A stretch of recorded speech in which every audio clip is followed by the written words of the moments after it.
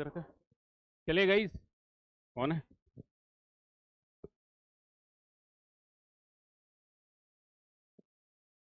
Hello everyone.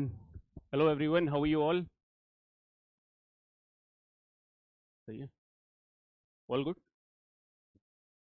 Good morning to all of you guys. How are you all? Good.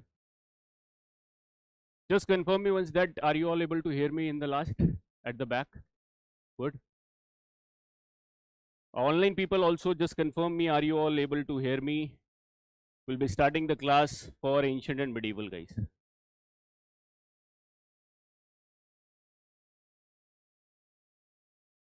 Online people just confirm me. Settle down fast guys.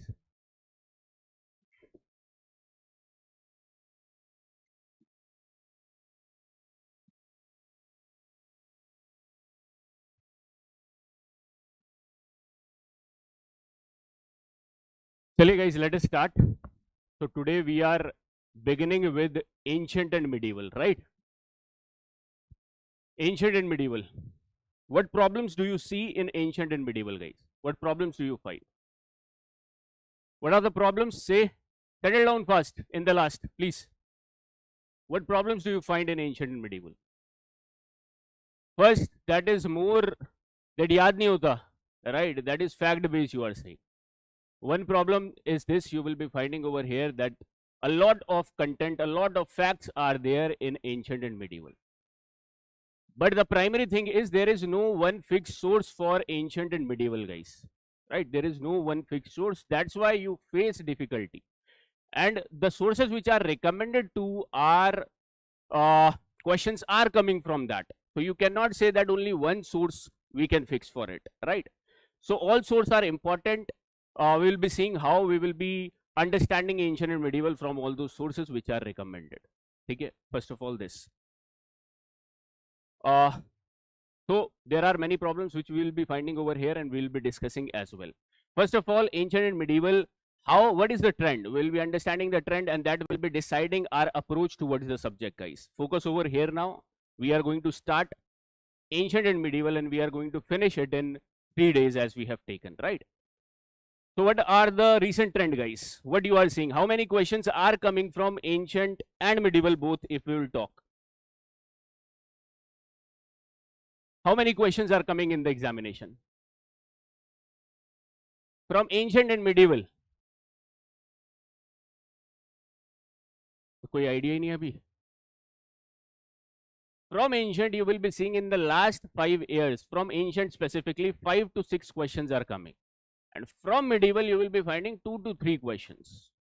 But seeing this trend, you will not be making your strategy that you will be preparing less of medieval history or more of ancient history. If you will go with this strategy, again, your chances of clearing prelims will be less. You will be at the mercy of the prelims changing nature, guys. Try to understand. We will be having fixed subject. For example, 5 years before, ancient and medieval was not asked more.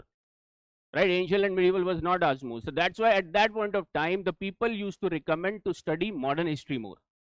Right, so at this point of time, you try to understand that you have to prepare all these sub-subjects equally. Right, so the recent trend of history, if you will be finding, just wait.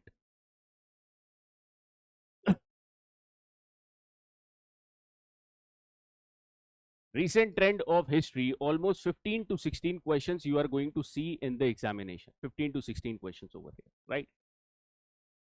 Out of this, now the ancient and medieval portion is increasing, but there are certain problems which we'll be understanding, right? Out of this, you will be finding ancient history recently in 2025, you will be finding 6 questions were asked. And repetitively, the trend is increasing over here. Right, it can remain the same, or medieval history questions can be asked more. There is ample scope with respect to the examination, right? How they will be framing. Okay, and 2025 was an exceptional year of history. Why I say that, and I have told you earlier as well. Why I say that 2025 was an exceptional year? Because not direct question, you will be finding very simple question came from history, and that is not the trend of history you will be finding. Okay. But I have told you that this is the cyclic nature of asking the questions or pattern of UPSC you will be finding. That is the cyclic nature, right? Now over here you will be finding that 5 questions, 6 questions you are preparing for ancient, and similar you can think of that 3 to 4 questions are going to come in the examination from your medieval history as well, right? So we have to devote fixed time period over here, limited time frame, and what we have to grab will be understood by the PYQ. PYQ will be telling us that what out of all this ruckus, out of all this fodder which is written in all these books, what we have to capture, guys. Settle down fast, guys, please. Right? Okay. So over here, first of all, the trend is increasing. We have to see it from the fixed mindset, and how, like, there are certain people who have seen my earlier lectures, earlier programs. They will be having a different approach right now. They will be focusing more on what they have studied already. So you cannot skip it at this moment, right? So try to see the things which you have discussed, which we have already discussed, right? Which you have already seen. For those people, I am telling you. For those people who are completely new, from my perspective, you are going to see ancient and medieval. Try to absorb the information as it is, guys, and it will definitely help you, right? It has helped earlier students as well, because it is complicated subject, and it will surely give you competitive edge, right? This subject, ancient and medieval, will give you competitive edge. What do I mean by that? It will give you competitive edge because these subjects are less prepared by other students. Primarily, I am telling you the problem of source. So if you will prepare it more well, you will be having competitive, because polity, everyone is focusing in the same manner with the same intensity. Ancient medieval, less people are focusing. Even if you want to focus, there are disparate sources, right? So if you will prepare this sincerely, you will get this competitive edge to clear not only civil services but Indian Forest Service cutoff too. And it has happened with the students, it will happen with you as well, right? So this is one thing which I want to talk about. Now, what are the different sources which are recommended for ancient history? Primarily we are talking right now. What are the different sources, guys? Now this is one sub-subject where a lot of subjects are recommended by various toppers as well, and by various other people as well, right? A lot of sources. One subject, or we can say it is a sub-subject, but a lot of sources, guys. And a lot of many sources, you will be finding that these are all the sources, like the new NCRTs. Over there you will be finding the new NCRTs, guys. The old NCRT, that is R.S. Sharma over here, all right? And then there is one more book which is recommended, that is Tamil Nadu NCRT. In Tamil Nadu, NCRT is also divided between old and new. Try to focus here now. We are beginning to the core content now over here, right? So Tamil Nadu is also divided between old and new. And the problem with this particular thing is that not 90% of the content is same. 90% of the content is not same in all. You will find only 60% content is same. So 40% content is new. And questions are coming from all these sources, guys. So we cannot say that if we rely on only the new NCRTs, we are safe. Okay, this is not recommended. Okay, so what we are going to do over here, one more source, over here NCRT I have shown you, and one more source you will be finding after this new curriculum framework of NEP 2020. There is one more new books which are published, guys, which you must be seen in the news itself, news also, right? The political debates which are going around. So one more book has come with respect to this ancient and medieval history. So what source will be best for you over here with respect to these subjects, or with this respect to ancient history? What source will be the best for you? Old NCRT. Anybody else? 6th and 12th NCRT. Anybody else? Somebody is saying class. Dekho, you try to understand that not a single source will help you clear the questions from here, from one single source. Try to understand. I will be giving you in this class all the important information from all these sources which are mentioned over here. Right? Settle down fast here. Kya kar rahe ho abhi? Baitho jaldi.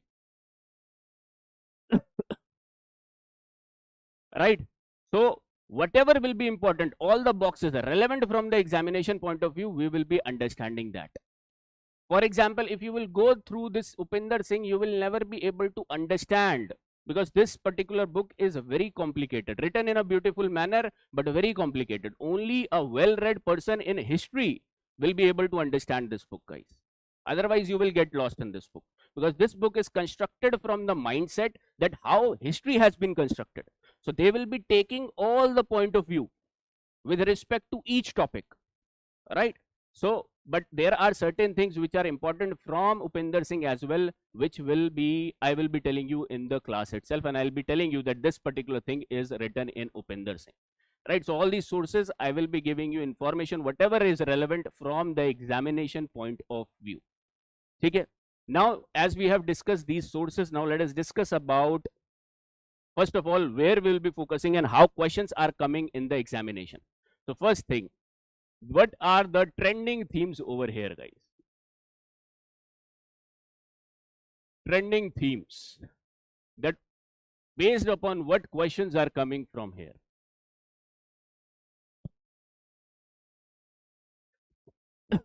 Tell me, guys. I want answers from the new people first. How questions you are going to see in the examination. You have to be prepared that how questions are going to come, right? So how questions you are going to see in the examination.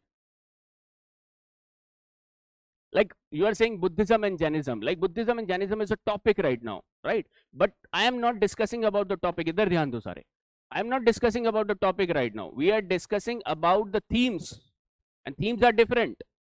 We are not discussing topic, and that's why the approach for ancient and medieval completely gets changed, and approach for modern is different. Okay, modern we have to deal with only 250 years. Ancient and medieval from 20 lakh to 1707 we have to see, guys, a lot of years, right? And you should have these timelines on tips, and this class will be enough. Those who have attended, they know, but new people, this class will be enough if you are actively present over here, right? So trending themes, what type of questions you are seeing repetitively? Okay, I will be showing you the questions and you try to tell me that what is the theme over here, right? I'll be showing you some questions and you will be finding the similarities in those questions. Also, those who have already attended my earlier lectures, they will be now rectifying the question itself. You will not be relaxing, guys. This is a time you have to again solidify what you have already learned, right? So let me show you some questions over here, guys.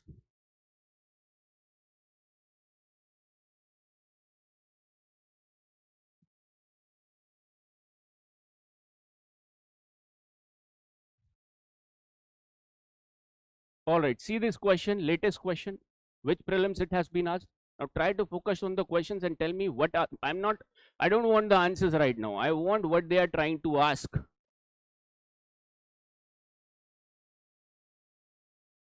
One thing you can say, chronology or the timeline sense, we can say that what was happening in 8th century AD. What was the Indian political scenario in 8th century AD, guys? You try to understand which prelims it was asked, recent one, 2022, you are going to see.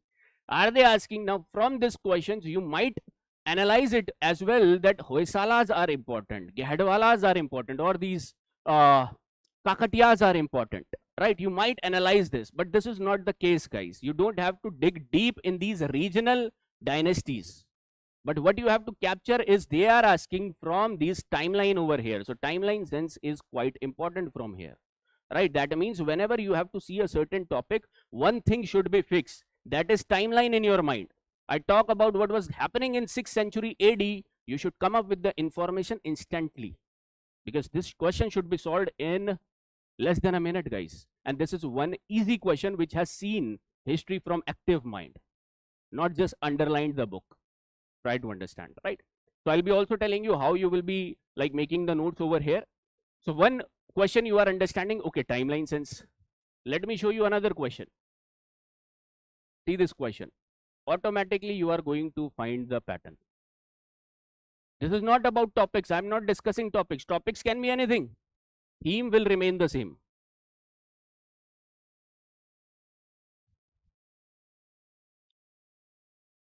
Contemporaneous, everybody has read.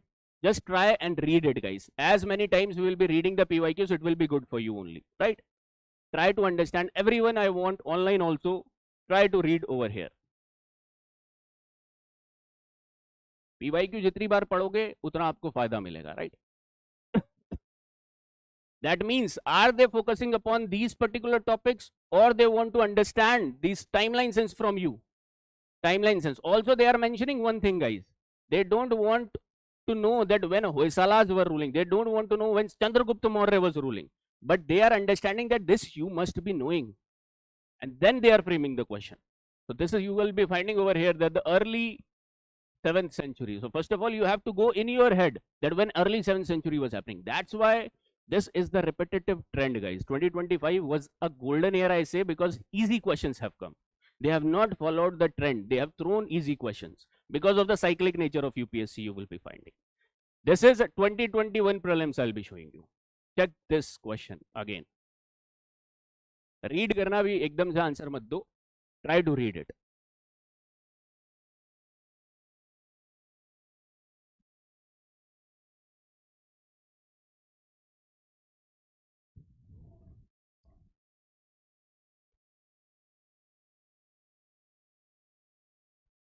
Understood?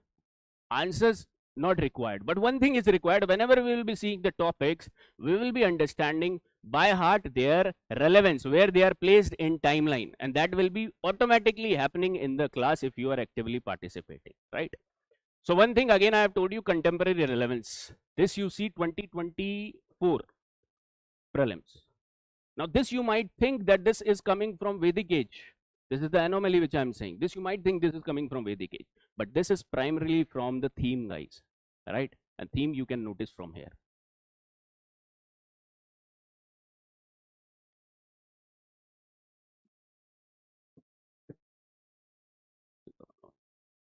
तो थोड़ा पीछे करो.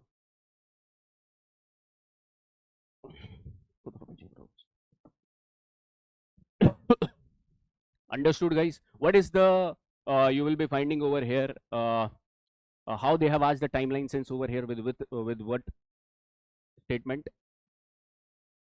Upanishads and Puranas. They will never ask you in-depth information about Upanishads and Puranas. Be confident about it. When you are confident about certain things that this will not be asked, then only you will be able to attempt the question. Otherwise, you in an easy question also you will do some mistake. And this happens with you, right? If you have realized in your attempts, right? So this is one thing you will be finding more questions if I show you. So automatically one theme which is prominent in the questions in the PYQ is timeline sense, or you can say it as contemporary relevance.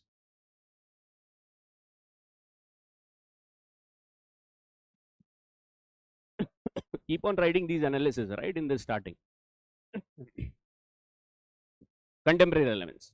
This is the way you will be finding all the topics. You should know when exactly Pulkeshin II was ruling. You should know exactly Mahendra Varman I was ruling, right? So these type of things automatically should come to you while seeing the questions. One thing is timeline sense and contemporary relevance, guys. Second type of questions are also prominent, and let me show you these questions as well, right? What more you are finding? Now you must be understanding what I mean by themes, not topics. What you will be finding over here?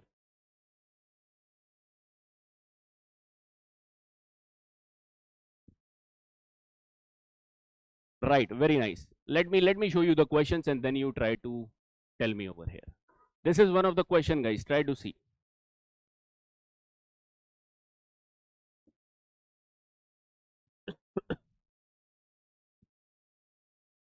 What kind of questions they are asking? So you should, after reading this ancient and medieval, you should be well versed with the sites of not only prehistoric times, not only modern times, but Harsha time as well, but of Gupta's time as well. That these are the sites specifically for Harsha. These are the sites specifically for Neolithic settlements. This should be the mindset. Then only you will be able to take out the important things from this chaos of ancient and medieval. All right. This is site over here. Check these questions. एक एक करके पढ़ो.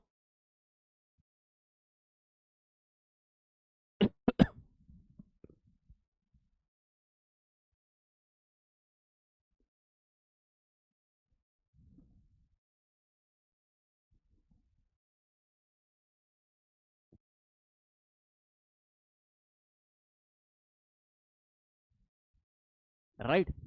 Are you understanding the questions, guys? These are all recent questions. What you are understanding from here is that sites are very important. You should have fixed knowledge about that. Okay, Sohgoda is related to Mauryan site. Bansikhada is related to Harsha site. This should be your mindset before starting the subject. Then only you will find relevancy of these topics from the examination point of view. Otherwise, history will become boring, right? So these are the things which we have to find out, and these are the things which I'll be focusing upon. And then I'll not be explaining you the importance of why I am focusing upon these aspects, the things I am showing you already. So all these sites over here, Buddhism, Chandraketugad and Ganeshwar, it was often repeated also. Ganeshwar came twice, the importance of PYQ. Then this is one more question you will be finding. This is which prelims they have asked this question, guys? 24 prelims. And 2026, the themes will be back again, I'm telling you. History will not come easy again like of 2025, right?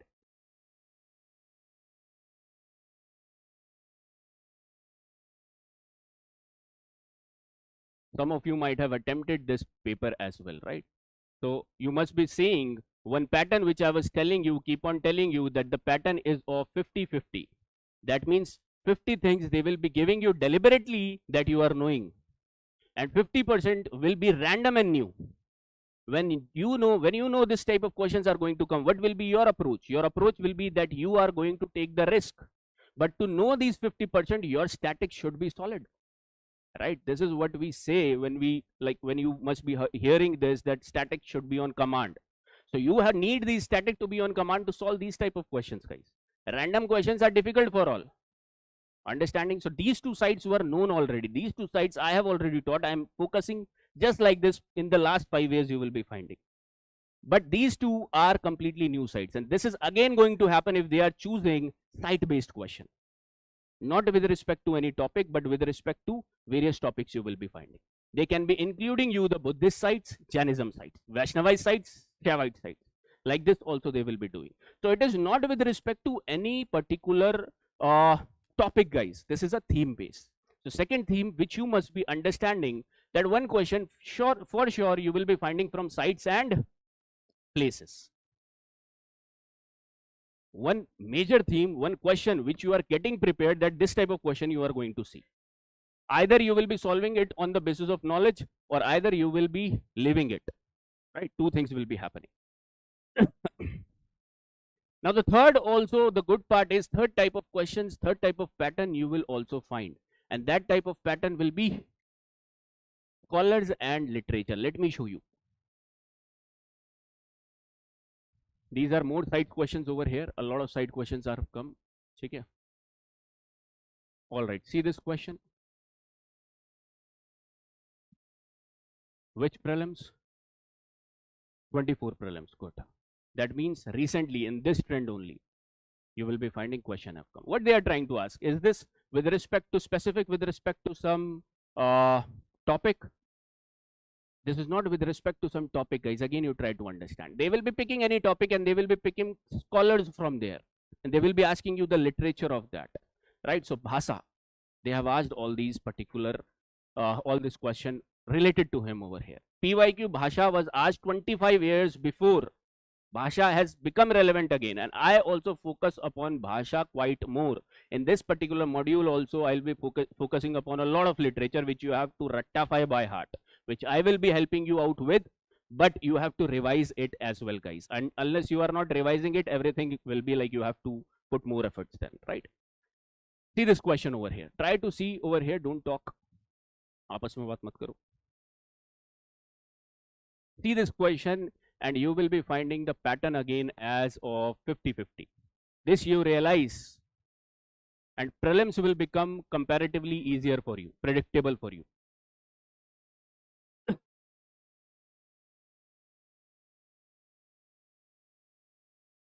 History repeats, right?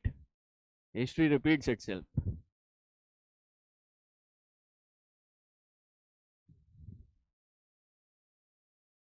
Understanding, guys, right now don't try to find out the answers you will be getting from the class.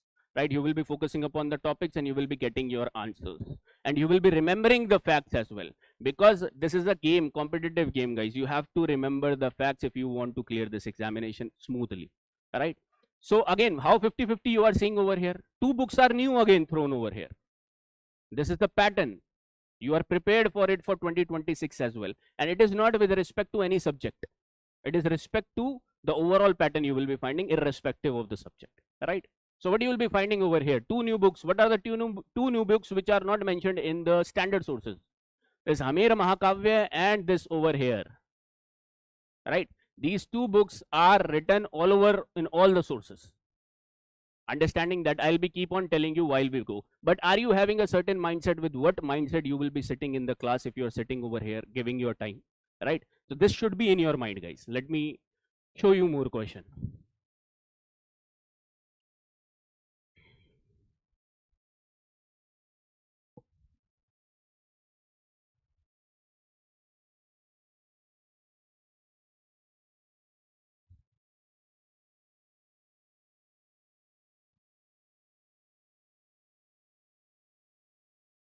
Answer to chahiye hi nahi. Answer I don't need, guys. Trying to understand when this was asked. When this was asked, guys. 24.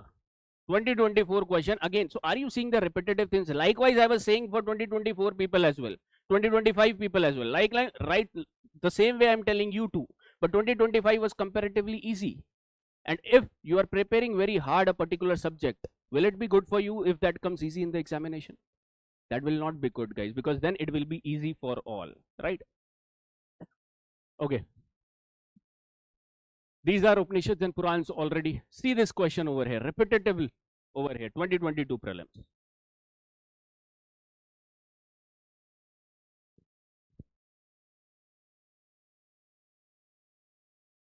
Irrespective of where they are picking the scholars from, but they are picking the scholars. You cannot say that this is a Buddhism question, right? Because there is a Vaishnavized scholar as well. So that means what you are picking from here, that somewhere they are focusing upon scholars, and if not scholars, then their literature. If not both, then they are giving the both options to you, right? Scholars and their literature. So what you are finding again, scholars and their literature, guys. See this 2021 prelims. Try to read the question. It will be good for you if you rectify these questions, guys. 4 to 5 questions are going to come repetitive in the examination in different form irrespective of the subject.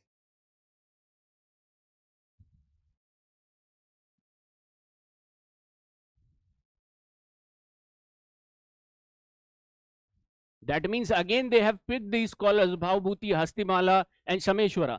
This was comparatively a difficult question. Out of 5-6 questions which are coming, I am and we are preparing for 3 to 4 question, guys. 1 or 2 questions are going to come completely random. Okay, that we cannot control. Let me tell you clearly. We are preparing for 4 to 5 questions if 6 to 7 questions are coming. So in your head, you should be free that you will not be able to solve 1 or 2 random questions with respect to ancient history. Or with respect to all subjects, you will be finding the pattern is same. Right? The difficult part is only 30 to 40 questions will be known directly to you from your standard sources. Right? The difficult part is. Then there will be some question, 15 to 20 questions you will be finding based upon 50-50.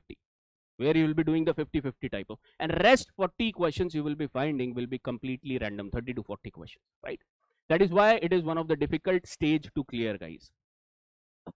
Okay, so third prominent thing which we were making is literature and scholars, right? And then there are certain miscellaneous questions which will be coming, like terminology, right? Kings and their importance. Like this, they will be asking you over here miscellaneous questions as well.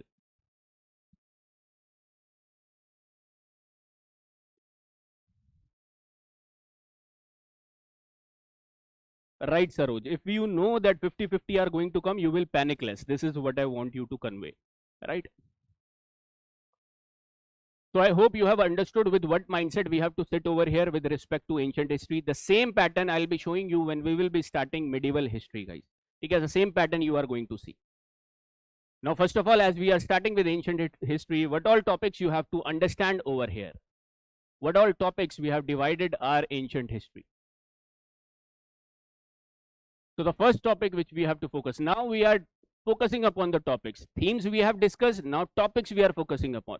And out of these topics, you must be knowing that one topic is frequently asked, and that is Buddhism and Jainism. But the bouncer, but the change of pattern you will be seeing in 2025.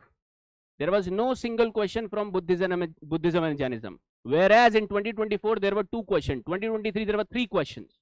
Try to understand that.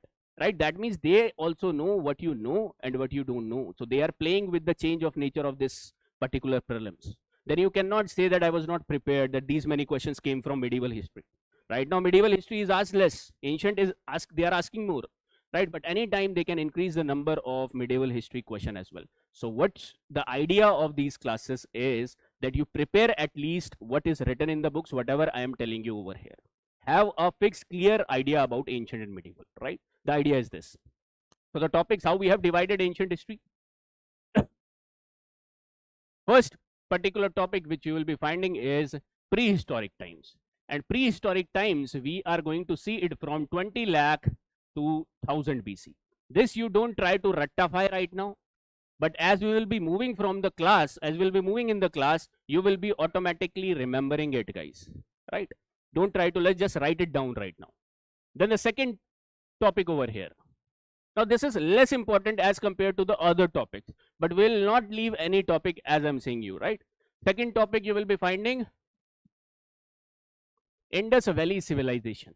Indus Valley Civilization, what we will be fixing over here, the timeline will be what I've told you, 2300 to 1750. Those people who have already been the part of other programs must be remembering this, and again remember this. I will be fixing the timeline once for all, right? So we'll be remembering like this. Don't try to focus right now on these timeline. I'll be telling you in the topics, right? Third topic will be Vedic age. And the Vedic age timeline is from 1500 to 600 BC with one bifurcation of 1000 BC, guys. We'll be understanding that why there is bifurcation with respect to 1000 BC. You must all be knowing that, right? As this is a boot camp sessions, right? All right.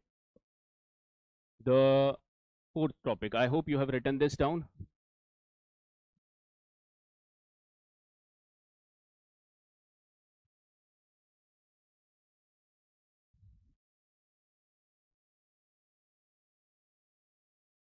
Right. Next is your fourth topic. What is your fourth topic, guys? Mahajanapadas. When you will be saying that internally we are divided into so many small city states like Mahajanapads, automatically there will be the external threat, and the external threat will be in the form of invasions. So first time you will be seeing the invasions over here, and invasions in the form of Persian and Greeks. So this will simultaneously, we'll try to understand. This is the political understanding. When you will be seeing the political understanding, you will be finding one more religious development was happening over here in our country, and that we can say the religious revolution as well. What was that? Buddhism and Jainism. So this will become your another topic as major topic as Buddhism and Jainism. One of the most important topic which will be giving sufficient time over here. Buddhism and Jainism. With respect to invasions of Persian and Greeks, we will be understanding one more topic, that is Pre-Mauryan dynasties. Pre-Mauryan dynasties. And this was happening when? 600 BC to 500 BC. The core development was happening in this point of time. Political development and the religious development. Buddhism and Jainism.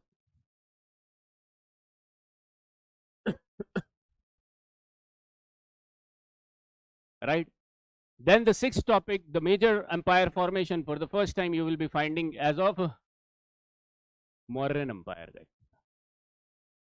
Mauryan Empire. What is the timeline you will be fixing for Mauryan? 180 BC. Right now you will be having several other timelines in your mind, and this is one of the problem when we see different timelines for a particular topic. So I will be giving you some fixed timeline which I am writing over here that you have to remember, right? That you have to recall every time when I am saying a particular topic. Okay, Mauryan Empire. Again, I will be telling you from the political developments more. Political questions are asked more from here, right? That I'll be telling you as well. Sixth topic is Mauryan Empire. What is the seventh topic over here? Post-Mauryan period. And post-Mauryan period, you will be understanding from 180 BC to 400 BC, a broad timeline which I am giving you. And in this, you will be understanding about, again, we are internally divided. We are weak internally. So there will be invasions which will be happening from one of the weak point which we are having. It's from northwestern, right? 400 AD, really sorry, right? 400 AD. Now this is a broad timeline again I'm saying. Over here you have to read about Tungas and Kanvas. You have to read about in the Deccan which type of polity you will be finding. Satavahanas.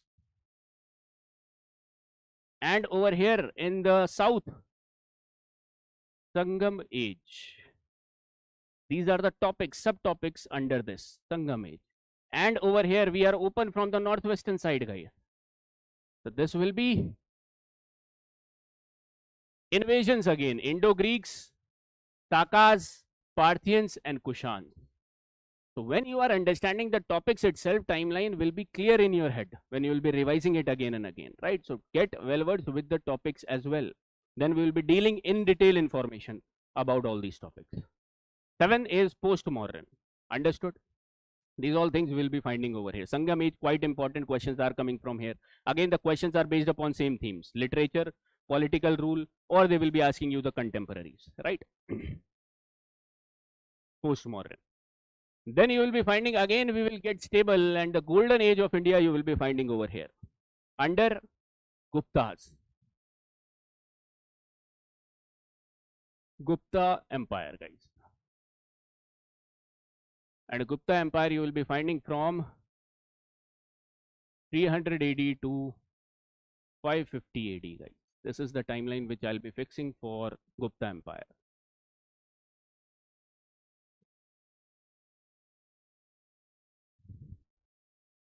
Under Gupta age, we'll be finding a lot of things. Particularly, I'll be telling you the political development under Chandragupta, Samudragupta, and your Chandragupta too, right? Sources are quite important because from sources questions are coming directly. How it will be coming, I'll be telling you, right? Other aspects also will be dealing when we'll be understanding Gupta age.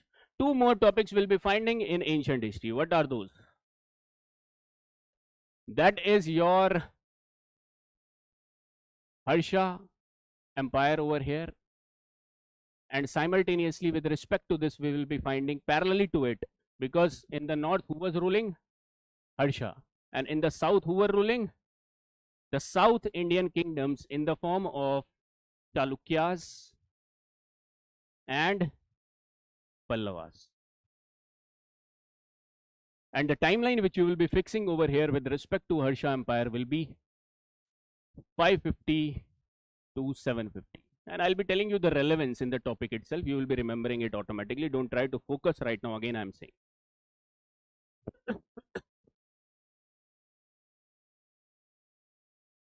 Right, so these are the broad topics which we have to cover under your ancient history. Some people study these southern Indian kingdoms in medieval history, but it doesn't matter. We will be seeing the 750 till over here, then 750 onwards till 1707 in medieval history, right? So the timeline which we are covering is not small, guys. It is a huge timeline if you will be finding from 20 lakh BC to 750 BC, 750 AD. So this is a broad timeline and we will be understanding it one by one, right?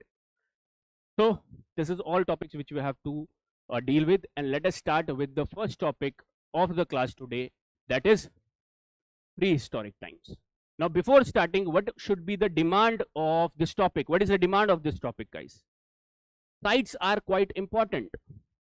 You don't have to deal with other aspects from prehistoric times because history is not concrete. There is a lot of speculation. there is a lot of debate, right? But certain sites are frequently coming in the examination, like Chandraketugad, right? Like Peekli Hall, like the site which is in news also, I'll be telling you, which is like political turmoil in 2025. You have seen with which site? Keezhadi site you will be finding. So we'll be discussing about that Keezhadi site as well. Perspective should be that we should be able to identify, is this a Neolithic site, is this a Paleolithic site, or is this a Megalithic site, or other sites as well. This is the objective of the class of this particular topic, which you will be understanding online too. Now how you will be, first of all, you will be making the running notes with me, guys, right? Whatever I'll be writing over here, you will be writing with me in your running notes. Then template, once you have understood what is important, what is ruckus, what I am telling you just for knowledge, just for insights, then you will be able to understand what to take down on your templates. The templates are for final revision. So once you have done this class, done with your this running notes, then you try to write down on the templates, guys, right? Those who are repeating the class, they can directly write down on the templates because they know what is important and what just I am telling you for knowledge. Whatever I'll telling you for insights, for knowledge, I'll be specifically telling you that this is just for knowledge, you can ignore it. But what I'm telling you that this might come in the examination, you will be definitely focusing upon that, guys. Okay, that I'll be telling you specifically, right? So let us start with prehistoric times.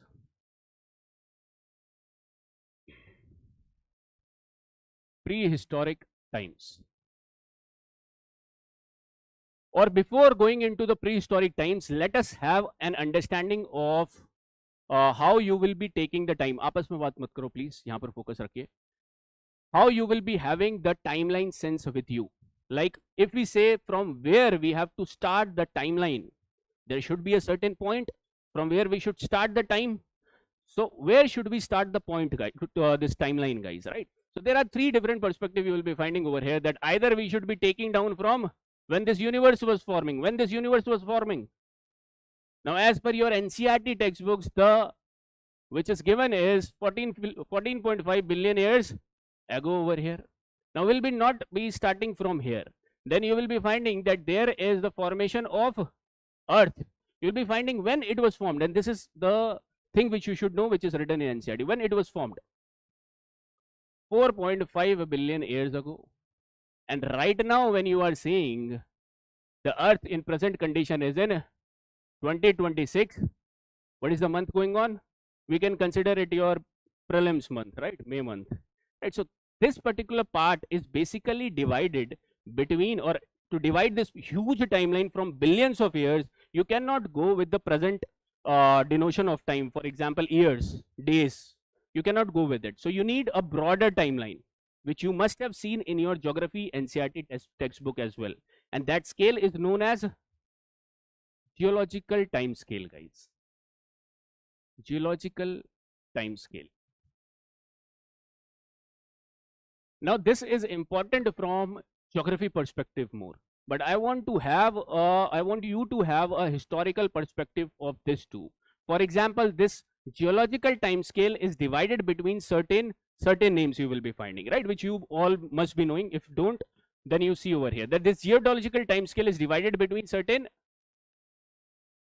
you will be finding not epochs. First of all, you will be finding that larger eons will be coming, right? So this large timeline is divided between certain eons. Now my question to you is, we are living in what eons? That we should be knowing. We should not be concerned with all other eons, guys, but the eon which we are presently living, that you should be knowing over here, right? That is the present context of yours with respect to geological time scale. This perspective I am showing you. Now all these eons are further divided into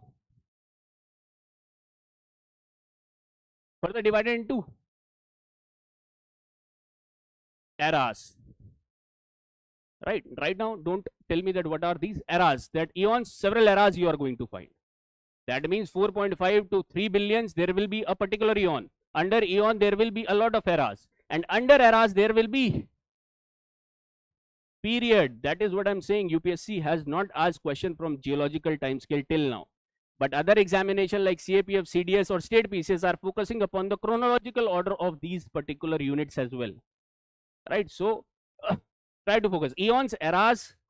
Let me write over here again. there will be eons, there will be then divided between eras. These eras will be further divided between periods, and these periods will be further divided between epochs, and then we will be studying our history from here with respect to the ages, like the Stone Age, like prehistoric times is Stone Age, then we'll be beginning with it. Now my perspective is just know that what all eon you are living in, what era you are living in, what period you are living in. In your history textbooks, the thing starts from period over here. You must have heard about the Quaternary period, guys. And then you must have heard about the Holocene. In your textbooks, these two words in the starting will be mentioned. Quaternary and Holocene epoch. That will be understanding how we are reaching up to this. So how many eons are there? Basically, 4 eons. What are these 4 eons? Hadean, good, Archean, Proterozoic, and Phanerozoic, guys. Phanerozoic. You remember this particular eon which we are living in, Phanerozoic. Right? That means that this is the particular time frame, a big time frame. Let me show you in the chart also if you have written this down.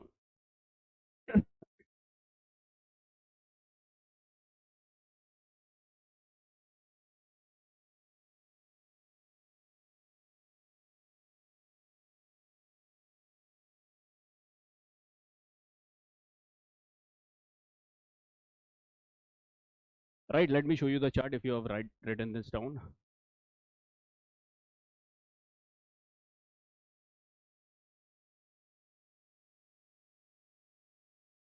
This is the chart you must have, table you must have seen in your geography NCERT, right? This is what I am trying to tell you over here.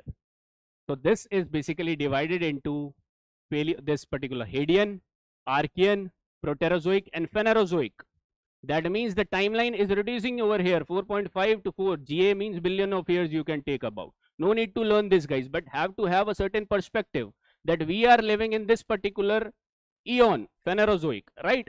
Next, these all eons are divided into certain eras, but we are concerned about our eon only, and that is basically divided into certain eras. So what are those eras? Paleozoic, Mesozoic, and Cenozoic. No need to learn all eras, but you learn this particular fact that you are in this Cenozoic era. One thing should be fixed, that this chronology might be asked. This particular fact might be asked in the statement format. Okay, you never know. Every particular topic which I'll be discussing will have the direct utility in the exam, guys, right? Cenozoic era you are living in. Now further, if you will be finding this, see over here, Hadean, Archean, Proterozoic, Phanerozoic. Next is Paleozoic. This Phanerozoic era eon is divided into 3 eras, Paleozoic, Mesozoic, and Cenozoic. Now this I'm not concerned about. In geography you see, but over here from the historical mindset you have to see that we are living in Cenozoic era, guys. Understanding? That is how you will be understanding this table as well. Otherwise this table is chaotic, right? If you have seen it earlier. Now these eras are further divided into periods, and this is what mentioned in the books, in the history textbooks. Now we are not concerned about Paleozoic period, Mesozoic period, but we are concerned with the Cenozoic period. So Cenozoic period are divided between Paleogene, Neogene. But even if you are not able to remember this, remember one particular thing, that you are living in the Quaternary period. You are living in the Quaternary period. This you should be remembering about, even if you don't want to remember this. Okay.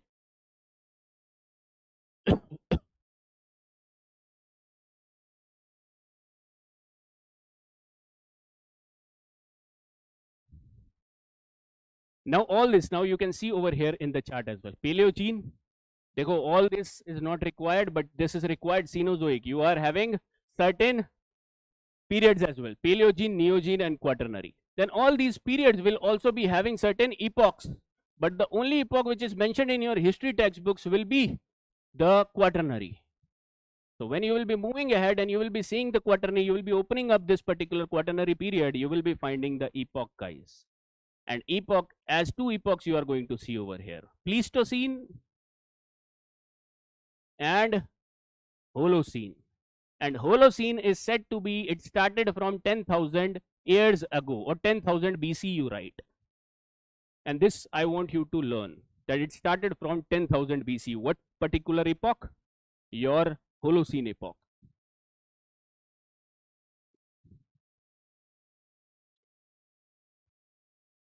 Understanding, guys?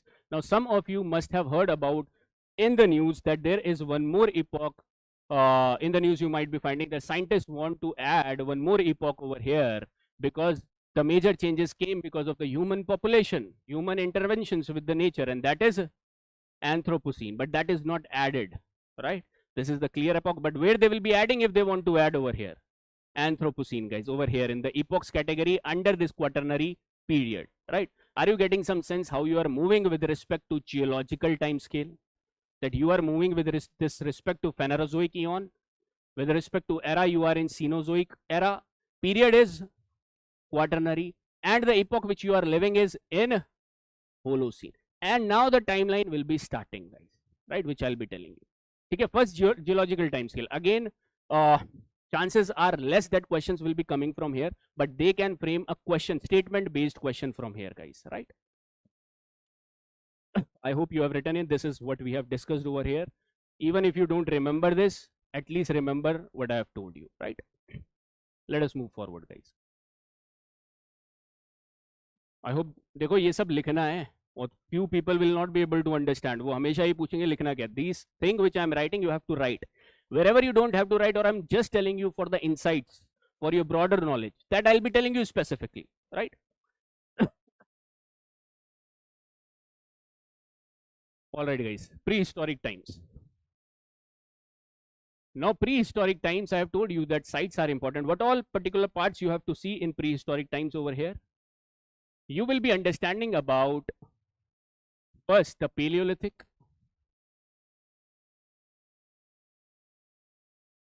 Mesolithic,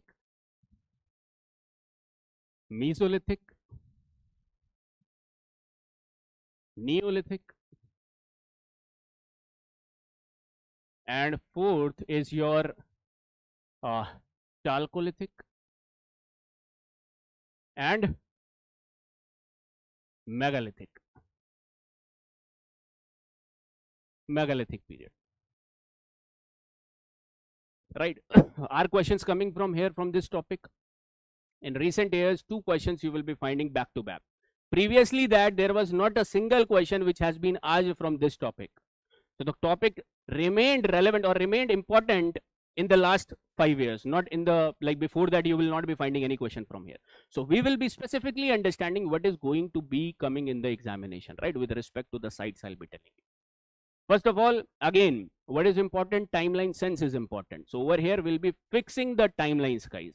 For example, prehistoric timeline, you are going to see from 20 lakh BC, 20 lakh BC, guys, to 1000 BC we are coming over here. A broad timeline we have to cover over here with respect to prehistoric. In your mind, it should be fixed. In old R.S. Sharma, the timeline starts from 5 lakh BC. In the new NCERT, as per NEP 2020, they have again started it from 5 lakh BC. But exactly, it will be starting roughly around from 20 million BC, written in Upinder Singh. Right, so we will be fixing one timeline over here. Timeline, they will not be asking when this was started. But in your head, you should be able to move freely between Paleo, Meso, Neo, Mega, Chalco. Are you understanding? Paleolithic time frame. Now we are fixing first the Paleolithic time frame over here. 20 lakh to, you will be directly coming to 10,000 BC, guys. This broad timeline we have covered under Paleolithic, and it is not with respect to India that this thing was going on. All over the world, that was the lithic time frame. That was the age of stone tools. That's why Paleolithic period, right? And it will be moving on till 10,000 BC. In your head, keep it fixed. But it is flexible, guys. You cannot debate that 10,000 onwards you will be finding only you will not find any Paleolithic. Paleolithic things or Paleolithic sites will exist in the contemporary time also, where you will be finding the Paleolithic type of living in the tribal areas, in the PVTGs, right? So this is not like that. This is a linear conversion. This is basically overlapping over here, right? Then Mesolithic you will be finding from 10,000 to 6,000 BC. Different books, different timelines are mentioned. That's why when you revise, you don't have a fixed timeline, right? So 10,000 to 6,000, you keep it fixed. In old R.S. Sharma, 6,000 is given. In other books, somewhere 7,000 is given. So 10,000 to 6,000, your Mesolithic age was going on, or Mesolithic period was going on. Neolithic, 6,000, then it is a broad, guys, over here, that some sites you will be finding in the 1000 BC as well. So it is a broad time frame. Some sites you will be finding in 2000, sometimes sites you will be finding in 5000. So you keep a broad timeline that it is basically 6000 to 1000, you are having this Neolithic settlements. When you will be understanding this clearly, then only you will be able to place the news findings, guys, like Keezhadi, then only you will be able to understand. But agar ye nahi samajh mein aa raha, that timeline is not good, then you will not be able to place these facts in your mind, right? This is the importance of placing these particular timeline in your head. Now this is a Neolithic timeline that is broad. In between that Neolithic culture, you will be finding that Chalcolithic culture emerged in our country, and which we are going to see as well, that where all they emerged, right?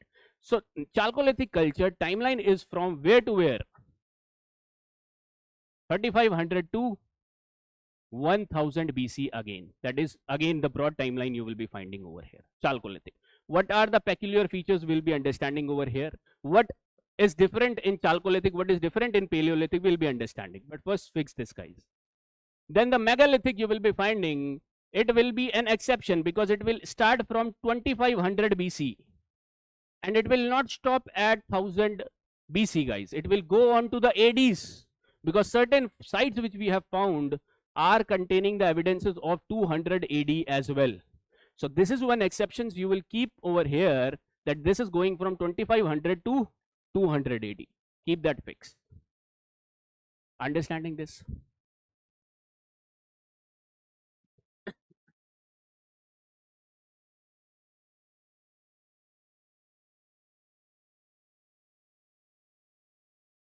Right. So this is one thing. Now you tell me why we have divided all these sites over here, or why we have divided all these ages on based upon what? So you will be finding that archaeologists, anthropologists, all these people have basically divided these sites on the basis of primarily one thing, that is stone tools, which we are finding over here.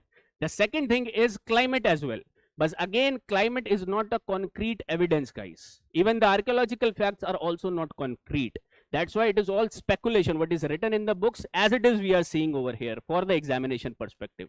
Otherwise, this is speculative in nature, guys. Okay? So they are based upon primarily the differences between stone type or stone tools you will be finding, right? And the climate also.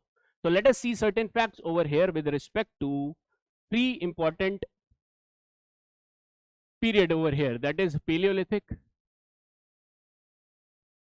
then there is Meso, then there is Neolithic. Let us focus upon this because whatever the characteristics will be of Neo will be in the Chalco also and will be in the Megalithic also, will be finding that. Okay? So first of all, let us focus upon this. How we will be focusing? First of all, we will be focusing upon the types of tools they were using.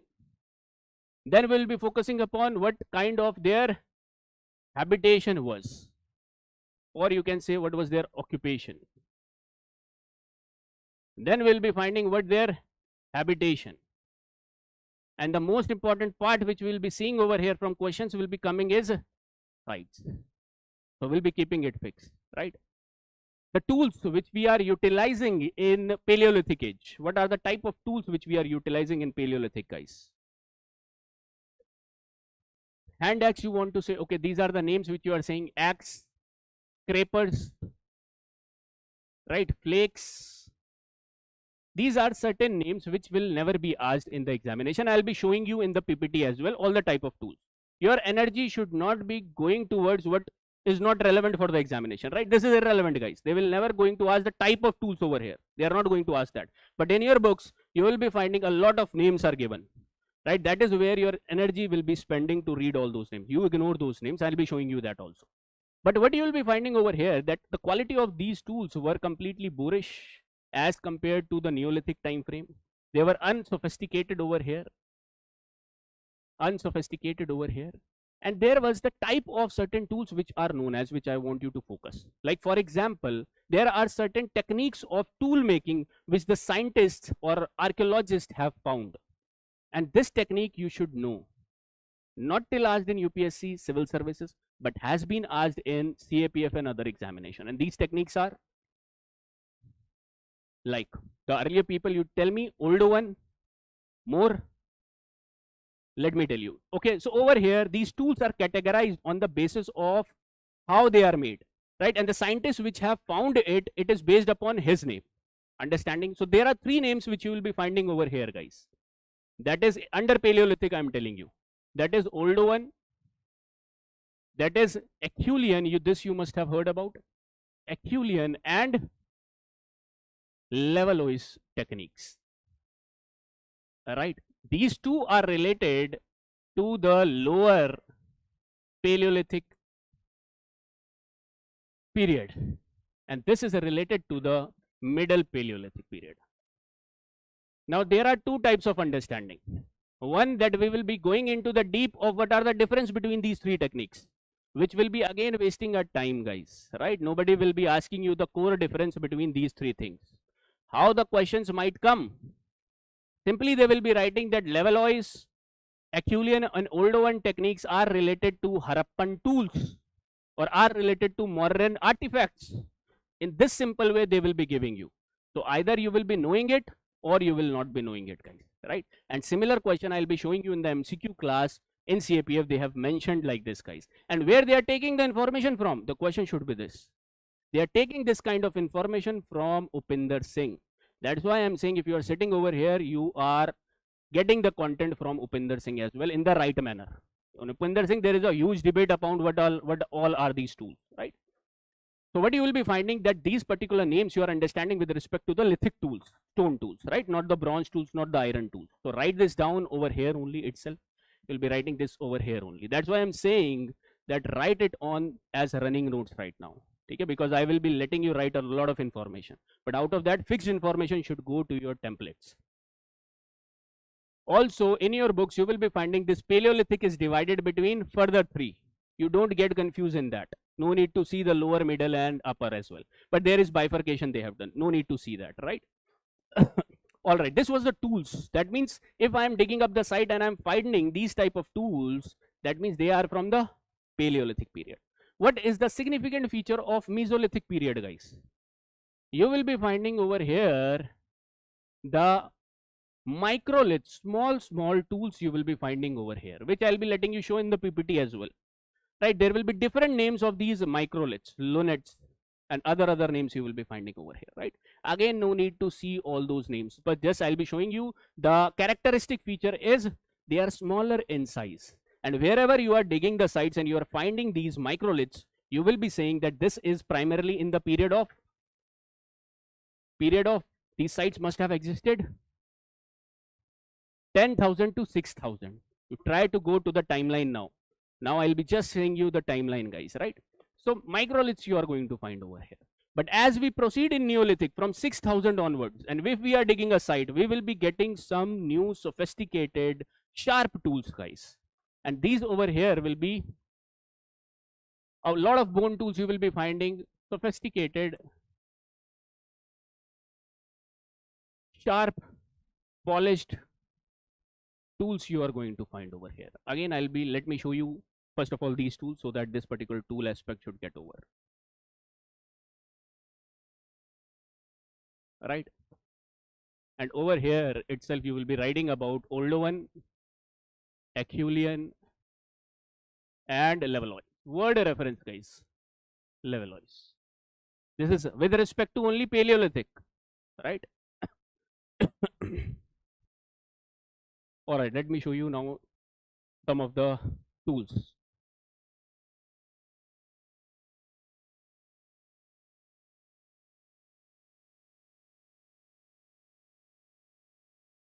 So these are the type of tools you are going to find. Will you be remembering the names, guys? I have told you, I have suggested you don't go into the naming of these tools. Okay, apart from that, it is up to you. I have added this in the PPT. Chopping tool, pebble, hand axe, cleaver you will be finding, hand axe you will be finding, and the tools are further divided into lower, middle and upper. अगर आप tools याद रखने बैठ गए तो आपके लिए एक topic बन जाएगा अलग से, right? So just understand that they were having not polished over here, unsophisticated type of things you will be finding.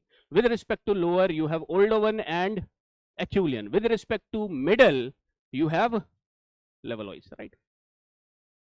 Alright guys, let me show you another tools.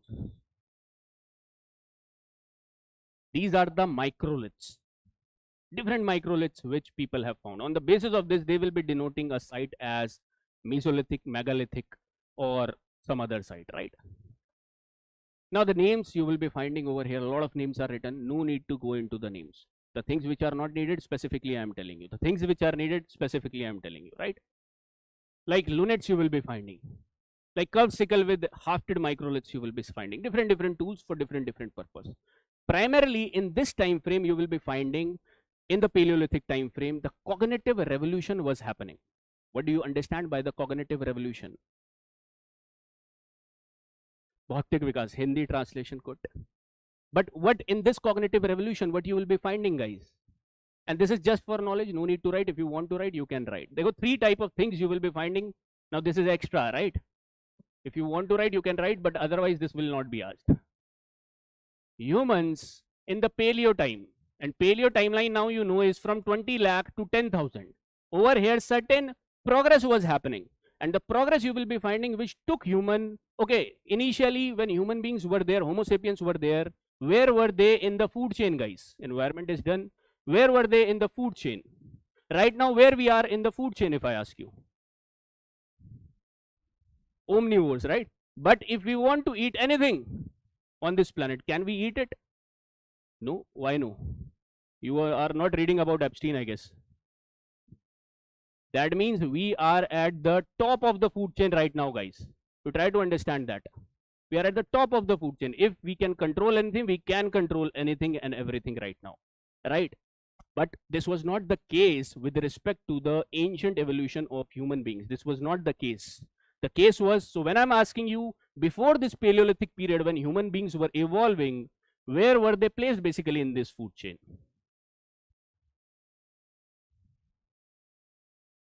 Primary, that means you are want to say that they were just herbivores, they were carnivores. We were basically not over here in the food chain. We were hiding behind the stone, guys. We were not at all in the food chain. What I want to say that we were at very low in the food chain. Why? Because first we want to have the meat. If for example, first the larger scavengers will be eating that out. Then the hyenas and jackals will be coming. And then we will be waiting for our chances. These are proven facts, right? That we will be waiting for our chances. So ultimately what we will be getting, the flesh or the bones? Bones. So that's why the first human tools which were made was basically to crack open the bones, guys.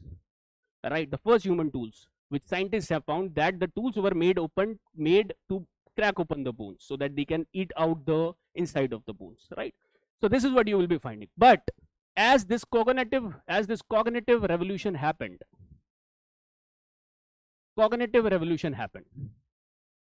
revolution means that they were able to utilize the tools around them, that they were able to utilize the nature forces like fire. Then they suddenly came at the top of the food chain over here.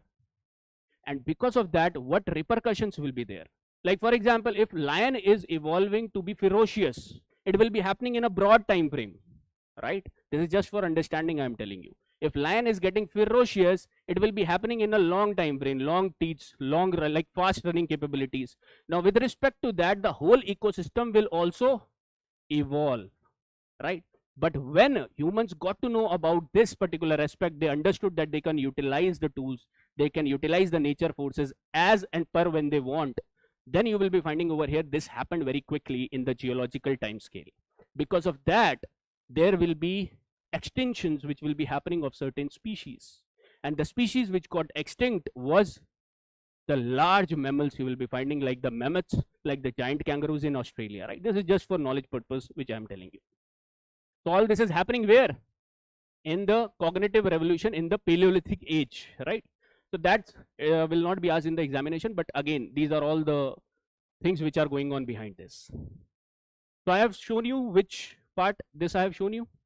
Right, let me show the Neolithic tool as well.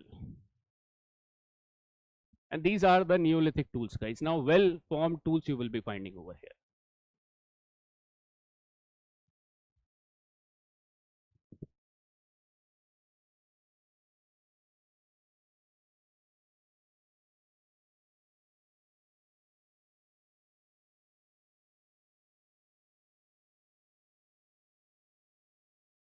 Right, again, you will be finding all these tools like this over here in the Neolithic time frame as well.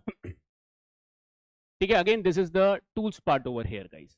On the basis of that, we have divided this particular ages, right? Similarly, Megalithic and Chalcolithic also I'll be talking about, right?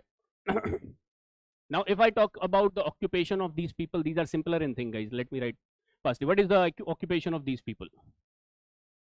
This you will be finding hunter and gatherers, right? What is the Mesolithic? You will be finding how this evolved over here. Will hunting and gathering will be continued? It will be continued in some pockets, but there will be development also in the form of domestication of animals you will be finding in this time frame. And when I'm saying Mesolithic, what is the time frame, guys?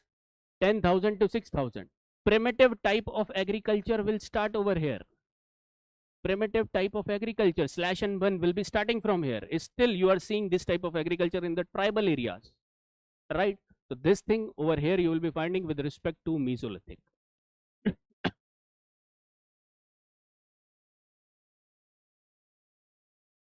Now with respect to Neolithic, what you are going to see? Now the settled lifestyle will be beginning. Settled lifestyle will be beginning over here. Agriculture based economy will be building. Agriculture based economy. There will be more artifacts which will be coming in Neolithic, like potteries. Different type of potteries you are going to see in Neolithic as well. That is showing that now settlement has begun. Agriculture has settled the people over here, and they can store the surplus as well. Neolithic settlements, guys, right? Habitation, if we talk about, now these are simpler things in nature. Habitation, you will be finding primarily caves. You will be seeing that they are living over here in the Mesolithic time frame. You will be finding the rudimentary type of villages you will be finding, right? Like mud houses you will be seeing in the Mesolithic time frame. Mud houses, and the same thing will be continued over here as well. So rudimentary village formation you will be seeing over here. Rudimentary village formation. This is under Mesolithic. Rudimentary village formation. Houses will be made up of mud over here. Mud houses you are going to see. And where you will be finding that, I'll be telling you the exact sites as well. But right now, just take the easy information. Whereas the habitation of Neolithic, how it will be changing? Again, you will be finding well settled houses over here. Rectangular houses, you will be square shaped houses, single story, double story houses will be coming over here. So when I'll be saying that a particular site is from Neolithic, Chalcolithic or Mesolithic, you will be finding these characteristics in that particular sites, guys, right? Okay, so these are all the basic information. First of all, question, this is written in your books, but question will not come from here. Question will be coming from the sites aspects. Now we'll be opening up the sites, guys. Okay. The sites are very important.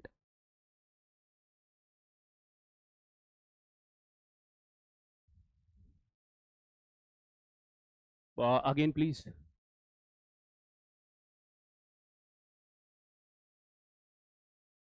By Neolithic revolution, you want to say the agriculture revolution, right? देखो, agriculture revolution will not, good question, agriculture revolution will not directly lead to the Neolithic settlements. Try to understand. Agriculture, if somebody will ask you that agriculture started when the agriculture revolution started, basically, it's in the Mesolithic period, the primitive type of agriculture which is started. And the like you will be finding the oldest site as we have found with respect to agriculture is Adamgarh 7000 BC. You will be finding written in your old RS Sharma. Now don't take this information like this. I'll be telling you at the right moment, right? Okay, so this part, I hope this is clear over here. Questions will not be coming from here because this is an easy part, guys. Questions will be coming from the sites part. Let us see the sites part one by one now. Now, first of all, there is one argument which I want to now. This is just for again knowledge, just for your insights. Insights, when I'm writing this, you just listen, you just understand, right? It is up to you whether you want to write or not. Directly in the examination, you will not see. What's our understanding with respect to settlement? Why this settlement happened? Why humans settled, right? So the primary reason you will be finding over here is agriculture. And when you will be going to the why agriculture started, you will be going to the reason population increased, but population increased because of agriculture. Why they shifted to agriculture? One good point, climate change you might be finding, and this is acceptable idea as well. Other thing, that they were not having the food security, you will be finding. One of the reason is said to be that, right? So their lives were basically not food security based, right? So they shifted to agriculture. Agriculture led to settlements, and settlement leads to civilization. This is the book concept which I am telling you, which is written in the books, guys. Now in the newspaper, one article was there which is completely distorting or completely rejecting this particular aspect, and they are giving you the new version of why humans settled at the first place. And that reason you will be finding with respect to one site, that is Gobekli Tepe. I'll be telling you about it, don't worry. So what their argument is, anybody knows about this site? What their argument, you try to understand what their argument is. When they have found this site in Turkey, and there is one article which I'll be showing you also. In Turkey, they have found one site, guys, that is Gobekli Tepe. This is a place. Tepe means hills in Turkey, guys. You try to understand. They excavated this site over here, and what they found was that this site is belonging to when? 12,000 BC. Now, are you going in the timeline where I'm placing this site? Where I'm thinking Paleo, near around Paleo, you will be finding, right? At this point of time, were settlements existing? There were no settlements, guys, because settlements primarily formed because of agriculture. So when they found this, that over here, settlements were existing. Settlements were existing. Now, if settlements is existing, that means the settlements are because of agriculture, because you have to stay at one place. So you have to have found the agricultural evidences as well. But this is 12,000 BC, and we know that agriculture started near around 7 to 8,000 BC. And what you will be finding, the archaeologists did not find any evidence of agriculture over here. No evidence of agriculture. That means what the new notion, and whenever you will be reading any major book on this, you will be finding this particular thing only. Later on, if you will be reading about it, this I am giving you to broaden your insights. So what they are inferring from this particular sites over here is that human history basically began with the, or human settlements basically began with the religion. And religion perspective of early humans was different from the religion perspective of the contemporary world. Try to understand that. Because their religion was their worldview then. Right now, our worldview, that why the sun is rising, why rainfall is happening, is not religious. Our worldview is science-based. So we utilize religion as a utility. But at that point of time, you try to understand, that point of time, throughout human history, throughout ancient history, you will be finding that religion was giving them the answers of what was happening around them. And that makes one very important point, that what their religion was like at that point of time. What their religion was like. Tell me about this. What their religion was like at that point of time. Nature worship. And that is the word for them is animistic type of religion you will be finding. And this is a very core idea, because from Paleolithic, from prehistoric times, religion will not be asked. But from Indus Valley, religion might be asked. But from Gupta's age, religion might be asked. So religion is changing throughout. As per the socio-economic conditions, as per our demands, religion is changing, guys. Right now, religion is utility based. Back then, religion was their worldview, right? So that's why they were basically first human population gathered together to do some ritualistic activities. And that was highlighted from the Gobekli Tepe site. And likewise, you will be finding many sites as well, right? And then they settled over there because now they wanted to do these ritual activities on a daily basis. So they went for agriculture. And that is how the settlement started. From religion to agriculture, not agriculture to settlement. Understanding? Now, this religion point of view, I want to understand over here. I want you to understand over here that this was animistic. What do you understand by this animistic religion? That is one point which I am finding, that they are nature worshippers over here. This is right. They are nature worshippers. That means they are considering one particular fact which I want you to know. They are considering man or human not as the center, but this is one of the part of plants, animals, rocks, forests. They are viewing their worldview that they are one part of this particular whole interconnected world. Try to understand. This view is going to be changed, because later on in the Indus Valley civilization, one type of artifact you are going to find, and that artifact is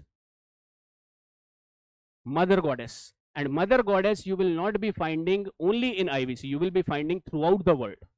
The humans are differently placed, but they are worshipping some kind of same particular statue or same particular personification as the Mother Goddess, because they are considering them the part of this nature. Right now they are not considering that we are central over here. The today's worldview is that we are central over here. That's why this is animistic religion is now later on going to change as later on polytheistic religion, guys. Because now when the settlement will be getting broad, you will be wanting, now new structures will be coming. You want to win the wars, and to win the wars you need to have the favor of the gods which will favor you. And in India, which god was favoring to win you war? Indra. Similarly, in Greeks, Zeus was favoring them to win the war. Similarly, in Rome, or you will be finding in the Mesopotamia, yes, Gilgamesh you will be finding will be favoring them to win the war. What I am finding that there are parallels throughout the world, that similar type of gods you will be finding. Polytheism. And then when you will be moving ahead in the 1st century AD or the 7th century AD, there will be the rise of monotheistic religion, which I will be telling you over here as we will proceed. So this idea you should keep in your mind, right? Survivors of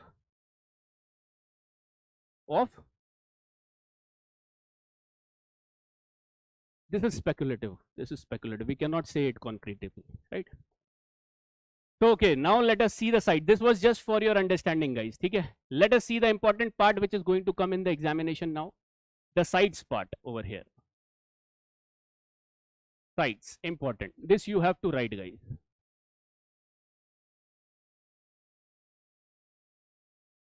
Now I am drawing the 3 particularly major sites over here. These are the Paleo, these are the Meso, these are the Neo site. Now you might have read different sites in different books, but some sites I am going to tell you are referred from the NCERTs, which I want you to remember it. If you want to learn more about other sites as well, you can do it on your own. But certain sites which I am writing over here, that you should know by heart, right? So Paleolithic site, one of the famous Paleolithic site which you will be finding over here, guys. Bhimbetka.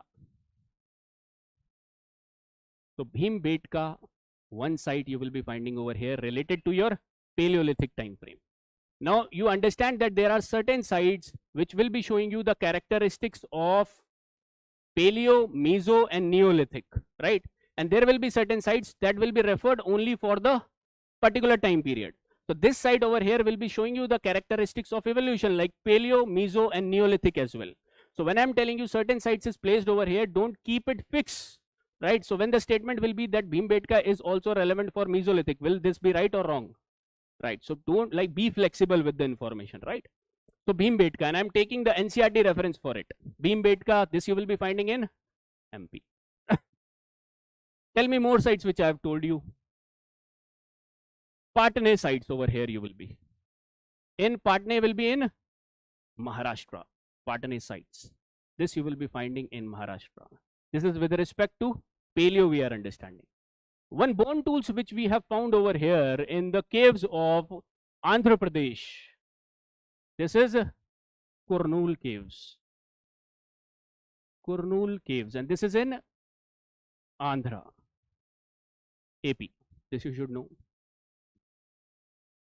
One more site you will be finding over here, which is in the Karnataka region, and that is, this is in the Karnataka region, guys. I am taking it upwards. That is Hunsaki, and this is in Karnataka. These 4 sites, keep it fixed, that because this is mentioned in your NCERTs, and that too I'll be showing you the one map over there, and that too will be written over there, right? That I'll be showing you. 4 sites I am telling you from Paleolithic specifically, that is Bhimbetka, Kurnool, Patne and Hunsaki.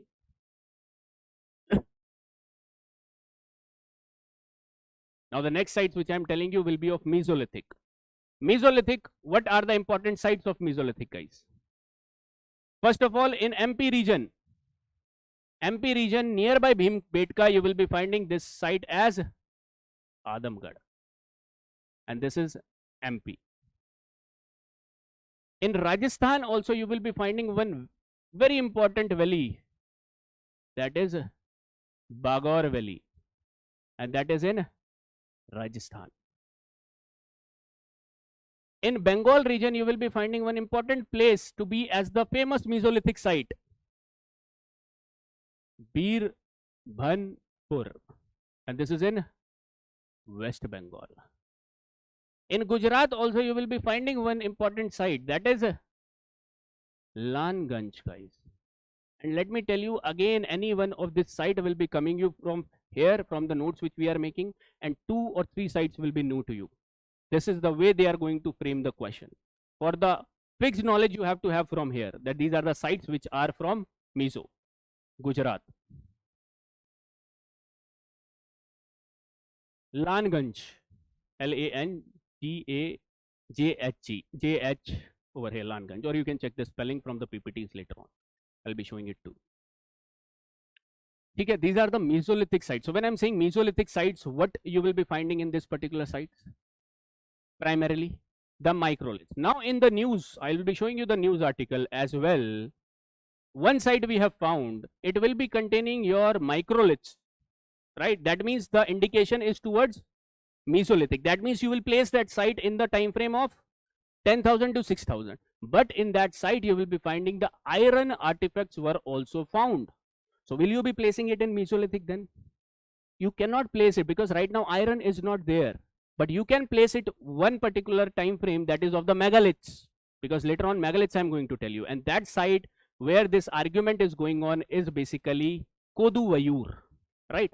So Koduvayur is in, or I'll be making you write it in the megalithic because it is more related to the megalithic, guys, and that is in the southern India as well. So Koduvayur, one site I'll be making you write in the megalithic. So these are the megalithic sites. Let us talk about the Neolithic over here. Have you written this? Now Neolithic sites. Neolithic sites, have we found any sites in the northern India? Northern India I am saying, over here. You will be finding in the Kashmir region, you will be finding 2 sites. One is Gofkaral, second is Burzom. Has Burzom asked in the examination? PYQ. Nobody was focusing upon this particular aspect until it came in the examination. Try to understand, right? Burzom. There is one unique thing about this site, Burzom. Great. And what is that? That why this is unique, that they were basically, their primary occupation was hunting and fishing. This was their primary occupation, guys. Primary occupation. and second, they were not living in the well maintained or well structured houses. They were living as the pit dwellers, or pit dwelling they were doing, pit dwelling. So why this is a unique exceptional thing over here? Why we are saying that this is one exception in the Neolithic time frame? Because at that point of time, the primary occupation was agriculture, right? And the settlement was somewhere structured, you will be seeing, but that was opposite to what we have understood the characteristics of Neolithic. And this information which you are getting is of 6th class NCERT, written over there, right? Understood? Two sites, Gufkaral and Burzon, in the Kashmir region you are going to find. Have you found any site in the northeastern region? The chances of coming this site in the examination is more, because there are 2-3 articles in the Hindu which was published from this site, guys. The information will not come, the debate will not come, but the site might come. So over here, what you will be finding this site as? Daujali Hading. Good. This is present in Assam. Okay, Daujali Hading. This is the northeastern site of Neolithic settlement. So if the question will be statement based, that we have not found any evidences of the Neolithic culture in the northeastern, so that will be false, right? So statement based question might be also framed from this type of knowledge. Okay. All right. In the UP region, have you found any sites? UP region, and you will be finding 2 sites over here. One is Kodhilwa. Just check the spelling. Once I'll show you the PPT. Otherwise, Kodhilwa you will be finding is in UP. And one more site you will be finding in the UP, that is Magadha. That is also in UP. Keep it fixed, guys. Magadha. When you will be remembering these sites, then only you will be finding the odd one out, that which one of the following site is not with respect to Harappa. Then you will be recognizing that this site is of Neolithic. It cannot be the site of Harappa. This is the utility also. Have you found any site in Bihar? In Bihar, you will be finding Chirand as one site, Bihar. Right? This is one site.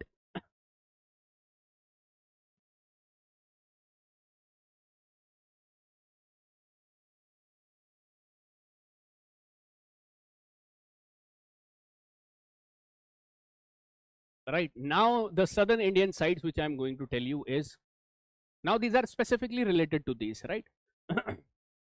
In the Karnataka region, have you found any site with respect to the Neolithic in Karnataka? 2 sites, that is this visible? Maski and Hallur. Maski and Hallur, both of these are in Karnataka. Dekho, Brahmagiri we will be specifically understanding in Megalithic. Some of you have said Brahmagiri. Brahmagiri is mentioned in the NCERT under Megalithic. So we will be keeping over there, right? Hallur and Maski in Karnataka. Then there is one more site with respect to Neolithic in the Tamil Nadu region. That is Payyampalli. Good. So Tamil Nadu region, I hope you can write it somewhere over here. Payyampalli. Payyampalli, Tamil Nadu. In Andhra also we have found one site, that is in Andhra, that is Peekly Hall. Okay, some sites you must have remembered, some sites you now see over here. I'll be telling you some news findings as well over here which are mentioned in the news. That is Peekly Hall. In Andhra, what you will be finding over here? Peekly Hall in Andhra Pradesh. So if you want to spend your energy not to study about the tools, not to study about their habitation, but study about these particular aspects which we are learning, right? I hope you are understanding this, those who are connected. जो connected नहीं है उसके लिए chaotic होने वाला है. Again, Tamil Nadu we have seen Payyampalli. Andhra Pradesh we have seen Peekly Hall. This Karnataka we have seen Hallur and Maski. Now you must be understanding that if you have heard it from your open mind, then you must be understanding that these sites are related to lithic, right? Stone tools. If they want to make it easy, they will not be bifurcating it under paleo, meso, or neo. They will be simply saying the Mauryan site, Harappan site, or the prehistoric sites. Like this, the question has already come as well, right? So these are the which sites I was telling you, Neolithic sites. Let me show you some of the findings as well over here, guys. Now the map which we have covered in this particular framework, what I have told you is this map, guys. And this map is which NCERT? 6th class NCERT map. Now you try to see as and analyze, have we covered every site over here? Megalithic we have to discuss, so we'll be discussing that.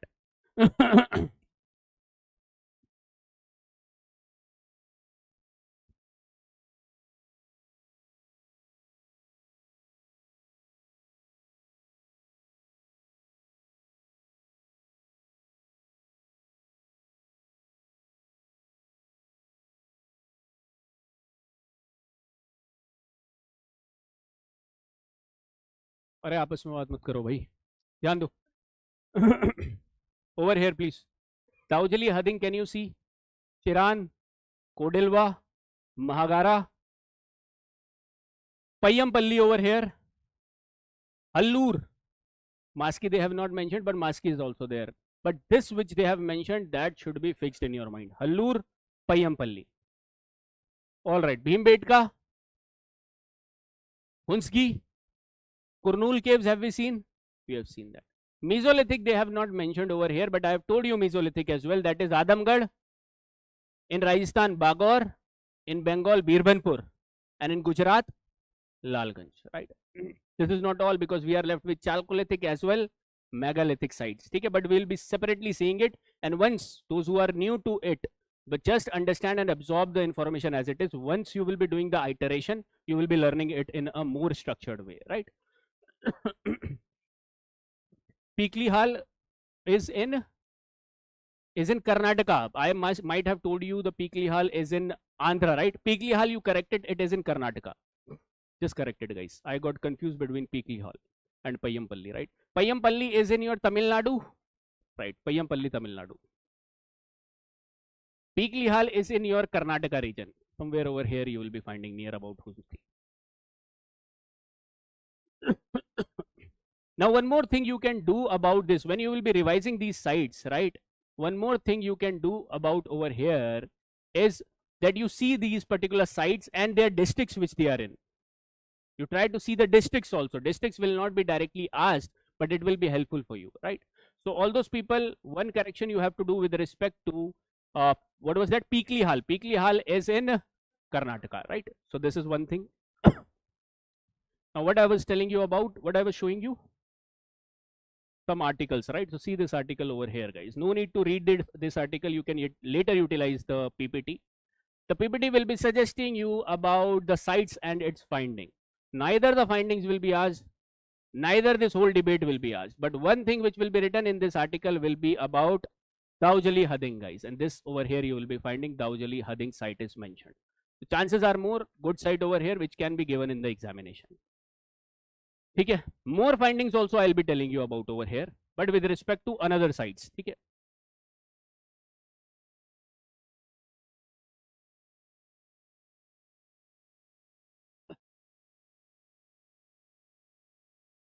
All right. This particular one article which I have explained you, which will not come in the examination directly, but I have explained you this. Can you read just the heading? Later on, if you want to read, you can read it from the PPT, guys. Not right now. What the site I told you about, that this is breaking the notions that settlement came from agriculture. Rather, settlement they are saying came from religion, and because of religion people came together. Now to sustain themselves they utilized agriculture, right? So this you can read later on when you will be finding time. You can read. Direct relevance, no relevance is there for the examination, because this site we have not found in our country, right? Okay, guys, let us move to the we have seen paleo, meso and neo. Let us move to the Chalcolithic time frame. What is the peculiar feature about Chalcolithic time frame?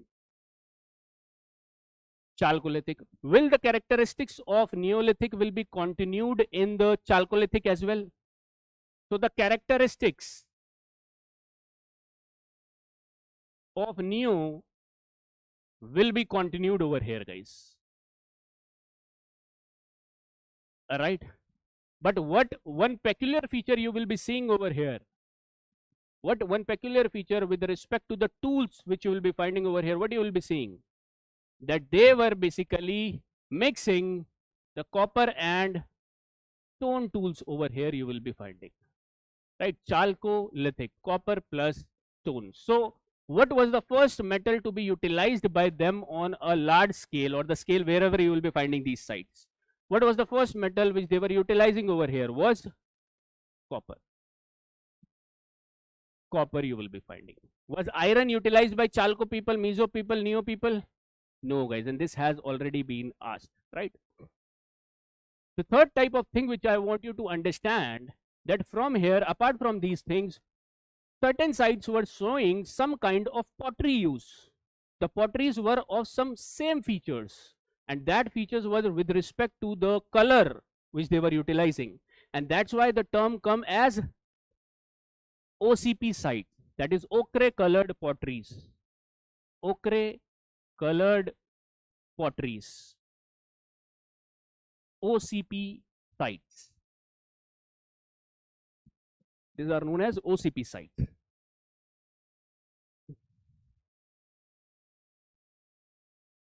Now they will not be asking you about what they have found in OCP sites. OCP sites will be utilized for your timeline sense. So when I'm saying OCP sites, we have got in what time frame? Chalcolithic. Chalcolithic time frame is what? 3500 to 1000. That is why in the first slide we have invested time on the timeline separately.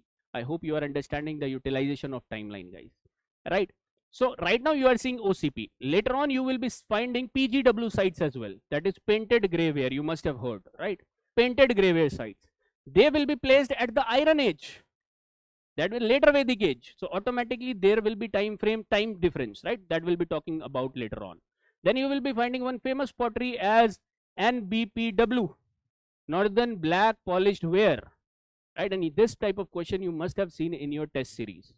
A test series में आ चुका है. Other examination maybe you will be finding this type of question has been asked, right? Like CAPF, CDS, they keep on asking these type of questions. So ochre colored potteries, you will be finding one peculiar feature, and this is denoted that okay, in the same time frame these sites were also existing of OCPs. Now let us focus upon the sites. Question will not come from here. Question have been and will be coming from here, guys. Now first of all, where they developed basically certain type of culture. We call it the culture of the Chalcolithic people. So in the Rajasthan they developed the Ahar culture. And in Ahar culture, you will be finding one site as Ahar, one site as Gilund, and one site as Ganeshwar. Ganeshwar, right? Ganeshwar.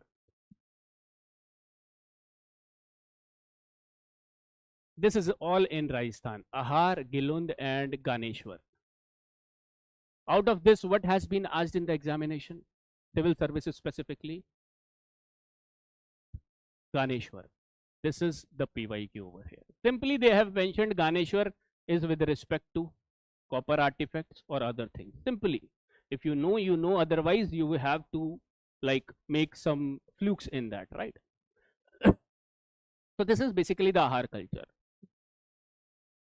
Some sites you will be finding over here in the MP region, and this is known as the Malwa or the Kayat culture, guys. Kayat culture. And the sites which are famous over here are Kayat only. One you will be finding Malwa as well. These are written in your certain books. You will be finding Kayat and Malwa. Now a lot of sites is written in your old NCERT R.S. Sharma. That is in the Maharashtra region, guys. And that is known as Jorwe culture. Jorwe culture. And under Jorwe culture, you will be finding the sites as Inamgaon, PYQ, Daimabad, Inamgaon, Daimabad, and few more sites are also there. We'll be seeing from the map, but this you should remember. Inamgaon, Daimabad. One you will be finding Nevesa.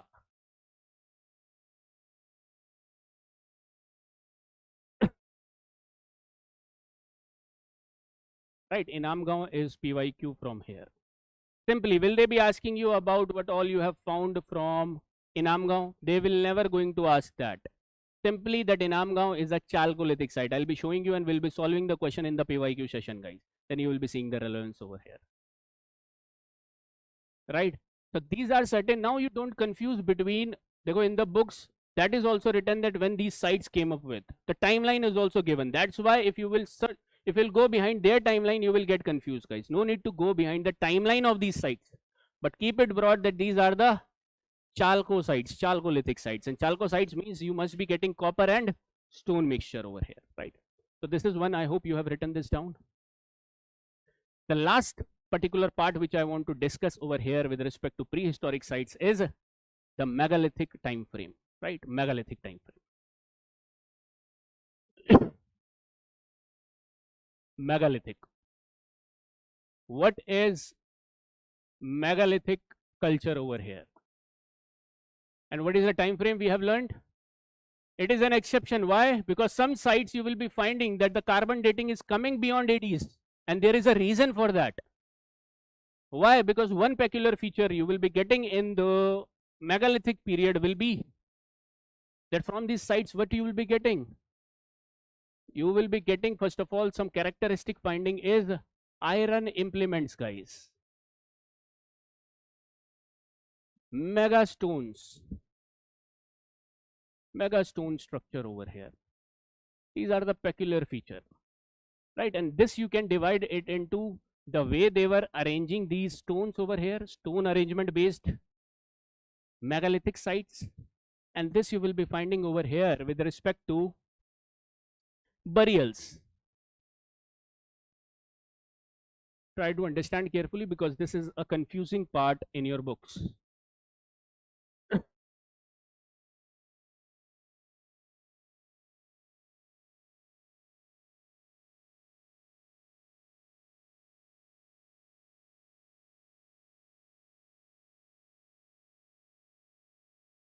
Understanding that means on the basis of some stone structures, there were various stone structures you will be finding.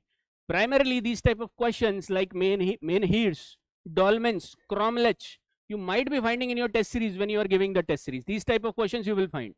The chances of coming question from this particular aspect is less in UPSC, but we'll be understanding that as well. And also the burials, when we are seeing, there are specialized type of structures you are going to find in the burials category as well.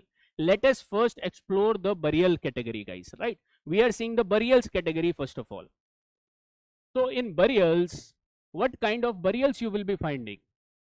Two types of burials. Either this is chambered or either this is unchambered. Now my question is, what do you understand by chambered?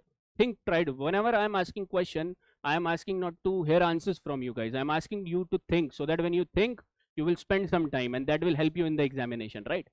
What is chamber and what is unchambered? Right, say please. Any more? Compartments will be there. So try to understand. Chambered means that you will be digging the earth over here, digging the land over here. Then you will be placing some stone over here to make a chamber type of thing, right? Like a closed compartment you will be making with the help of stones, either large or either small, right? This is chambered. When I'm talking about unchambered, that means there will be space, but that will not be closed and packed by these stone tools or by these stone slabs, right? This is the primary difference between chamber and unchambered you will be finding. So in the chambered category, you will be finding if that is below the ground, that is known to be cyst. If you have made the chamber below the ground with the stone tool, stone arrangement, then this is known as cyst, you must have heard about. And if it is above the ground, for example, above the ground, you have made the stone structure like this. This will be known as dolmen. Clear this confusion over here. Dolmens. Below the ground, you have made the stone chambered. I'll be showing you the pictures as well. That is known as schist. If above the ground I have made the chamber type of formation, that is known as dolmen. Right? Keep it fixed. Now in the unchambered category also we have found certain findings. For example, in the form of, for example, if below the ground some burial is done and it is without any chambering by the stone slabs, that will be known as pit over here. Pit burial. Because this is not chambered. But when I'm saying that I have made a chamber inside the ground, that will convert it into schist. One more type of unchambered, and generally children were used to be in that particular of burials, and that burials are known to be pot or urn burials. Pot or urn burials. Pot burials means the pottery you will be seeing. So inside the pottery, terracotta pottery, they will be burying. So who will be burying over here? The children you will be finding, the infants you will be finding. So these type of findings will come under the peculiar type of feature as pot or urn burials, right? Now there was third type of feature which was also seen, and that is sarcophagus type of burial. Sarcophagus types of burial.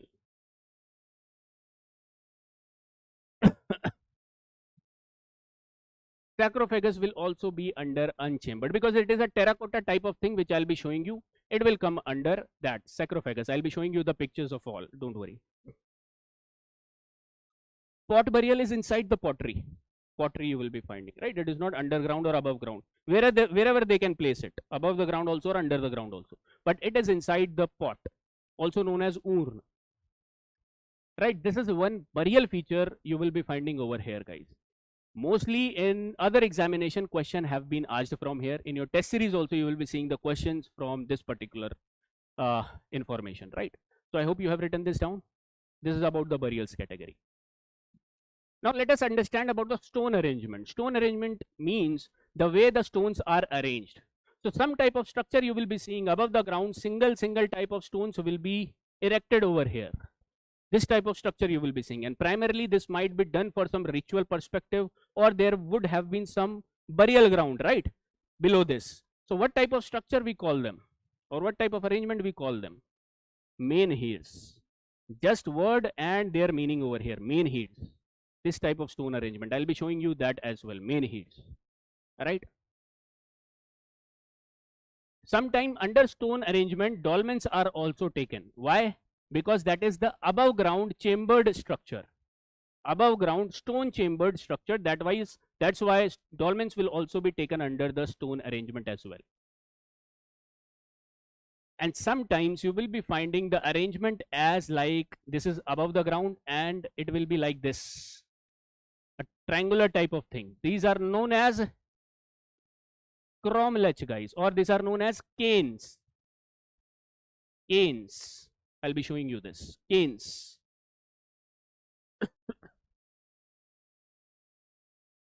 I'll be telling you these all locations you will be finding in the southern Indian sites, like many sites in Tamil Nadu, in some Kerala, in Manipur as well you will be seeing.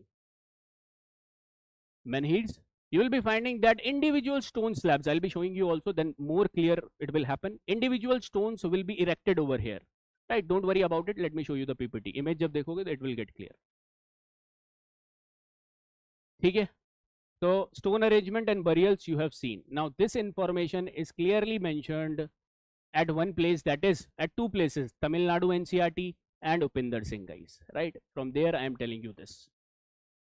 Let me show you. I hope you have written this out.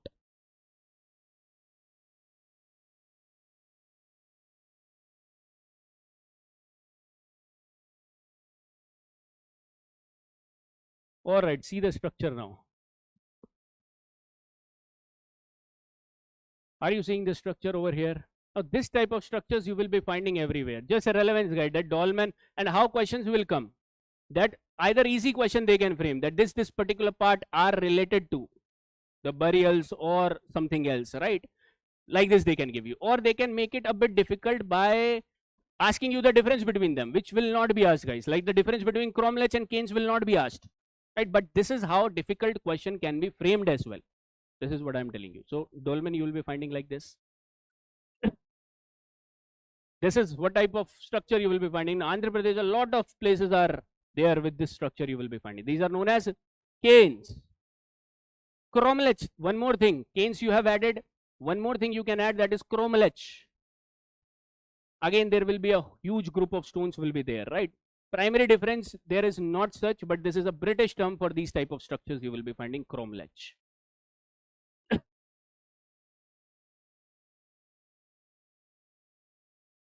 Right, cromlech. This is, are you understanding cyst? So when I am saying cyst, what is coming to your mind? The chambered part. Underground chamber, are you seeing how you have made the chamber with the stone slabs? This is cyst. This is main heads. Erected stone over here, single, sometimes double, sometimes you will be finding like this main heads, right? So these type of things you will be finding over here. This is pot and urn burial. See it once and then ignore, because you will remember it, right? That this is from megalithic time frame we are learning it. Now this is dolmen cyst, again you will be finding like this. Okay.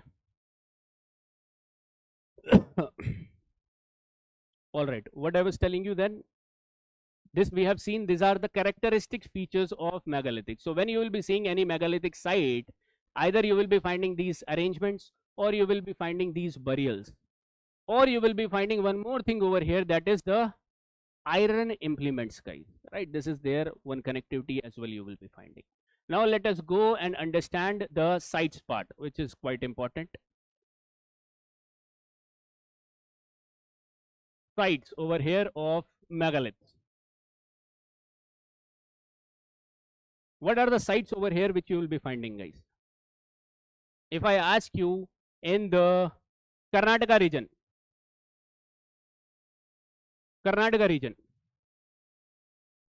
mentioned in your NCRT, there might be many sites. Karnataka region. The chart which I have shown you, the map which I have shown you as well. You will be finding Brahmagiri over here. From the news, I want you to take Hannur. Hannur. From the news, this is news based. Hannur.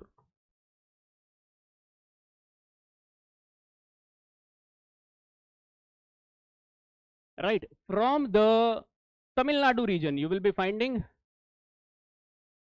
Adina Chanalur. Spelling, we will be checking it from the PPT, guys. Adina Chanalur in Tamil Nadu.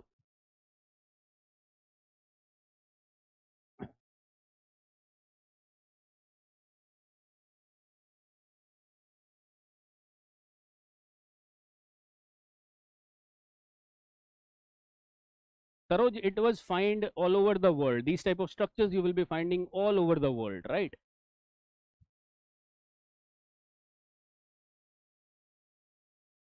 Right, let me show you the sarcophagus as well. Sarcophagus is mentioned, right? Let me show you.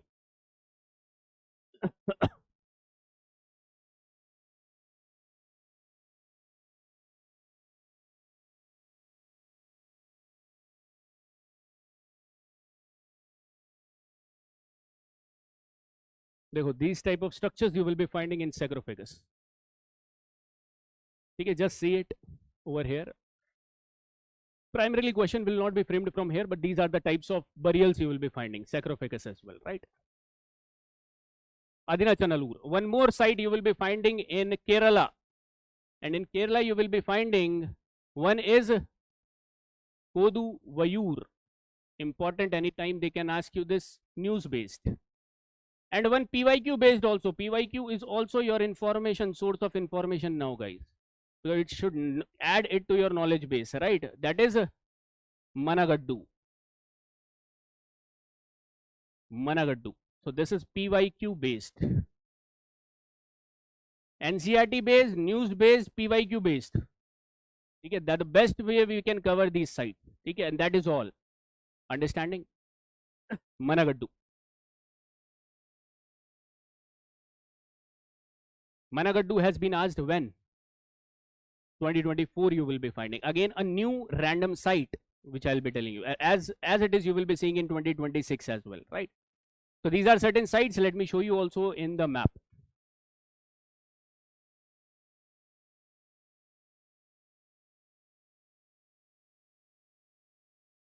See it over here, guys. आपस में बात मत करो, यहाँ देखो. Can you find the Brahmagiri? Can you find Adina Chanalur? This is the NCERT based.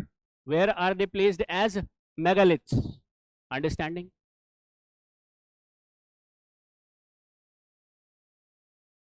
All right. So this particular site which I was telling you about is news based. Koduvayur. Now the debate, no need to understand the political debate over here, but the debate is around that over here two types of things we have found. One thing is microliths and one thing is iron implements as well. So there is a connectivity that either this site is showing the connection between the Mesolithic period and the megalithic people, right? But the site is basically Koduvayur, guys. Iron implements you have got from here. One is Koduvayur, you have already mentioned. All right, Keezhadi will be talking about. One more site which is mentioned in news and has been come up in the news article in the Hindu, that is Tenkasi, that is Tamil Nadu Tenkasi region as well. So you can write this as well, guys. Okay. Again, from the Iron Age culture, means this is also you can add into your megalithic sites. Tenkasi. So if they want to form any random sites, they will be forming. They might form from here, guys, right? So keep Tenkasi also over here, or pronunciate the way you want. I might be pronunciating it wrong. Tamil Nadu's Tenkasi region. Later on, if you want to read the article, you can read, but nothing is important. That way, you will not be able to cover it, right? Tenkasi. All right, one site I have told you about, Hannur, that we have written it out. Okay. Then there are many sites also, Doda Lathur, near around that only you will be finding. Directly they are writing it megalithic site over here. Hannur, megalithic burial over here. Can you spot megalithic burial? So they will be finding this type of structure which we have discussed, either chambered or unchambered. Right? Understanding? So Hannur, one side you keep it fixed. Near around that Doda Lathur you will be getting. No need to take it. Okay, so this is one thing which I have told you. Now the site which has been in news in 2025 throughout was what site over here? The Keezhadi site. Now there are two dimensions. One is the political dimension.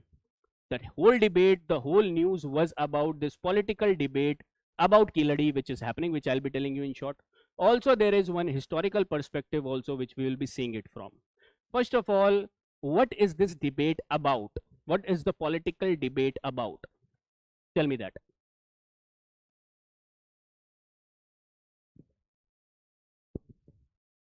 Right, good. That they want to show that Dravidians were existing not in the Sangam age, because Sangam age primarily started from when?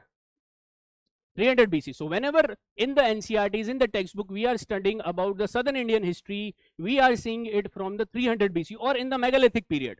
But this is a lithic culture, guys. Whereas they are saying, the DMK government of Tamil Nadu is forcing that we have certain findings which ASI has published as the Keezhadi site that is showing the evidence of urbanized center, urbanized civilization in not in IVC, but 600 to 700 BC around Vedic age. Now, are you understanding that where they are placing this particular site? They are placing this site in the later Vedic age. When we'll be understanding, again, I'll be telling you about that. So they want that this particular urbanized setup was already there in the particular southern Indian Dravidian culture as well. So what they are focusing upon, that Dravidian culture was flourishing a lot later than when this Aryan culture began. So Aryan versus Dravidian fight is going on in the political news, guys. But what astonishing facts you will be finding from the historical perspective, that from the carbon dating, the site has been attributed to 600 BC, which the center is asking that we will not accept it, try to revise the findings, right? This is the, you will be finding the tussle. The DMK government is saying that, accusing them that you are not letting this file published over here. Why you are delaying it? So this is the tussle which is going on. But in this site, what you will be finding in 600 BC, there was urbanized findings over here. More than 700 artifacts we have got from this site, guys, and they are literally showing the evidences like of Harappa, like the planned layout cities you will be finding as well. So this is one good point. Again, from this question will not come what we have found. Question will be directly related to Keezhadi, that why it is mentioned oftenly in the news. Similar like this, you will be seeing the question. You will be finding the question from Keezhadi. Okay. So this is one part you will be finding with this with respect to Keezhadi controversy. So will it be placing somewhere? Will you be placing Keezhadi site somewhere? Not right now, guys, because the timeline is 600 BC, and we are studying about till Megalithic age, that is 288 days going on. Right. So there are references with Megalithic, but Megalithic is not urbanized way we are understanding. You try to understand. This is a lithic culture we are understanding. Okay. So this is one thing which I wanted to highlight. We have covered the news, and in ancient history, the good part is news should be covered only from the site's perspective. Apart from that, every time they will be framing the questions from the political aspects of the particular topics. For example, political rule of Maurya, political rule of Gupta. तो यहाँ पर chances कम रहते हैं आपके current affairs oriented के. ठीक है, यहाँ पर we have covered it. So let us close this topic of prehistoric, and the only thing, the last in your particular templates, I have given you the combined map work which you will be doing, and you will be practicing all the sites which we have done, right? And that you can do right now also if you have done the iteration with me, or you are seeing it the second time. If you are seeing it for the first time, do it later on. All right, guys, now the final sites which we will be revising. Tell me about the megalithic sites which we have learned. Megalithic. And answer over here, this is for you. We are clubbing the sites. Megalithic site in Kerala. Koduvayur and Managaddu, guys. Keep it fixed for megalithic. Now from this particular site, Tamil Nadu region, megalithic, Adina Chanalur. And one more you have added, that's great, that is Tinakasi. Pronunciate the way you want, good. Keezhadi, you can keep it separately, right? Keezhadi, you keep it separate because it is an urbanized setup. Again, I am telling you. Karnataka, Brahmagiri and Hannur you have seen. All right. Okay, Koduvayur already you have written. Okay. Now tell me about the Mesolithic sites in Madhya Pradesh. Mesolithic, Adamgarh. In the Bengal region, in the Gujarat region, and the most famous site in the Rajasthan region, Bagar Valley. Tell me about the northeastern Neolithic settlement. Great, Daujali Hading. Chances are more of coming this site over here. Daujali Hading. The north Neolithic sites, Gofkaral and Burzon. Right. In the this Karnataka region, what you will be finding over here? The Neolithic. Maski, great. One more. Allur you will be finding. In the Tamil Nadu region, Payampalli. And one we got confused with, Peakley Hall. Peakley Hall is in Karnataka, guys. That is Peakley Hall. And the Paleolithic site, I hope you have remembered about the Bhimbetka, Patne, Kurnool and Hunski. This is the way you have fixed this particular portion. Try to revise and keep on revising it in the same way, guys. If questions will be coming from here, so you have certain fixed knowledge from this particular chaotic topic, right? Rest, the more information is given in the PPTs. I will not suggest you to go through the entire information. Just read it out and ignore. What you have to remember, I have told you already. Okay?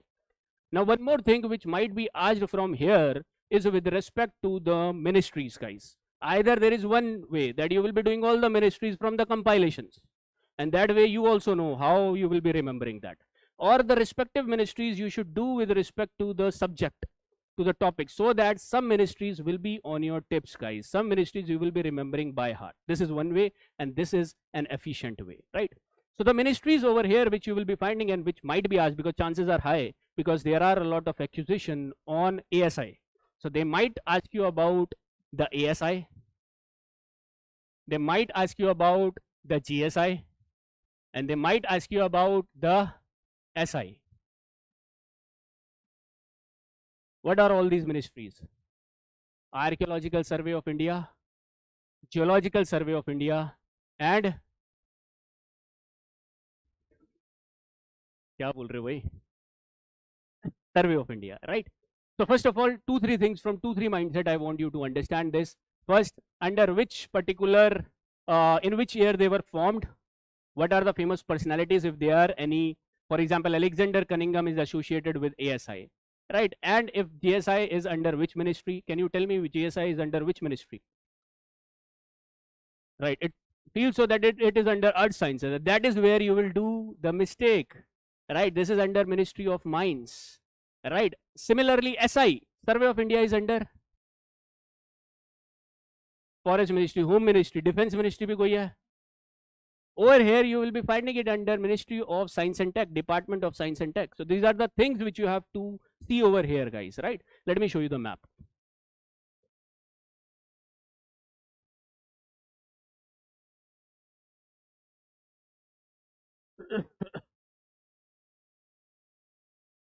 This table, you draw it, highly relevant and will be coming in the examination. You try to see, first of all, Survey of India was formed, and it is the world's oldest organization as well. Survey of India, 1767.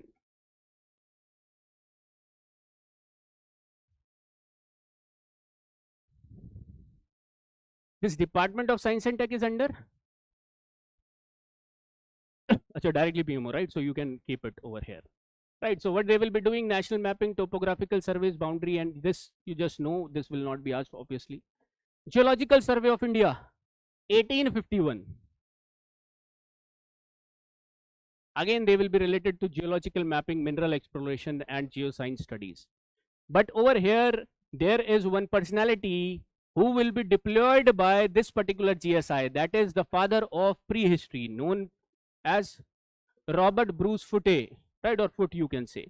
He was basically given the task to find out the prehistoric sites. That's why I am telling you about this GSI, guys, back in 1850s, right? One personality which is related to this, let me write it also, that is Robert Bruce Foote. Spelling you can check. And this is also known as the father of prehistory, guys, because he is responsible for finding one X, and that is known as the Pallavaram X over here. Right, in where you will be finding this? Tamil Nadu, you can remember, guys. Understanding? And Archaeological Survey of India, 1861, under your Ministry of Culture. Okay, so the mistakes where could happen was Ministry of Mines or Department of Science and Tech, guys, right? And who is related to the establishment of this ASI in 1861? Alexander Cunningham. You can write this as well. And by this topic is over, guys.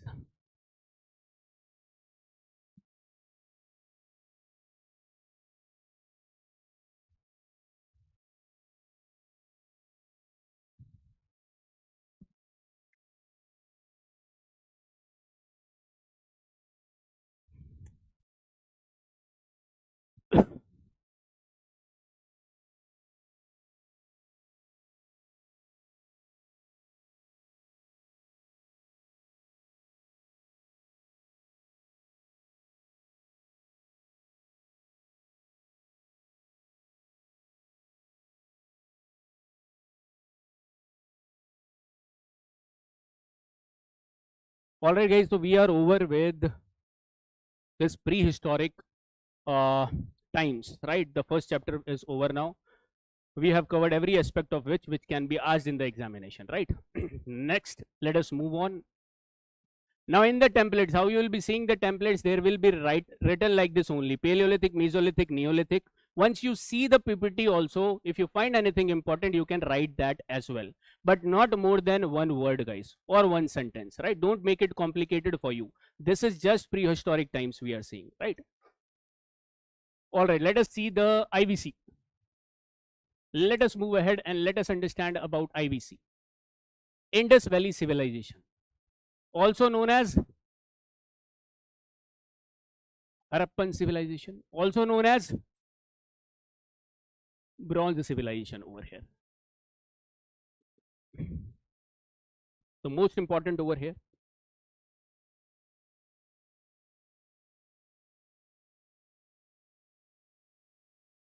Harappan Civilization. Now, this was the age of civilization. And when we are writing the first topic, we will be first giving them a fixed timeline also, right? So, there is a huge debate about the timeline of Indus Valley Civilization. When you will be reading about Upinder Singh, there are 2 full pages which are containing the speculation of Indus Valley Civilization. There are a lot of speculation, but we will not be going into that speculation. We will be fixing one date for us. That is as per one historian named as D.P. Agarwal, that you will be finding from 23 BC, 2300 BC to 1750 BC, guys. Now, there are dates given by Max Muller, there are dates given by Fezerwitz, but not required over here, right? This is the date which we will be fixing it. The history optional people will be seeing about all the details, right? Right. This you have to see. This is for understanding, which I am going to tell you. Don't worry. Now, this is the timeline which you have got. It is of the mature phase of IVC, right? So, this particular IVC is divided between the pre or early phase, the mature phase, and the later phase. And this is but obvious because these phases would have happened in this particular civilization, because the civilization was not normal, guys, because we are talking about 2300 BC to 1750 BC, and at that point of time, the characteristics of these sites you will not find till now. The drainage systems that these sites were having, the planned layouts with these sites were having, you will be finding it was like you will be seeing it in only the mature phase, neither in the late phase nor in the early phase, right? That's why they have divided it into, scholars have divided it into certain phases. Now, we have learned the timeline of mature phase, that is 2300 to 715, near around this only. So, if someone will be saying 2200, will you be rejecting that statement?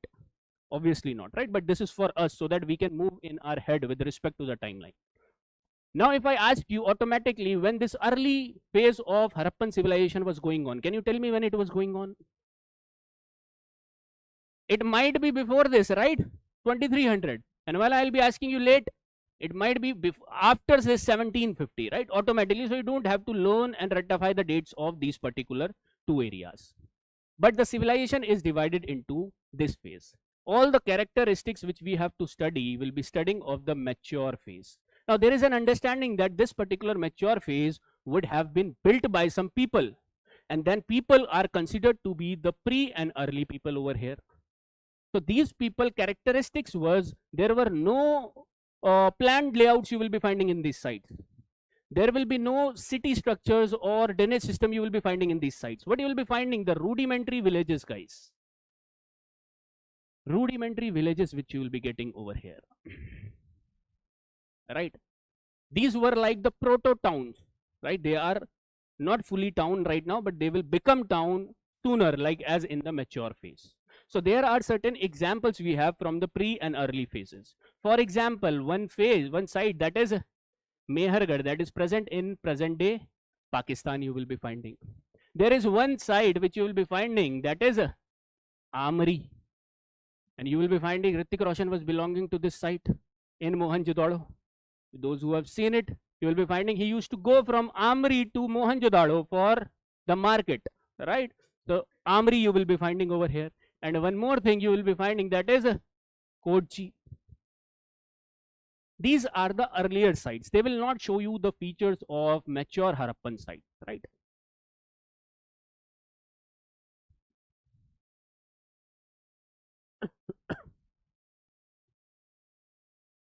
This is pre-early. आपस में बात मत करो बेटा, यहाँ पे देखो. Mature. In mature, we have to discuss all the sites like Mohenjo-daro, Dhulavira, Kalibangan. We will be seeing it from the maps, right? All the sites which we'll be discussing.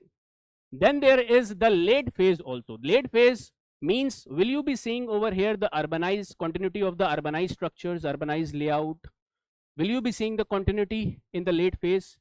You will be finding, first of all, this late, yahan suno, late phase was not having the similar characteristics in all the sites which we have found. You will be finding that over here the feature as ruralization will happen somewhere. Ruralization will be happening.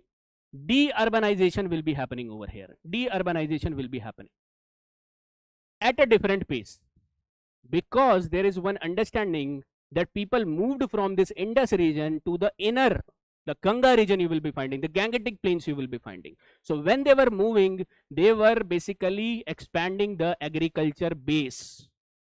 Understanding? Now there are a lot of speculation which I am not telling you about, because otherwise you will not be able to hold the information, right? So over here there is not a single trait that this led to the deurbanization. There are various things which are happening. Okay? And over here the one famous characteristic site which is often said is Sindh Jhukar culture. There is one more site which is showing you the traits of all three phases, that is Dhulavira, written in your books. Right, so Dhulavira will be showing you the mature. In one layer you will be finding that Dhulavira will be showing you the late phase characteristics as well, right? But just understand that there were certain phases. The main questions which can come is from the mature part.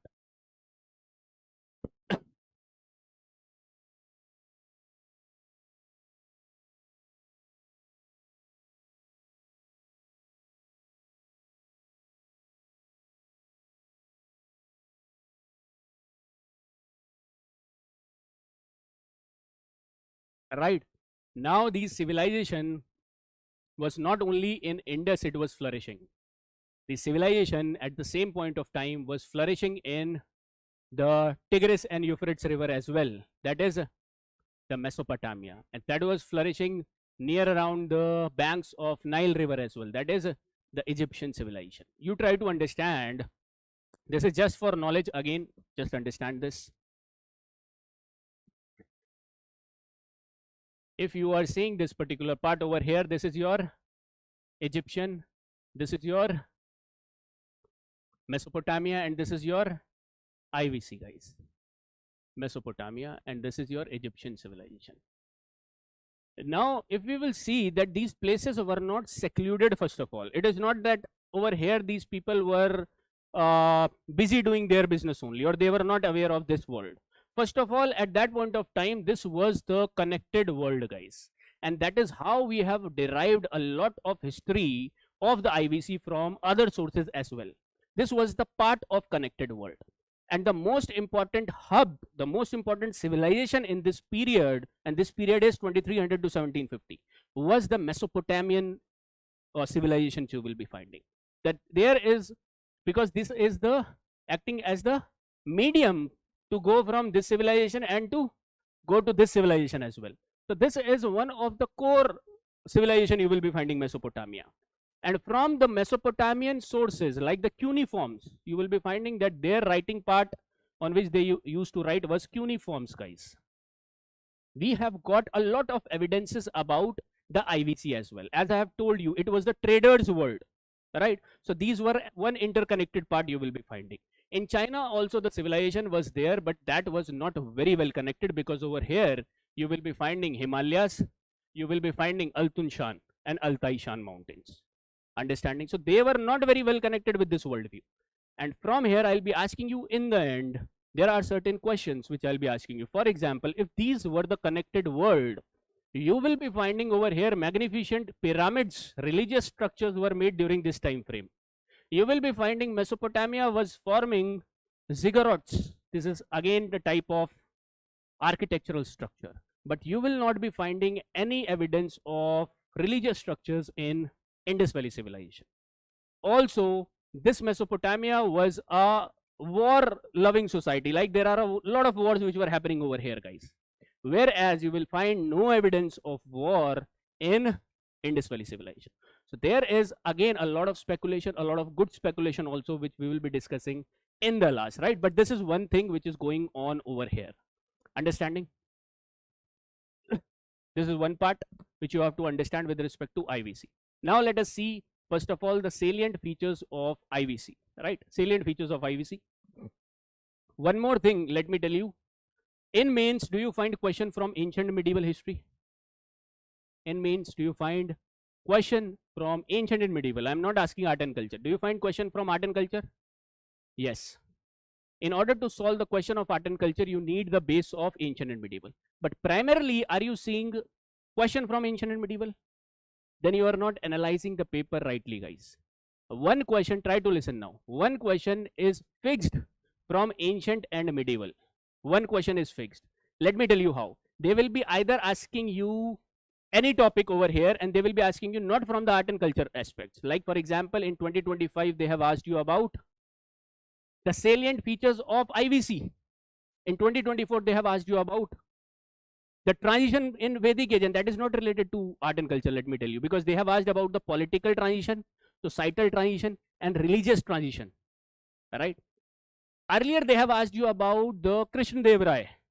Once they have asked you about Chaitanya Mahaprabhu, though you can put it in Bhakti literature, Bhakti culture also, right? But what I want to say is, whatever you are preparing right now, see it, because you are at the right time right now. See it from the perspective of mains as well. Whatever you are seeing over here, learning over here, one question is fixed for your mains as well. You don't have to see in a different perspective. You just have to read art and culture differently, right? So this is one point of view. Let us see the salient features asked in as it is 2025 PYQ. Salient features of IVC. Now these are overrated things, guys. All must be knowing this, so we will be doing it a bit fast. So first salient features over here, what you will be finding. First salient feature of IVC, like this, you will be finding common in Mohenjo-daro, Harappa, Dholavira, Kalibangan. In all these sites, you will be finding it common. You will be finding that planned cities were there. And planned cities in the form of, you will be finding that there will be one grid planning, and there will be the division of the towns, and the towns will be divided into lower town and citadel. But exception over here you will be finding with respect to Dholavira. Why Dholavira is an exception? Because over here the town was divided into 3 parts. Also, you will be finding that these all sites were bordered to. There was boundary, right?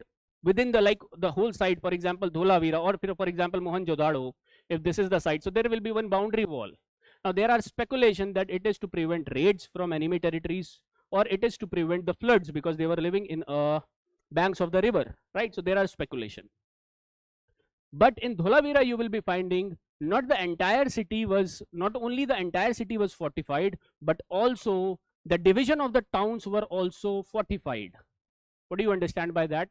That means if this is Dholavira and this is divided into, oh shit.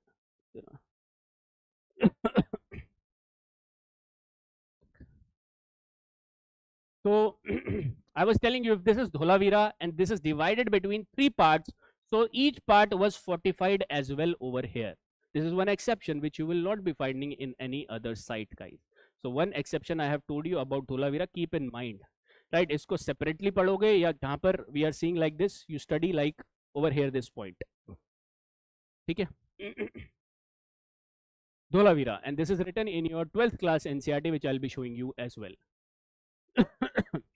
These are planned cities. One common feature you will be finding.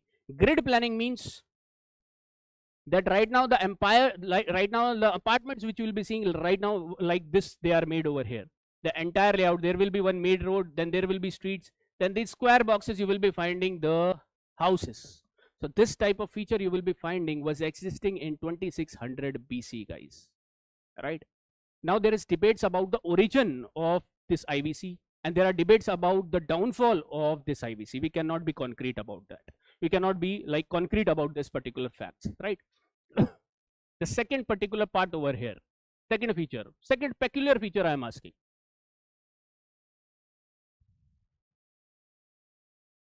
Standardization of brick size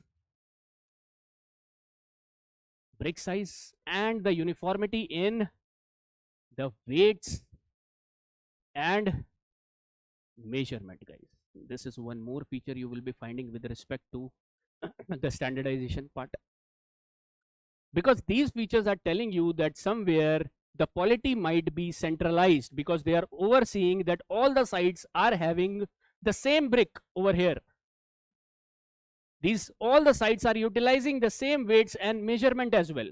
So there might be a polity which might be of the nature of centralized, right? Centralized type of polity might have existed over here. So this is one understanding you will be taking from the standardization of brick size and weights and measure. The third characteristic feature which you will be finding over here will be third characteristic feature. And this you will not find till now, guys. Till this contemporary time also you will not see. We have to launch Swachh Bharat Abhiyan for this. This is the sophisticated drainage system over here.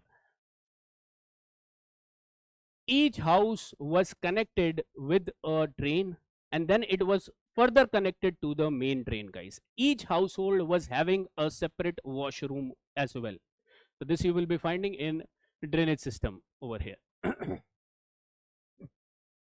Well connected over here. Fourth,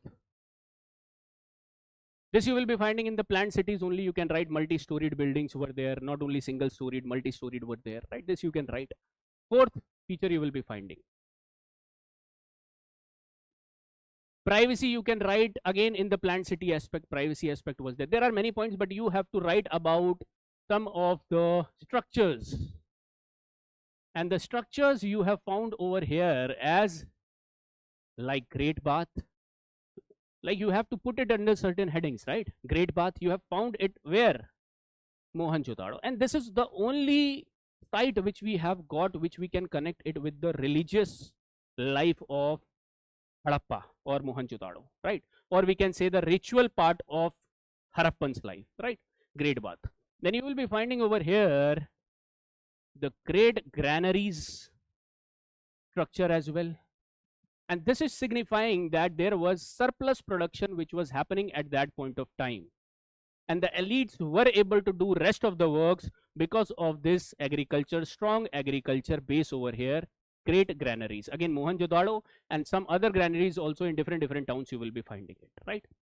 The third structure which you will be finding over here will be the water reservoir. And that is with specific to, again, Dholavira, guys. Water reservoirs you will be getting.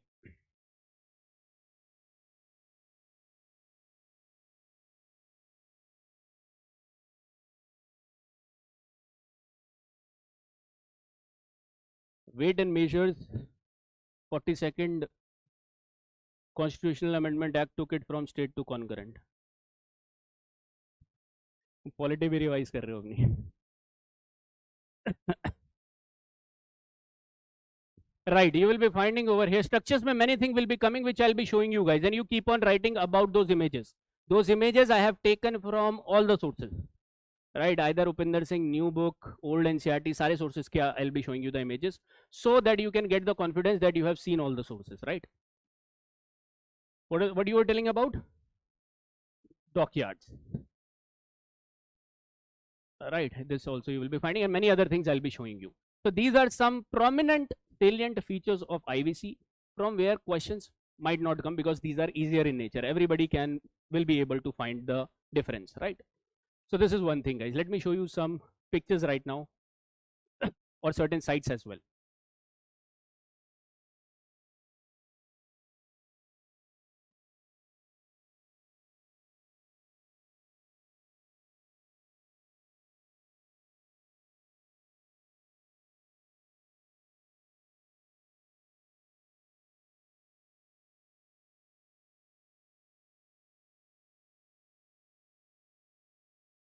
First of all, if I ask you how many sites, इधर ध्यान दो यार, आपस में क्या बात करने लगते हो. If I ask you how many sites we have found with respect to Harappan civilization, IVC, I don't want previous people to answer, new people. How many sites we have got from IVC? कितना? Like 10, 20, 30, 40. You will be finding it is more than 1500 sites which we have found over here, and this you will be getting from the reference of 12th new NCERT snippet. Focus over here, don't आपस में बात मत करो, यहाँ focus कर लो, important चीज है. Now you don't have to remember all these where you will be finding in the Sindh or Cholistan region, but all these sites, many sites are still not explored. It is said that only 10% of the Harappan civilization is explored. Whereas other than that, Mesopotamia is explored more than that, guys, right? That's why we know a lot about Mesopotamia. And what you will be finding in the world books or anybody else, when the professors or when the university people are writing, the top university like the Yale, Harvard, they are writing very less content about the Indus Valley, because that is not well explored, guys, and they are writing only 2 and 3 things, which is very sad for us, because we are having so magnificent culture which was existing over here, right? So this is one thing. Let me show you different sites over here which you will be marking and making the map as well. The sites which I'll be focusing upon, these sites will be focusing, right? Now, first of all, can you see the Harappan site over here? Can you spot the banks on which it is situated? Ravi, right? Wherever rivers will be important, I'll be telling you the rivers. And question like this, are you seeing in the examination or not? 2025 river question with respect to Mahajanapad they have asked. Easy question if you have prepared sincerely this ancient and medieval, right? Next, you will be finding, if you have to learn other side, that is over here. First of all, see the Pakistan sites over here, right, which is the present day Pakistan side. You will be finding Kotji. Kotji over here you will be seeing. Are you able to spot Chanudado? Chanudado, one exception you will be finding that there were no division of the site, Chanudado settlement. There was no division. As we are saying that the whole sites were divided into 2 parts, Lower Town and Citadel. Somewhere there were exceptions in Dholavira. Over here, one exception you will be finding that Chanudado was basically a factory type of site where there were no divisions, right? This is one exception you can write over here. Chanudado. So this was basically the manufacturing site.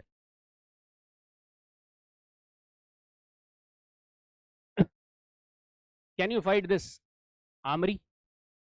Now, Amri is and Kotji is the pre-Harappan sites, guys, right? So they will be having the characteristics of the pre-Harappan period.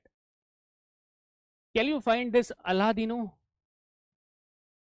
Aladino over here, right? Near Karachi only you will be finding at the port. And can you find this Nageshwar? They have not written over here, but I'll be showing you other map. Nageshwar will also be mentioned over here. Nageshwar in Gujarat. Nageshwar. And one more site which is mentioned over here, that is Desalpur. That is also in Gujarat. From here, you try to understand and listen. From here, shells used to get exported. Shell. Because in Chanudado, there was one factory for shell making, right? Shell manufacturing. So from where this shell objects, from where this artifacts of shell was coming from these sites like Nageshwar. Because Nageshwar isn't present in India, in Gujarat region. So you will be remembering this site for export of shell material, written in your 12th NCERT. Understanding this?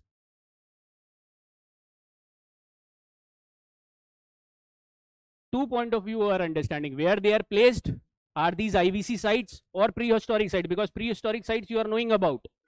Some new sites will be there, which you have to know that this is an IVC site, but they will be putting some random sites as well. Be prepared, because there are more than 1500 sites. They can pick any other information as well. Make it medium level difficulty, 50-50 type of question.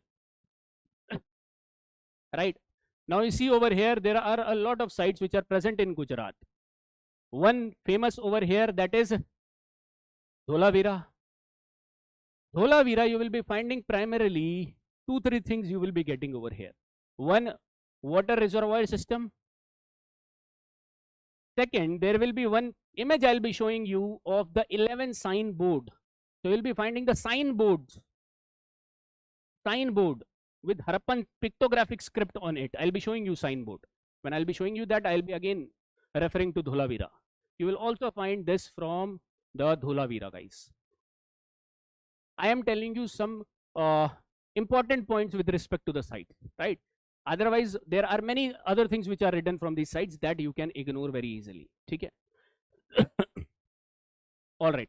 Lothal is famous for dockyard. From here, you will also get the evidences of rice. From here, you will also get the evidences of fire altars. That is, yagya used to happen in these particular places. That is important, whatever I am telling you. Later on, I'll be connecting it with the religion part. All right, Lothal. First of all, it is dockyard. When you will be reading Upinder Singh, that's why it is again a difficult book to read for the history optional people as well. There will be one full page where there will be speculation that Lothal might be something else also. Right, and why there is consensus amongst the historians that Lothal is a dockyard. Right, understanding that's why it is getting complex. Dholavira, Surkotada, this is very important fact which I am going to tell you now. Surkotada, new people. Why this is mentioned in the books everywhere else? In fact, in my PPT also, those who have made it, wo fact hoga, but usse hatana hai. What you will be writing over, what you will be seeing with respect to Surkotada? You will be finding that there we have got the horse remains, right? Now, why this statement is wrong? This is written in 11th class, old NCRT, new NCRTs, everywhere this fact is present, guys. But why this statement is wrong? And you will not take that horse remains we have got in IVC. You should reject this statement, that you should be seeing that we have not got any evidence of horses in IVC. Why I am saying you that? Because this has been already asked in the PYQ, guys. And the question statement was like, have we found, or question I'll be showing you also, but the inference from the question is, have we found any evidences of horses in IVC? And that statement was wrong. And I'll be showing you the exact question in the MCQ session, right? Don't worry. So this particular thing you will correct it, because you have the one PYQ which they have given the answer of, and that will become your answer now for this particular debate, though there is debate in real, right? So this you will be finding Surkotada. Then there are certain sites as well in Gujarat, that is Rangpur and Rojdi. Rangpur and Rojdi.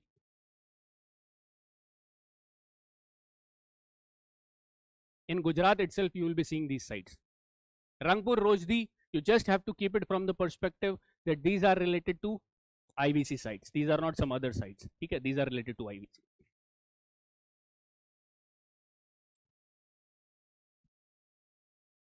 Yes, but of prominent sites, not of small rivers they will be linking, right? All right, Mohenjo-daro, like over here you will be seeing Mohenjo-daro, don't leave that too.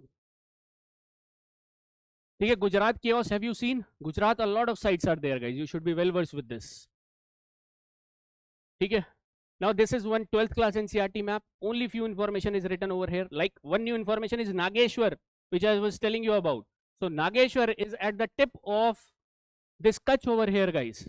Gulf of Kutch. Over here you will be finding Bhet Dwarka, Dwarkadhish, right?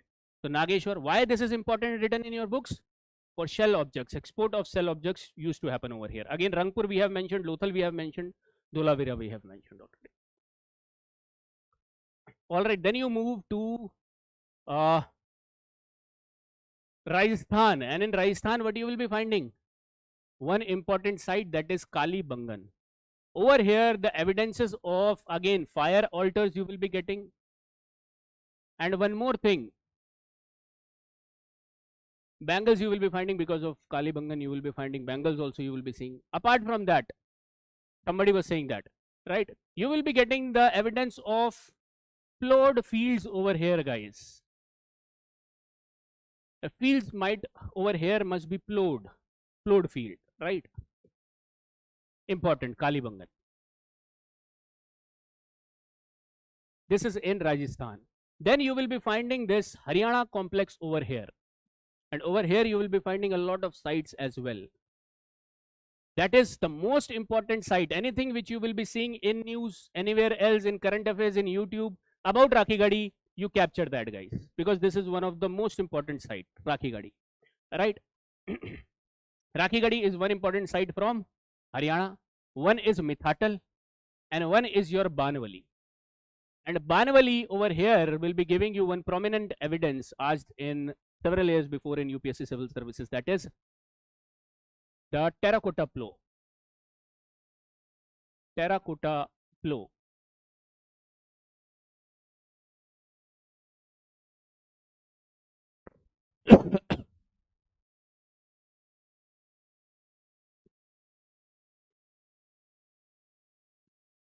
Right. So these are certain sites, but what you will be finding, the overrated information over here is what is the leftmost site of Mohenjo-daro of Harappan IVC, leftmost site, westernmost site. Sutka Gendor you will be finding over here. Now these are overrated information, guys. Sutka Gendor you will be finding. It is said to be the westernmost. The southernmost is said to be not shown over here. But Daimabad is also coming over here, right? So you cannot refute that it is not it is belonging only to Chalcolithic period. You have to be open with respect to that. The northernmost is, in your book, Manda is written, but there is one specific post which was established by the IVC people to trade or to take the import of lapis lazuli from Afghanistan, and that is at the top over here. That is Shor Tugai. Shor Tugai, guys. This is one thing over here you will be finding.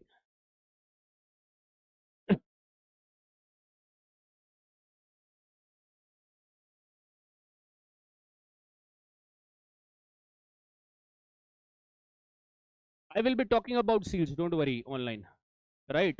Crocodile was there or not? I'll be telling you about that.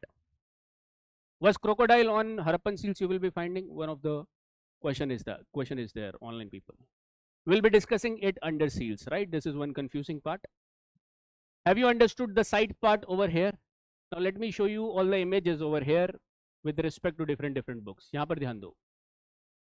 Now, if you want to explore more sites, if you are coming in the test series, more sites are coming in the test series, you try to take it as well in your notes, guys, right? Test series will be helping you that way. MCQ session also, I'll be taking some of the CAPF, and वो अगर कोई बाद में भी देख रहा है तो वो देख ले, because I am discussing about some other examination PYQs over there, right? Rather than some random questions. This is one map, one elaborative map on these sites you will be finding from Upinder Singh. Okay. This is the map of the recently released NCERT, though everything we have seen over here and also present in the rest of the PPTs, right? Rest of the images.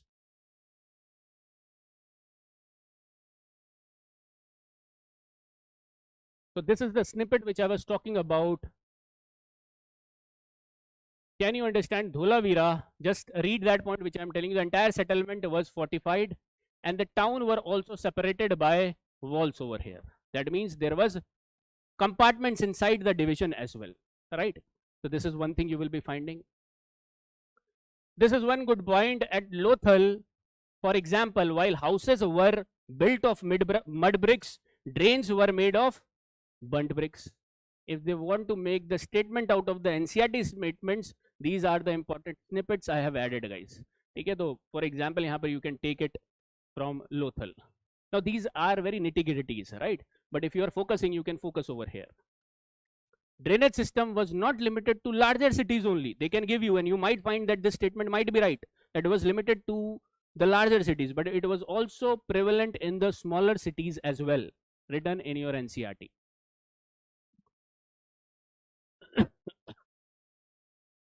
Okay.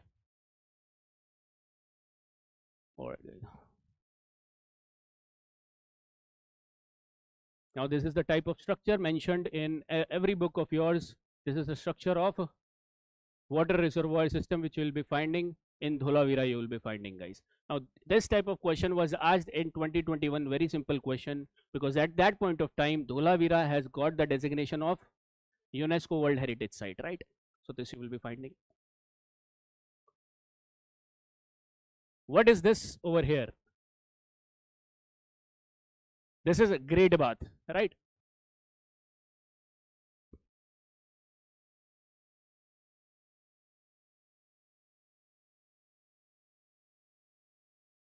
This is the terracotta plow you will be getting at Banavali, mentioned in your NCRT.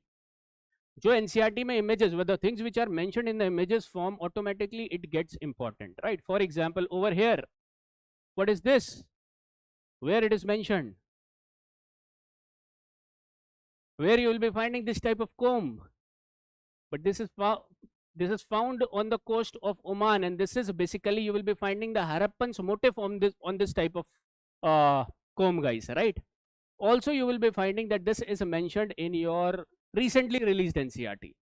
Nowhere else you will be finding this type of image, right? Harappan ivory comb. Now, this we were getting in different Harappan sites. If you want to know that where exactly we got it, different Harappan people were utilizing this ivory comb over here. Now, this is one good thing, one good question over here about the seals. When we'll be discussing about the seals, I'll be telling you also what kind of seals you will be finding in Harappa. What will be the shape of the seals? It will be prominently or largely square or rectangular. But have we found any seals which are having the shape of cylindrical or spherical? We have found the seals like that of as well, but these signifies that these were the seals prevalent at the different civilization like Mesopotamia, like Persia you will be finding. So one type of cylindrical seals which is referred to Mesopotamia, we have derived in over here, guys. Like for example, over here, let me show you.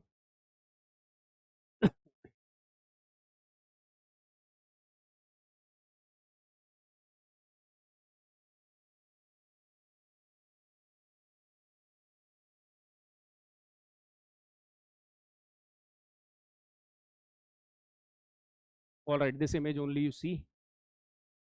This particular cylindrical seal you will be finding over here with respect to Mesopotamia, and circular seals also you are getting from, this is related to Persian Gulf, guys, over here, right? Now the question, if it is coming from the state, like it is coming as the statement based question that only these type of seals we have got in Harappan civilization, so that will get wrong because you have got these type of different shaped seals as well, right? This is one more important thing you will be seeing over here. All right, then there is the signboard which I was talking about, mentioned in your NCRT, and where you will be getting this signboard. Dolavira, has the script got deciphered? No, now this is good for us, guys, because if the script will be deciphered, then the exam will only be about IVC, though it will not happen like that, right? But this is not deciphered, so we have less load, right? Because there will be no fixed things they can ask. There will be some moderate type of statements they will be asking you. No extreme statements they can form from IVC. Try to understand from this way. This is a ceiling we'll be getting from Ropar, right? All right. So these are basically different images which I want to show you. There are many other images, but not very important, guys. Now let us talk quickly about their political life, social life, religious life. Three things we'll be talking about over here, economic life as well. Let us talk about their economic life, guys. Economic life. And when you will be seeing economic life, primary they were basically based upon agriculture was their subsistence base over here. Second, you will be finding it as manufacturing and industries. And the third part you will be seeing with the perspective of trade. And this is quite important over here, trade.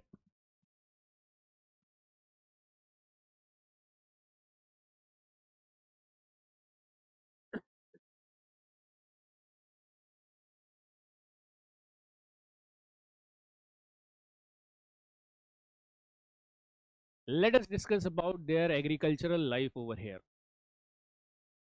First of all, were they having flourished agriculture in their time frame? How you can speculate this, guys? flourished agriculture you will be finding over here by the great granary structures which you are finding over here. And in your art and culture, you will be studying about a lot of potteries as well. Different type of potteries as well you will be seeing. What was the staple food at this point of time which you will be getting the evidences of? You will be finding barley, wheat, and other millets as well over here, guys.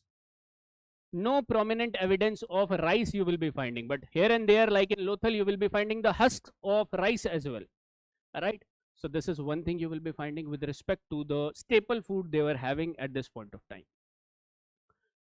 About other thing in this agriculture, you will be finding, were there domestication going on? Domestication of animals. The domestication of animals was also there. Animals was also there. And how we are getting to know about that, what all animals they were aware of? The different seals which I will be showing you. So seals are inferring that basically they were able to, or they knew about these animals over here. Some they regarded with respect, some they utilized, and some they feared of as well. But one thing is common, guys. In their seals you are finding either some goddess picture, either these animal picture. What this is signifying more? This is signifying about their religious nature. And what I have told you in the beginning, that this religious nature was animism in form. And where they are getting it, and still today you will be finding the tribal areas have this type of religious features. Where they are getting it from? The early humans understanding animistic feature. So it will continue over here as well. We will be talking about in the religious aspect. Now, were they, from the agriculture point of view, were they cultivating cotton in this particular time frame? They were cultivating cotton as well, guys. And because of this, they were known as Sindon, the textile made up of cotton. So this is one 11th class old NCERT. Sindon is mentioned, referred to the cotton cultivators over here, or the cotton textiles, Sindon. Right, this you will be finding over here.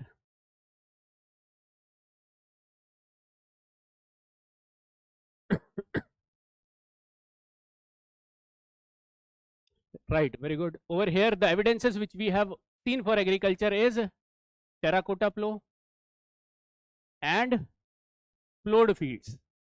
This also can be added, but you have seen this. Terracotta plow will be in Banvali and plowed fields will be in Kalibangal. Okay, this you can add.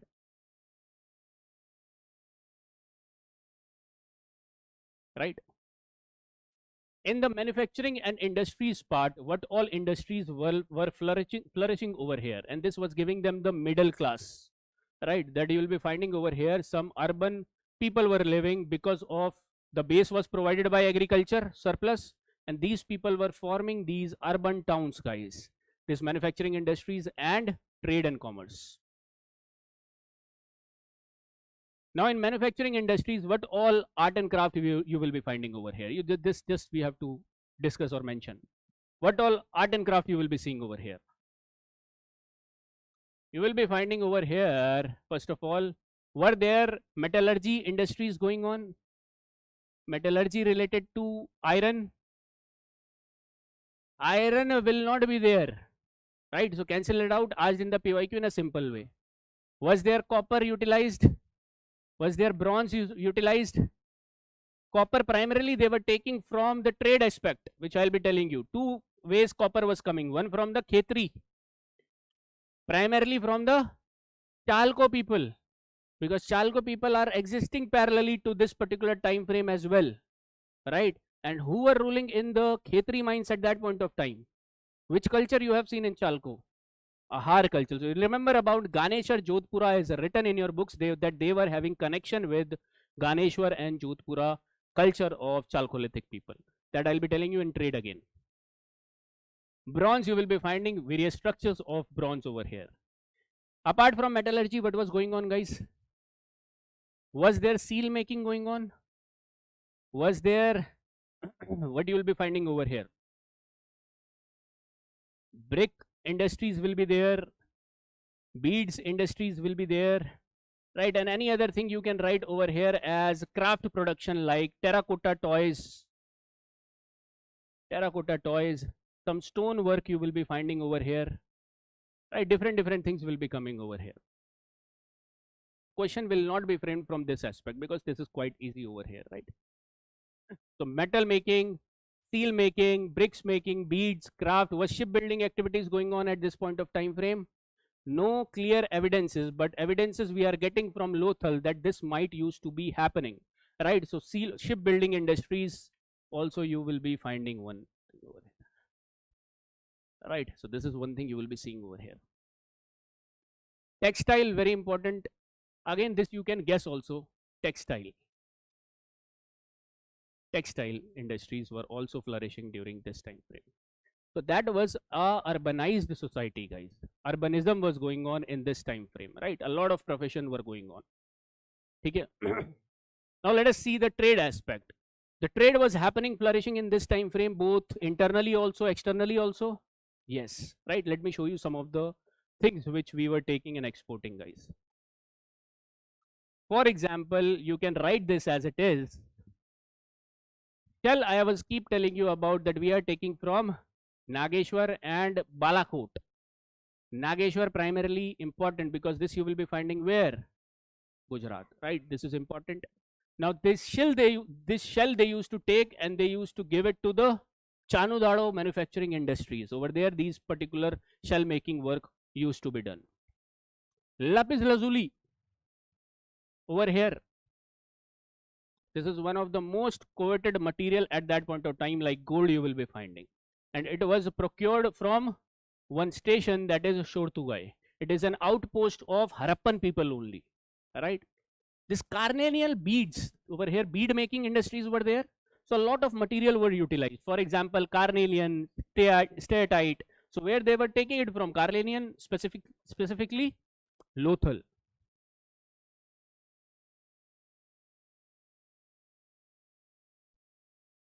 Steatite, again a type of material over here, stone material over here. And this is in southern Rajasthan. From there you will be finding steatite is coming. One important structure is made up of steatite. One very important structure which signifies the religious aspect, that is priest king. Priest king is made up of steatite material, guys. Are these man-made materials or natural materials? Man-made. These are natural, guys, right? These are natural materials, right? But if I ask you, or if I write over here one material, that is faience,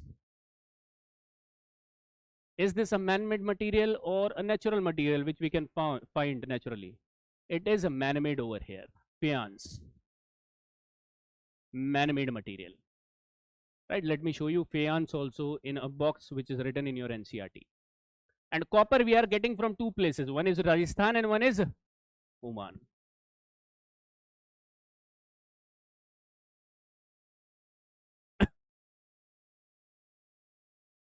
Okay, I hope you have written this.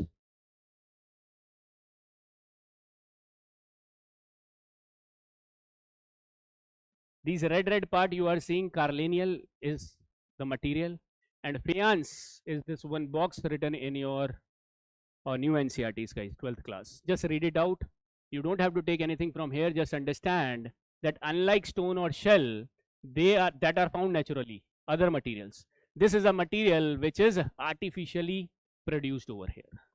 So maybe they were using this material to keep the perfumes with them, and we have found this material of faience with respect to the small perfumes which we have got from here, right?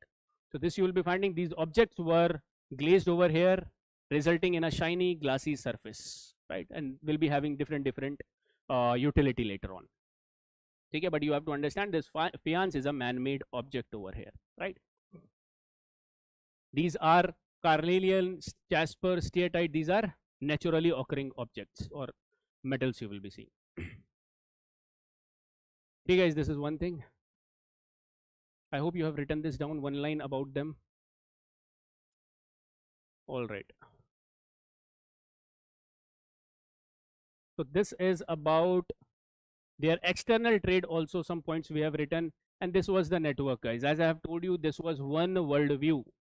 And what you will be finding, there was one Harappan colony found in the Mesopotamian region, which was specifically related to the Harappan people who used to come in Mesopotamia for trade purpose, obviously, and they used to reside at that particular place only in the Mesopotamia. But now these are findings, these are speculations. This will not be important for the examination, right? Because these are debatable things. So in your test series, you will be finding question like Magan, Dilmun. You keep away from that. Nobody will ask you what is Dilmun, the older names of these particular countries. Nobody is going to ask you. But the earlier names like Magan, this particular part you will be finding is related to Oman, right? So this was related to Magan at that point of time. Dilmun you will be finding is related to the Bahrain region or UAE region you are seeing over here, right? So they were having this close network with respect to this. This is one thing which they are signifying. Okay, now let us talk about, this is one aspect which we have talked about, economic life. Now let us talk about the political life over here, guys. Political life. Few features you will be finding for political life. Again, there are debates and debates will not be asked, but you should know what is the debate going on, right? So few things, few common things you will be seeing, that there is consensus that there might be some centralized polity would have been there. Centralized polity would have been there. Now by centralized polity, how we are saying that there must have been some kind of centralized polity? What are the evidence we have? There is planned cities, there is seals, there is brick sizes and uniformity in weights and measurements over here, right? These are certain things which are making the historians, archaeologists to give a consensus that there was some kind of centralized polity. Now what kind of centralized polity was there? There are several arguments. One argument that there was the rule of the priest king, something related to the religious nature, and this gives you the picture of idea of that there might be a theocratic state which was existing. Theocratic state means it must be ruled by a priest, a religious figure, because like this we were finding in other civilization. So that is one parallel which is basically not accepted, not widely accepted, right? This is one theocratic state philosophy you will be finding. Then there is second philosophy which is said to be as merchant rule. And this philosophy says that over here some rich merchants of different professions like of textile, metallurgy, ivory, bead making, seal making, they will be coming over here and they will be making one group and taking the decisions amongst them, and this will be known as oligarchic rule, the rule of few rich merchants over here, and this is widely accepted over here till now. But again there is debates, guys. Okay, merchant rule maybe. Now there are various other theories as well which is suggesting that there might have been multi-state rule as well, like city-states, because city-states were existing in Mesopotamia. But again these two are rejected over here. The most accepted part is the merchant rule. Again we don't have proper consensus, final consensus on the merchant rule as well.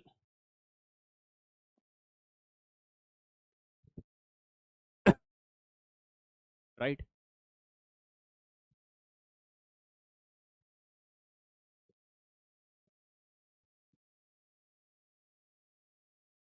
So whenever they will be forming, questions are difficult to frame from here because this will be easier in nature. Everybody will identify the wrong statement. So that's why they give you concrete statements or concrete sites from here which they know about, right? Political life. This we have seen over here.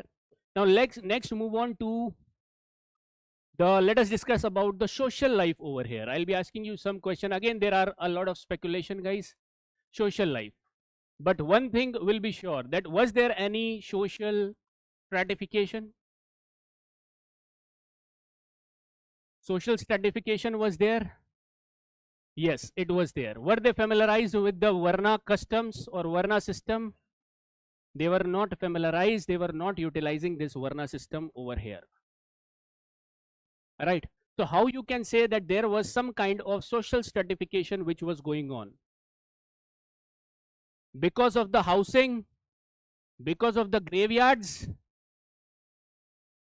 Housing, you will be finding that some structures were built especially on the citadel, and they seem to be important functionaries' houses or important functionaries' buildings. That is showing that people were divided. Then you will be finding the housing as well of the individual people. Some were multi-storied, some were single-storied. So there were some type of stratification on this basis might have happened. Then there were graveyards. Some graveyards were having a lot of objects. That means they believed in afterlife as well. And this was not that much great from the Indus Valley civilization. You will be finding pyramids were made for the afterlife, right? So this is nothing significant to that, right? So graveyard. So this is showing that yes, social stratification would have been there. So this is one clear consensus you will be getting on social stratification. What else you will be finding over here with the social life? You will be finding that the social life or the society was urbanized or rural. Urbanized society was there. Strong civic sense you will be finding over here, guys. Instagram ज़्यादा देख रहे हो तुम लोग, है ना? Strong civic sense was there with respect to, because of the cleanliness and the sanitation they were keeping of their region, guys. The drainage system, the cleanliness they were keeping at that point of time, right? And they were basically skill oriented, not gossips oriented. Skill oriented. Why I am saying you skill oriented? Because a lot of artifacts, bead making, all these manufacturing sites were flourishing over here. And it is also said to be in the world context that Indus Valley civilization was a trader's society. A lot of people was indulged in trading and manufacturing of the objects so that they can trade it to other places, right?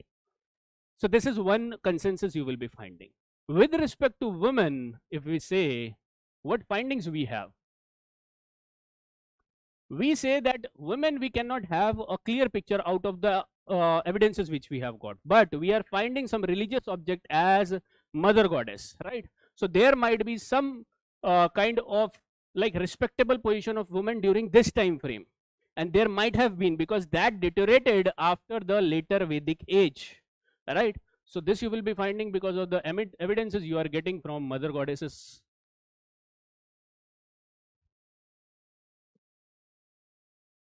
This again, this is a speculation. You cannot concretely say that this was a matriarchal society, right? This you cannot conclude, okay?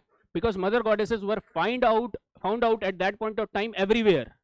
And if one conclusion you want to take, not conclusion, but one speculation, that at that point of time the society was egalitarian, because there was no strict division of labor. When there is no strict division of labor, automatically the society becomes egalitarian. So whenever you will be the medium word which you should be writing, that the egalitarian features you will be finding over here, egalitarian type of society.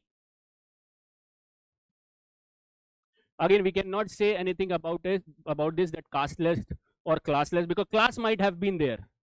That's why I've written social stratification. Do we make any conclusion on the sati system over here? No. Right? Can we make any comment on the marriage system over here? No. No clear evidences. That's why we cannot make it. Neither we have got the writings in that form. You try to understand. Writing was developed for what?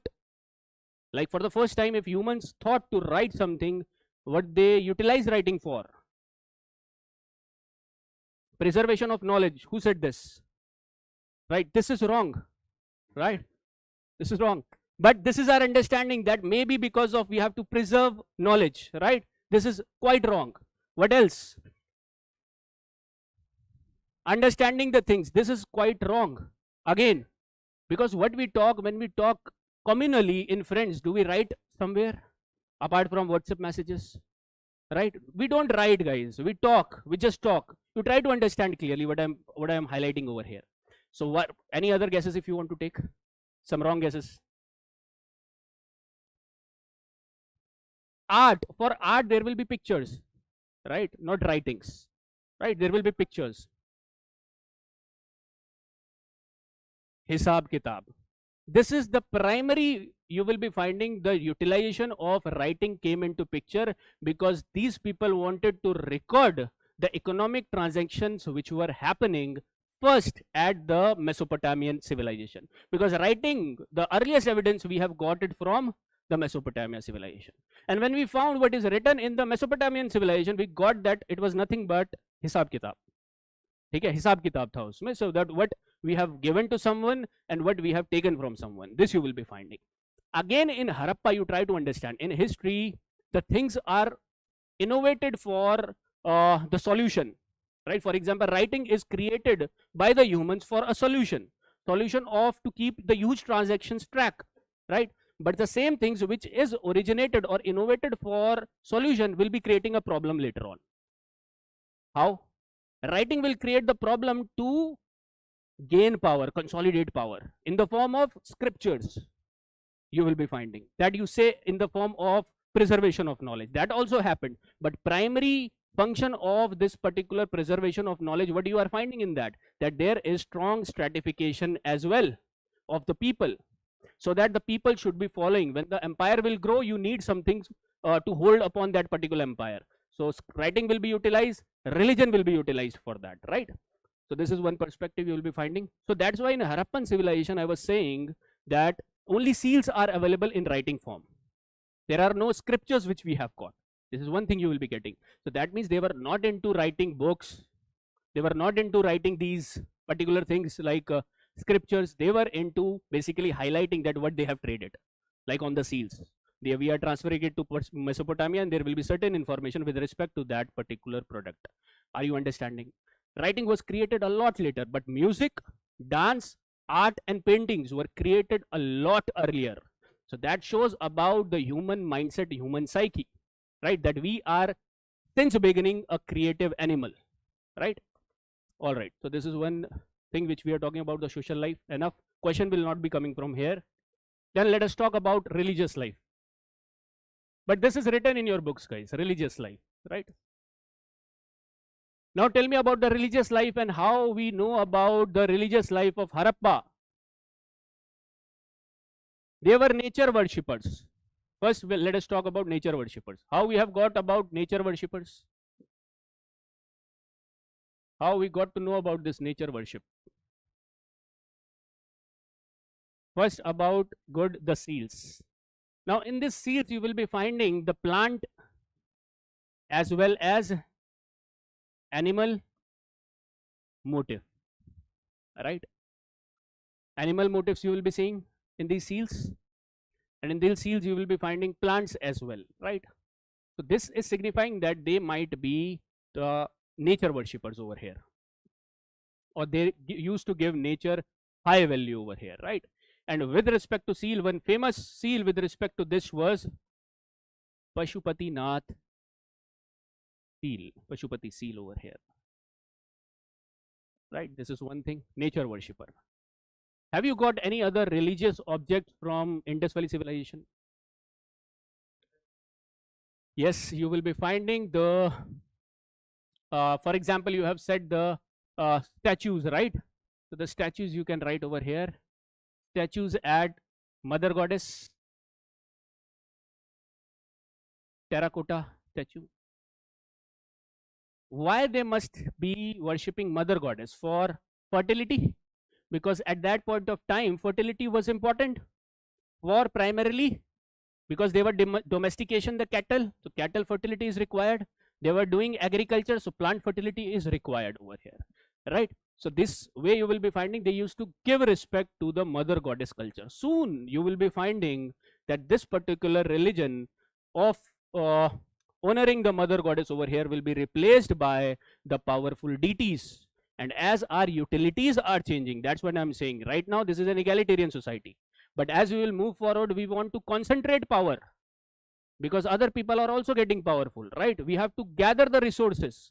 So then we have to fight wars, and when we are fighting wars, we need the support of the war gods, and that's why there will be in the Vedic age emergence of Indra, the emergence of, in the Greek I have told you, Zeus, and other people you will be finding with same personalities all over the world, right? Mother goddess statue you will be finding of the priest king as well over here. Third type of features you will be finding in the form of fire altars, somebody said. So fire altars were also signifying the rituals. Basically, they were indulged in rituals over here. Other things which you were saying? Great bath, good. The structures category, great bath will come. Great bath, very important. Because over here it is signifying that people used to gather for some ritualistic bathing over here, right? So this is great bath over here you will be finding. So these are all the features of religious life, which is primarily nature worshippers, which is oriented towards fertility worshippers as well, right? So they used to respect the fertility as well over here.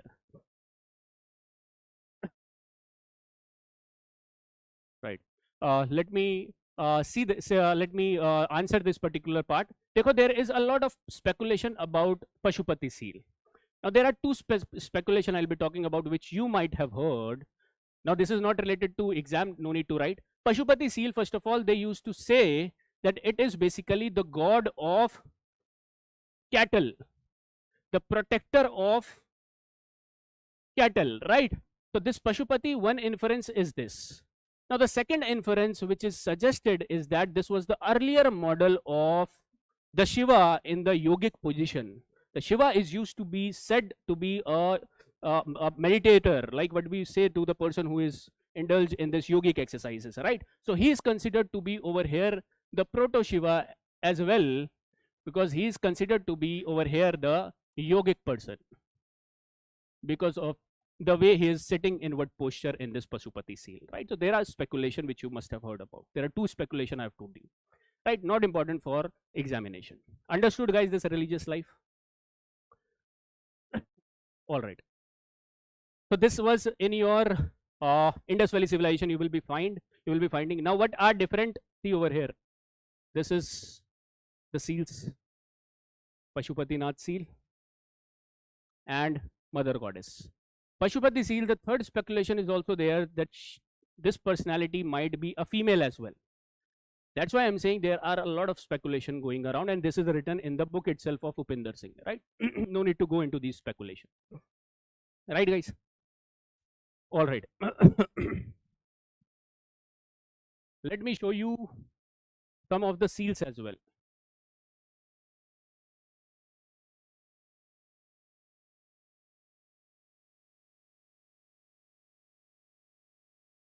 All right, see over here, guys. See over here, please.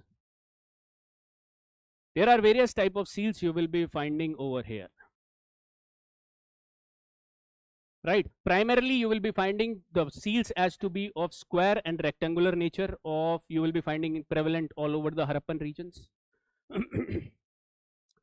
So the animals' motives are in them. The primarily or the majorly motive which is present over here is the unicorn, is the bull, right?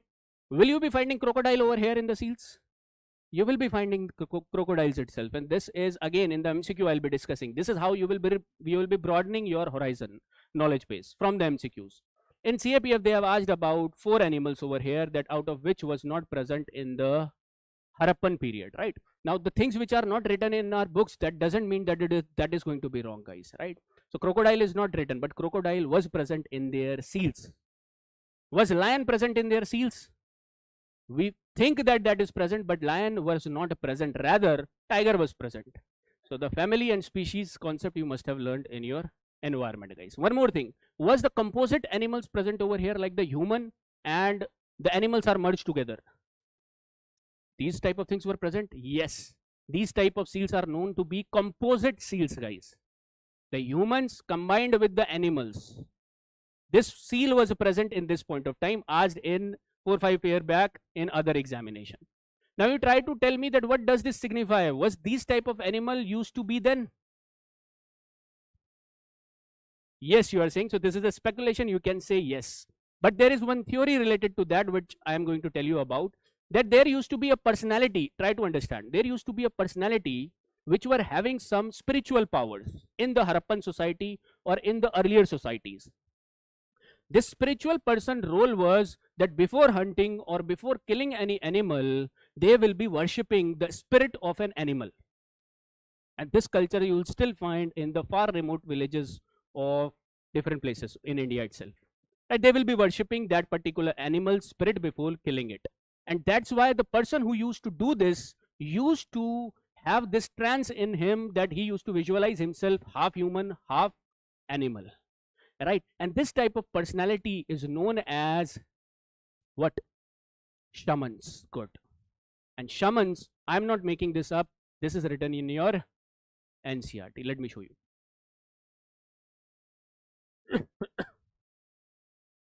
Now NCRT directly have posted things, but there are a lot of theories behind this, right? So simply I am telling you about this as well. So this is one box you will be finding with respect to shamans, guys. Terminology based question can be solved from this. They will not be asking you who were shamans simply, but this way terminology based question can be made. Shamans. Are you understanding the composite seal connection with this shaman? Right. Just write this down, right? Or you will be remembering it.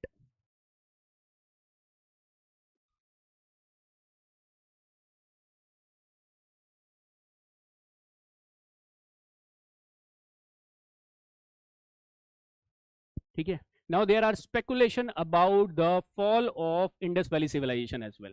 That why the decline of Indus Valley civilization happened. So what are all the things you will be finding over here? First, that there might be drought-like situation you will be finding in this region, because at that point of time the whole region was fertile. But at the present time you will be finding that there is Cholistan also, the desertic region also, right? The second is completely different, that flood might have occurred over there, and because of this the whole elements of the urbanized setup was gone. The third speculation is the invasion happens of the Aryans. Now this is also like you will be finding rejected conclusion you will be seeing, right? So 3-4 reasons about the fall of Indus Valley civilizations you will be finding, guys. So these are the important things which we have seen in Indus Valley civilization in greater depth. Right now I will be giving you one homework with respect to this, that there are certain sites which are mentioned over here, guys. For example, there is Dholavira, there is Lothal, there is Kalibangan. Your homework will be 6 sites you will be taking, which are present over here in the PPTs, and you will just be reading out these lines, and whatever you are finding important you will be writing that, guys. Most of the things we have discussed at several places, right? Political life, social life, or the salient features, right? If you find anything new information over here you will be adding, though there will be no new information, but if you will be reading it once you will getting the confidence, right? So this is your homework with respect to these sites, guys. Okay. All right, so what we have understood in IVC, we have understood that first of all it is divided between 3 phases. We have seen the respective sites with respect to that. Then we have understood the salient features.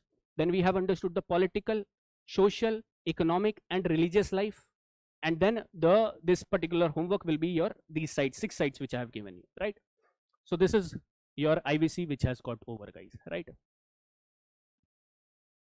Now whenever you will be seeing these topics in your test series, you utilize the test series because you are at the right point. Some of you will be meeting me in the month of April as well because you are part of some program, right? So at that point of time you will be just revising, right? You will not be adding some new information, but this is the time frame where you will be utilizing some new information only with respect to test series. And how you will be utilizing it? Now are you able to identify that which question is related to examination, which is not, based upon the analysis which we have done, right? All right.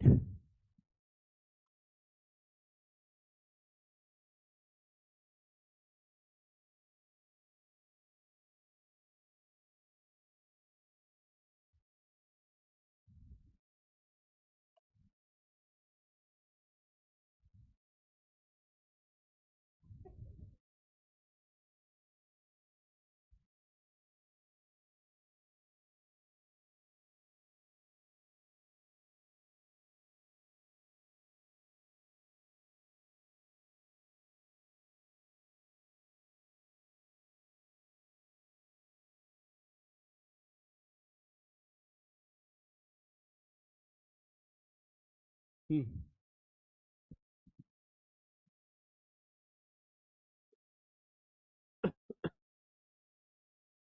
चलिए,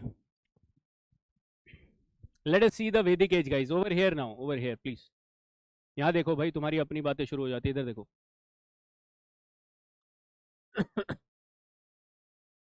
Vedic age, guys. What we have to study under Vedic age? The timeline is from 1500 to 600 BC. And this we will be understanding in two parts basically. That is the Rig Vedic age. This is also known as early Vedic. And then this will be understanding in the form of later Vedic age, and this is later Vedic age only. The difference you will be finding will be coming because of one major finding which happened, and the use of that particular finding, that is known as iron technology. They were started utilizing this metal, guys, that is iron. Because of this, you will be finding there will be structural changes. The structural changes will be happening in economy, will be happening in polity, will be happening in society, and will be happening in religion.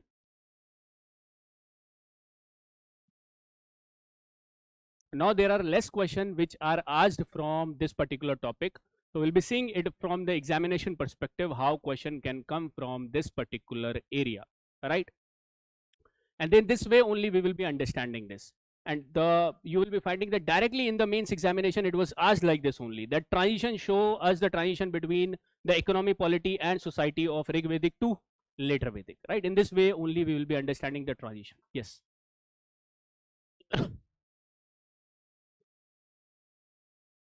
इससे पहले iron implements in the megalithic time frame you were saying. Now you will be finding one inference of this is the iron implements which were found in the megalithic period is basically, they say, after 1000 BC we started to get it. This is the claim of the historians you will be finding. Why 1000 BC? Because over here we started to get the iron implements.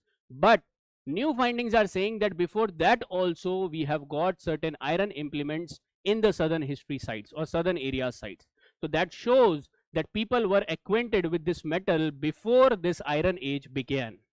Understanding? So there is again one inference you will be finding. Okay? Don't connect these two things. All right. So this is one thing which we have to discuss over here. Now, before understanding this particular feature, we have to understand about the Aryans as well.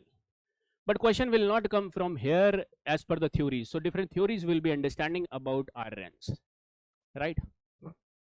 And then we'll be discussing about the Rig Vedic age, later Vedic age in the transition form, like how the economy was shifting, how the polity was shifting, how the society was shifting, and how the religion was changing over here, guys. Okay? This we'll be finding over here.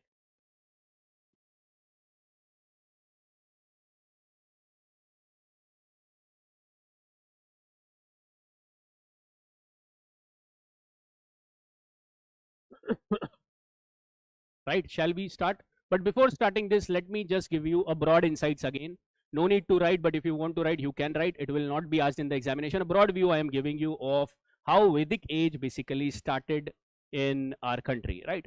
Now we are studying strictly from the bookish point of view, guys. Whatever is written in the books, and in the books the time frame is written 1500 to 600 BC, and we'll take it as it is. But the modern studies, the modern historians, or in the YouTube, if you will be saying that the dates are of this Rig Vedic will be predating to 10,000 and 12,000 BC, guys, right? But you don't focus over there because our source is NCERT. So whatever is written over there will be fixing that. Okay, I'll be telling you what are the speculation as well. All right. So this I'm telling you about how this particular Aryans came into picture, right? Two questions we have: who were Aryans and where they came from, right? And primarily you will be finding there are two questions we are discussing over here. Aryans. Who were Aryans and where they came from?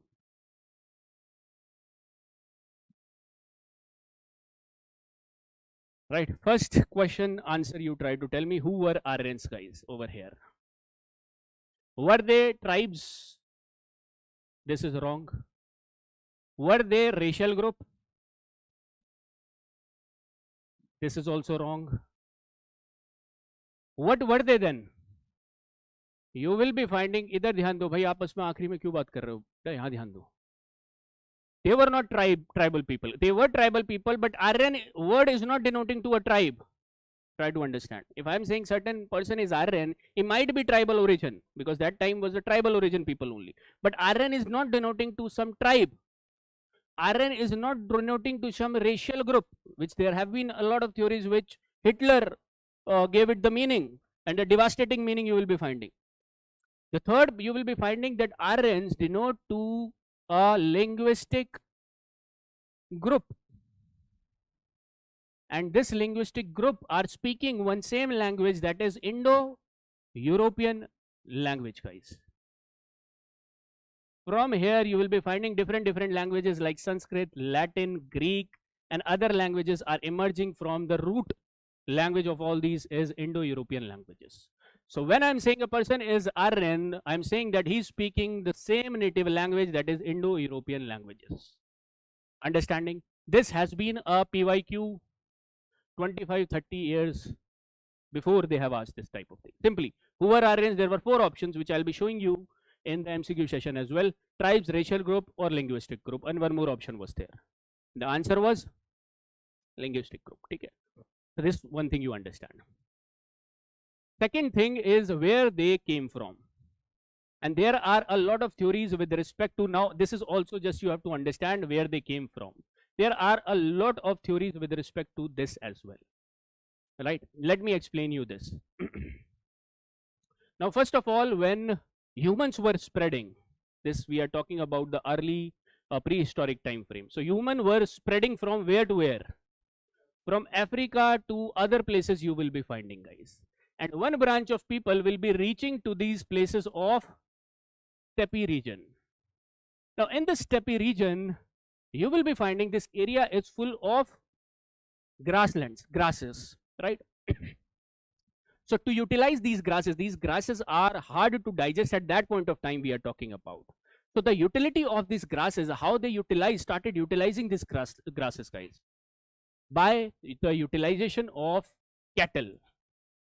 So they will be making their economy around cattle. You try to understand, this is a broad picture I am giving you. And the same feature you will be finding in our culture, Vedic culture. The same feature you will be finding the people who went to Europe and settled Europe. The same feature you will be finding to the people of or who settled Arabs. Same feature I am telling you. So when these steppe people basically tried to experiment with the kettles, because kettles can transform this useless grass at that point of time to something useful. So one, they tried to have the control over this cattle. That means now they will be accumulation of cattle resources. Cattle resources you will be seeing, right? This is one thing. Second thing which was going on at this point of time, when they migrated, the humans migrated from here. Why they migrated? Various reasons. One of the primary conclusive reason is climate change was happening, right? When they migrated over here, one, they had the control over cattle. Second, there was mutation in the DNA of these steppe people, and this mutation is very unique. And this mutation is with respect to, I have told you earlier also, lactose digestion. They were basically, they became lactose tolerant, guys, over here.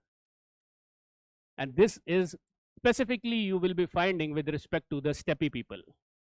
Earlier people was not able to utilize milk in its raw form, the adult being we are talking about, right? Not the infant, adult being. But over here certain mutation happens. Because of this lactose tolerancy, what you will be finding? They became strong as compared to other humans, right?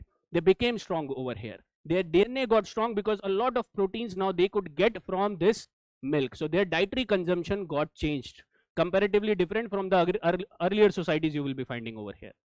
The third thing which you will be finding common over here, that they domesticated the least domesticated animal of that time, which is horse.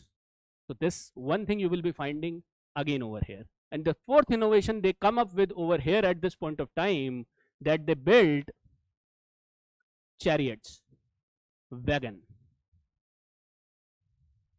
right? So these 4 things they will be coming up with over here. Now, their primary occupation is cattle rearing, cattle herding. That's why in early Vedic period, when we will be seeing the economy, you must have read it also, that their primary occupation was not agriculture, but pastoralism.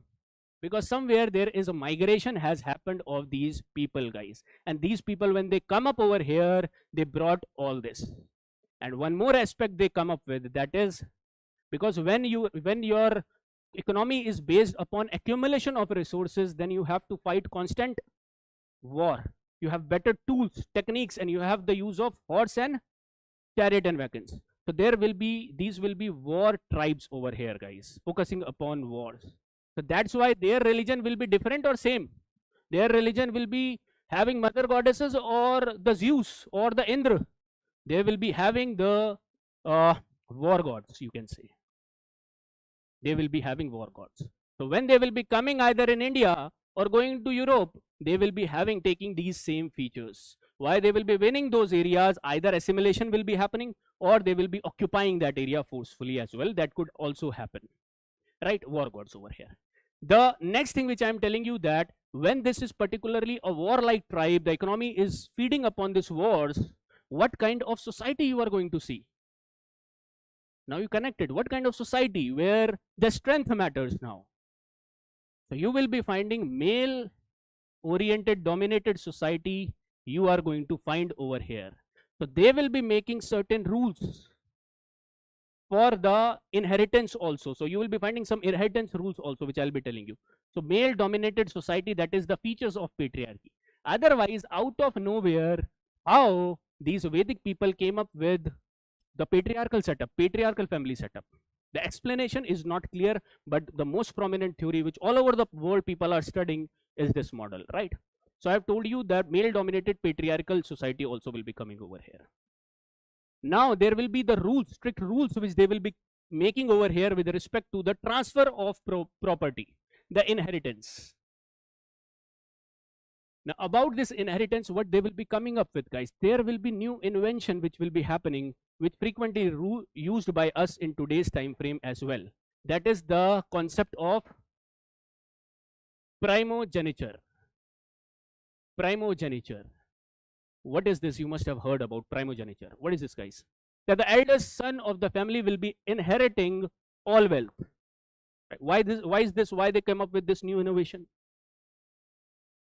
No fighting. Also, there should be no distribution of resources should happen, right?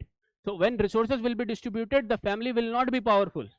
So that's why they created this rule over here, so that they can accumulate it and keep safe the wealth they have generated. Also, there should be no fighting between the people, between the family. So primogeniture. This is the concept which you will be seeing later on, came in under our particular society as well, inheritance laws as well, right? So this all features you will be finding wherever they will be going, they will be taking all these features, and why they could spread and won over the places. Now you are getting the reasons over here, guys. From an egalitarian society all over the world, you will be finding there will be a time frame that these people will be going and settling those areas, right? So over here, one type of thing you will be finding with respect to this steppe hypothesis. This is known as the steppe hypothesis. Now the Max Muller and other people, no need to learn these names, Max Muller and other people gave one invasion theory, that these people basically invaded the regions, which might have some truth as well, but we don't accept this invasion theory. Rather, we take the term as migration, right? That they migrated, and this is the accepted viewpoint, that these people migrated in waves. At first point, some people will be migrating. At second point, some people will be migrating. Wherever they will be going, they will be taking all these features, and now we will be seeing it in the form of this. I have told you, economy, polity, society, and religion, and somewhere you will be finding the notes, or somewhere you will be finding the points connected with this particular people over here, right? Now let me tell you about the theories which we're discussing over here, where they came from. So there is one Central Asian theory. There is one steppe hypothesis. most accepted over here. There is one Indian theory that is out of India theory, and there is one more theory that is Arctic theory, guys. Nobody will ask you all these points, but these are written in your books. Question will not be asked from here because these are speculative in nature. All right, Central Asian theory. Central Asian means the regions which I am talking about is the Stan region, Uzbekistan, Kazakhstan, Tajikistan region, that they might have migrated from these regions. And this theory was first propounded by Max Muller, which was taken up by the Hitler more in the Europe, you will be finding later, right? So this is one Central Asian theory that these people might have invaded or invaded these regions of Europe, of India, and of Iran, right? Then the most acceptable theory over here, worldwide, I'm saying over here, that is steppe hypothesis, that these people first habitated these steppe lands. I have told you the exact nature of this. Nobody will ask you, but for your knowledge, I have told you that these people will be coming over here, inhabiting the lands of steppes. Where is steppe? Where you will be finding the steppes? Above Central Asia, including the parts of Central Asia, you will be finding the Russia-Ukraine belt, which you will be finding, right? That is now, because of the cultivation practices and agricultural practices, that is the most fertile regions in the Europe, right now, with the help of irrigation facilities and other things, right? This is again steppe hypothesis acceptable. What do you understand by this out of India theory, guys? The out of India means not the people have come from out to India. It is out of India, that we were the original inhabitants and we have migrated outwards. Now this is a passionate theory who are Indians over here have given this. This is not the scholarly accepted view, right? The most scholarly accepted view is this only. And this is Arctic theory, which has been given by Bal Gangadhar Tilak and other Indian scholars. Arctic theory. What is this Arctic theory? And how they could imagine that people have come from Arctic, not from other regions. All right, somebody of you saying, tell me.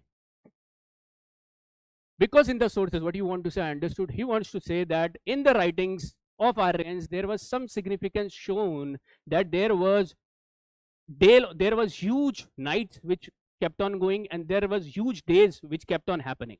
So because of that, they understood that they are talking about the region which is under prolonged months of darkness and prolonged months of days, right? So that is why these people came up with Arctic theory. Again, not a very acceptable view amongst the scholars, right?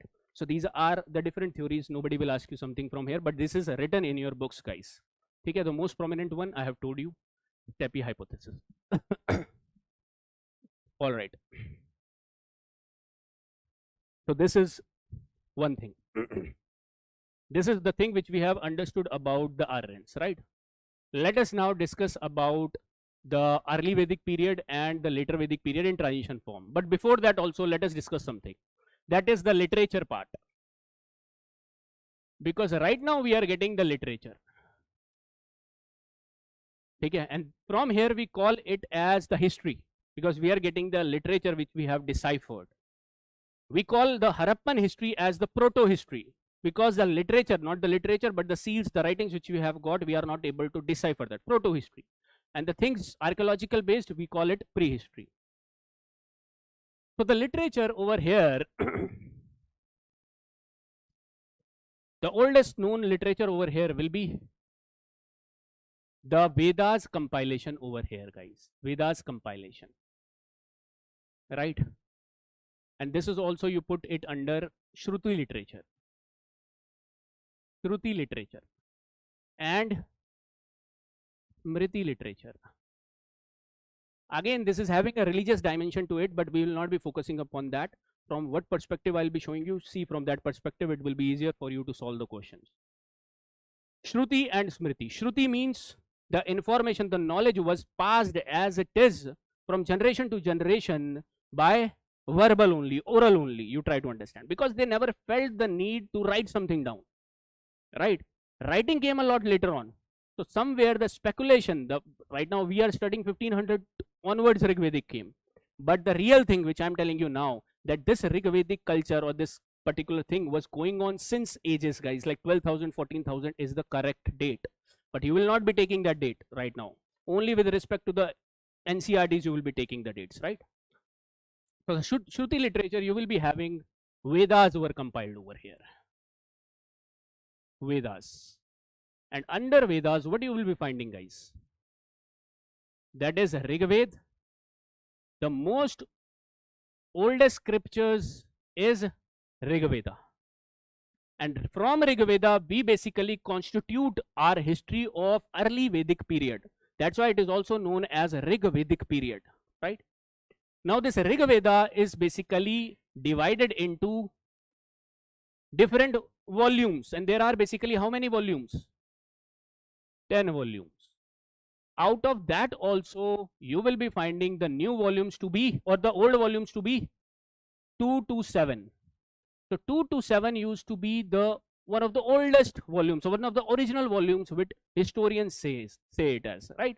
So out of these volumes which were created, and what these volumes are having? These volumes are having hymns, mantras, hymns attributed to different things. And if you go as it is, there are 1028 hymns, divided it into several mandals. These are known as groups, compilation. There are 10 mandals you will be finding, right? Created by different rishis. Again, no need to go inside what is written, what is not written. Right? So what I'm telling you, out of this also, 2 to 7 are the oldest one. And later, 1, 8, 9, 10 are added later on. This is the wide acceptance you will be finding written in your books as well. That this 1, 8 and 9, 10 volumes are added later on. That's why there is debate, a huge debate about the 10th mandal, which is containing your Purushukta hymn, which is containing the hymn for Varna classification and caste discrimination. Because this is added later on. Now, this type of information can be asked from the timeline sense. Nobody is going to ask you what is written in the 3rd volume, 5th hymn. Okay, this is not the Vedic studies we are doing over here. So this type of questions will not come. Okay, but overall idea you should have. But are you understanding now? The power will be consolidated. Knowledge will be transferred, but power will also be consolidated. Started consolidated over here.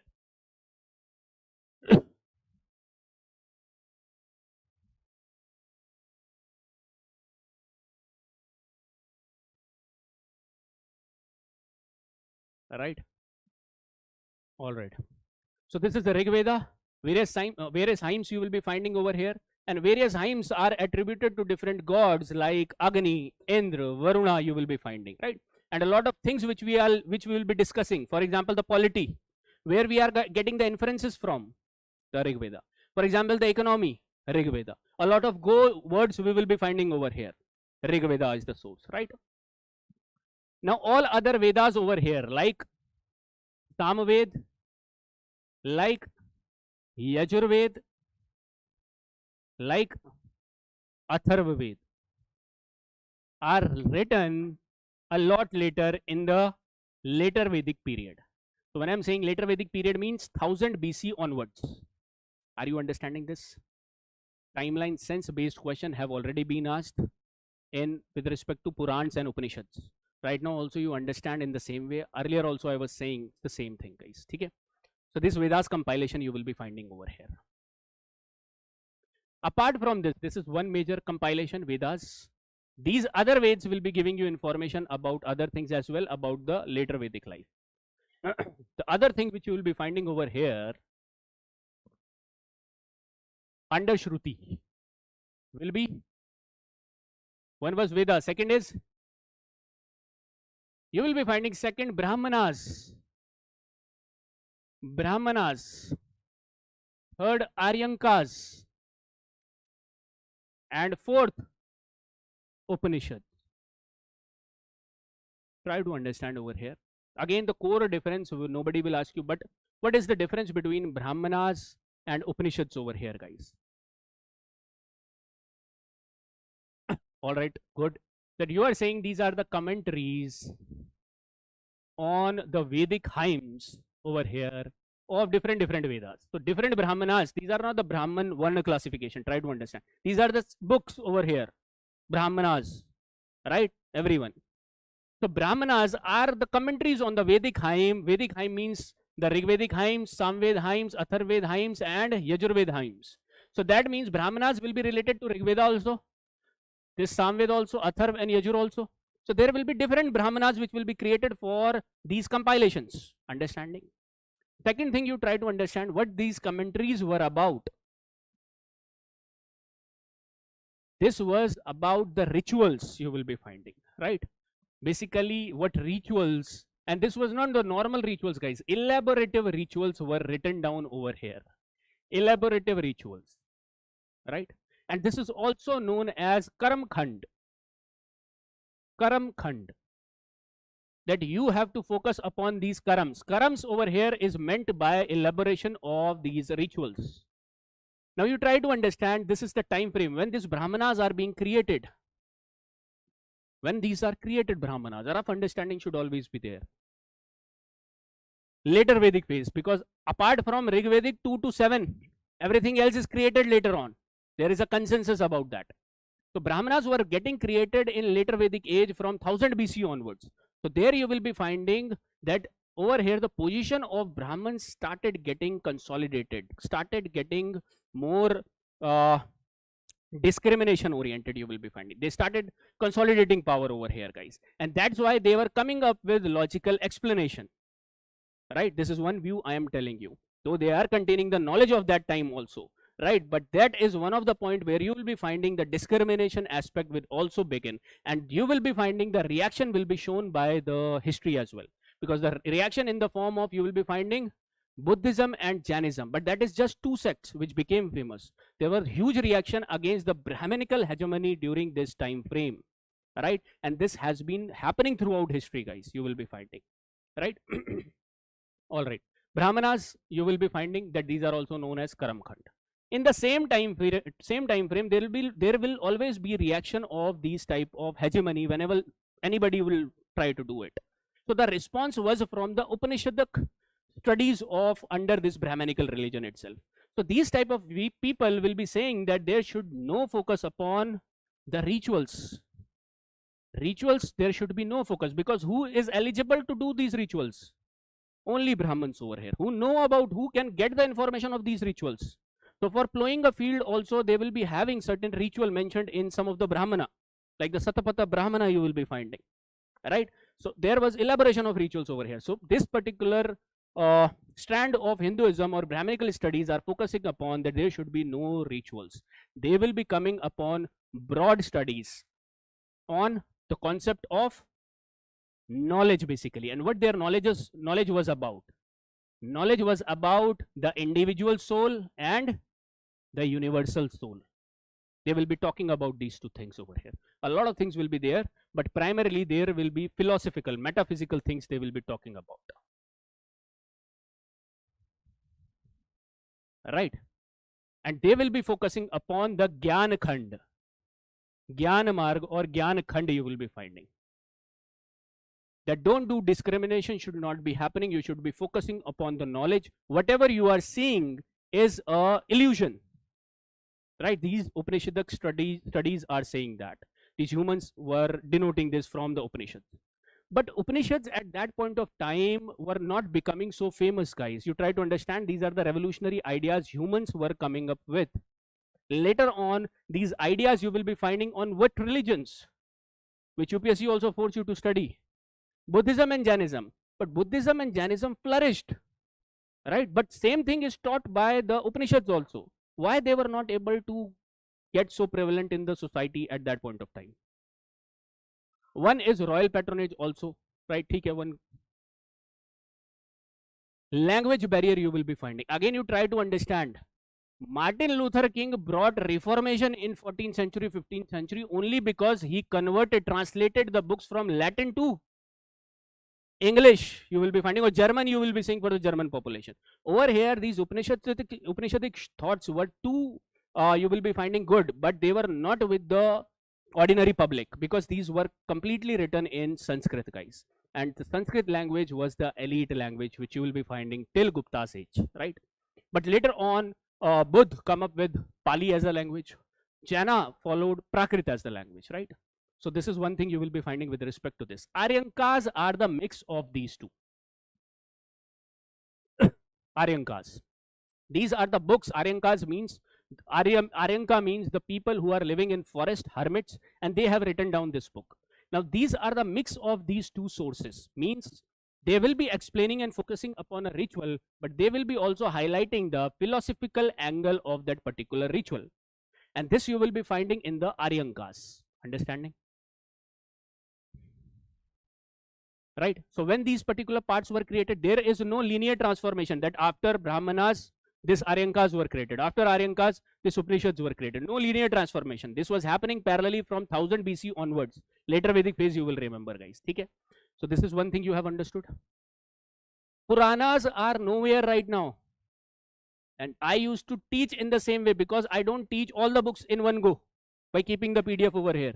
Neither you will be able to learn or it will not be utilized. Puranas I specifically teach in Guptas because that is the primary source of Guptas at that point of time. Puranas you will be finding, right? All right, now in the same time frame, more literature was coming, guys.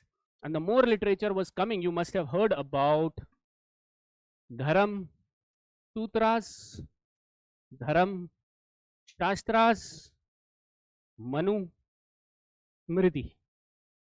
Now I will not be telling you the details of it, but my perspective will be when these books were placed and when these books were compiled. You should have an idea about, right? So tell me about what are these Dharam Sutras and Dharam Shastras, or you tell me that when these were basically created, formed. A rough idea you must be having, guys. What these books are about, Dharam Sutras and Dharam Shastras.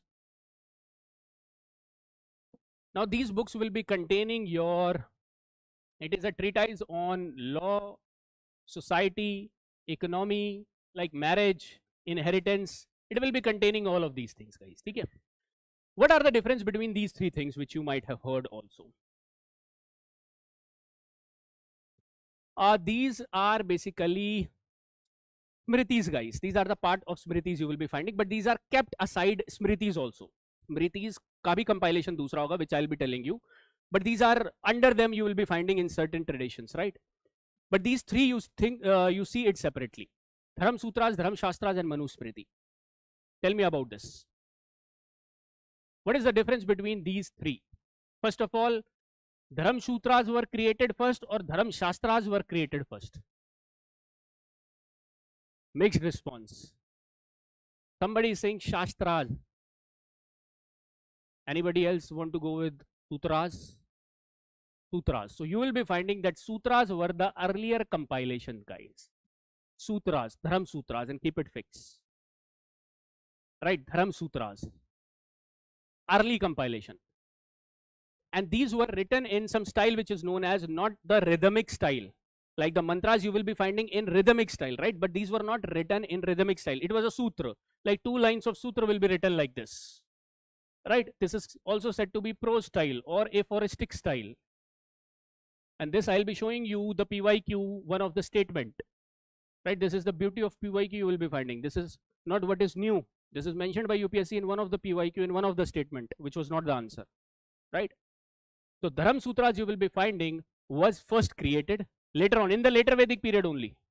Later on from these, this was elaborated under Dharam Shastras, which was created in 300 AD, 400 AD, a lot later after Dharam Sutras, guys. And these were more elaborative.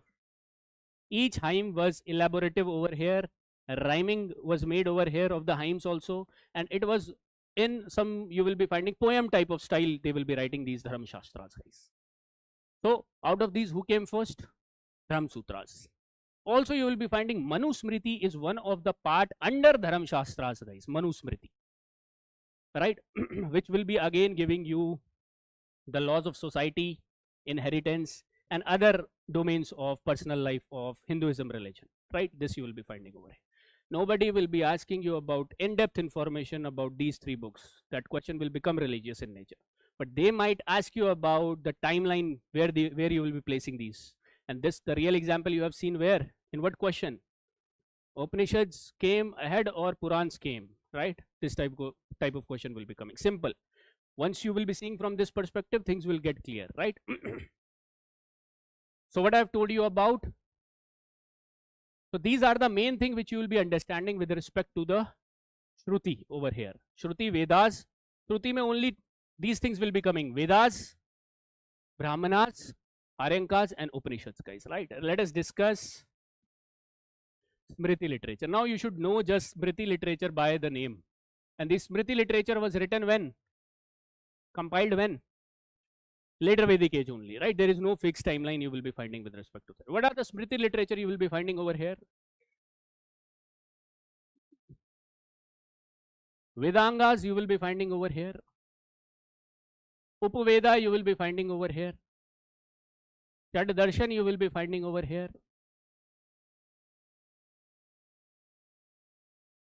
Alright, epics, Maha epics over here you will be finding over here. And a lot of other things also, let me show you. You don't have to go inside the details of this, right?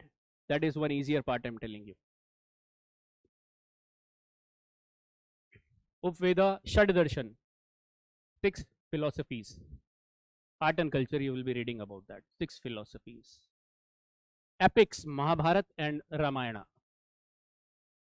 Okay, let me show you over here.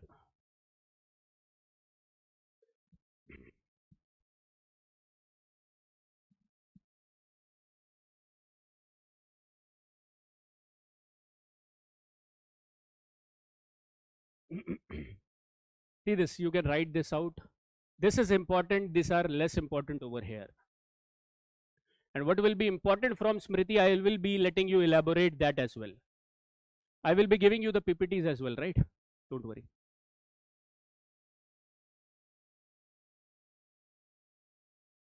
ये हटा देना यार, हो गया होगा.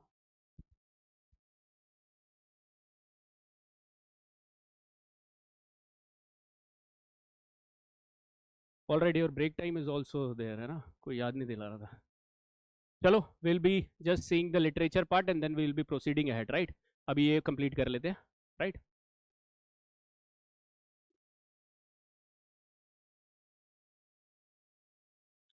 That will be considered in Smriti, guys, not in the Shruti part. But again, I will check and I will see exactly under what things they are placed, right?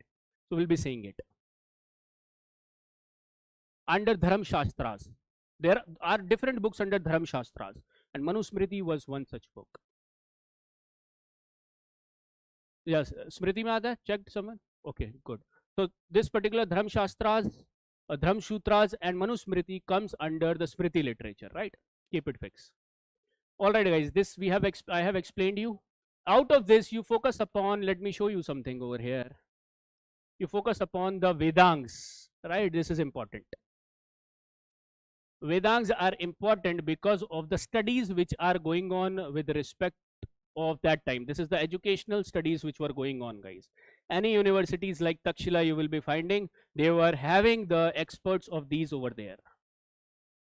Like Shiksha, pronunciation. Later on in the Gupta age it will be elaborated. Now try to understand the first original ideas with respect to these things, either astronomy, either mathematics, was coming from our land, right? Was coming from our subcontinent, guys, right? Later on I have told you that it went to the where? Arabian Peninsula. Then the knowledge will be developed and evolved and will be going to the Europe and they will be utilizing it, right? But the initiation of these original ideas, because mathematics derived from the sacrifices which were doing, and that sacrifices were based upon the astronomical calculation. Just one example I am giving you. That astronomical calculation you have to learn if you want to be a Brahman under this Kalpa. That how you will be forming one Yagya. And whenever you have seen certain Yagya in today's time also, there will be certain calculation they will be doing. Right? So initially mathematics, and when you must have heard some of you that Pythagoras got this trigonometric theorem idea from India itself. That is just because of over here. The rituals which were doing, right? Though not in the Pythagoras form, but in the rudimentary form you will be finding, right? Vyakaran, later on in the 6th century BC, right? Don't write right now, but I will be telling you one great grammarian, that is Panini, asked n number of times in the examination, which I'll be telling you later on, right? Nirukta, this is etymology over here. And the meter means how you will be writing the particular drama, or how you will be writing certain poems, right? Meter is that, right? Jyotishi, astrophysics you will be finding. Just learn the what they are related to. Okay, later on, because I will be utilizing them in explaining you in the science and tech of Guptas. Understanding? This is one important Vedangas you will be studying about. And the in art and culture you will be reading about Shad Darshan elaboratively, guys. So these two topics I want you to elaborate, right, later on. For example, Shad Darshan you will be studying more about in the philosophies part under art and culture. Okay? And I have given you the details over here when you will be utilizing these PPT. Now you know what to accept, what to reject over here, right? So oldest layer, Mandals 2 to 7. These are family books written by several rishis over here, right? So this is the literature part we have discussed. You take break, and after the break we will be रुक जाओ भाई रुक जाओ एकदम छोड़ दो. After the break we will be continuing the Vedic age, the transition phase we will be seeing. What is the time right now? All right, we will be back at 3:10 p.m. guys.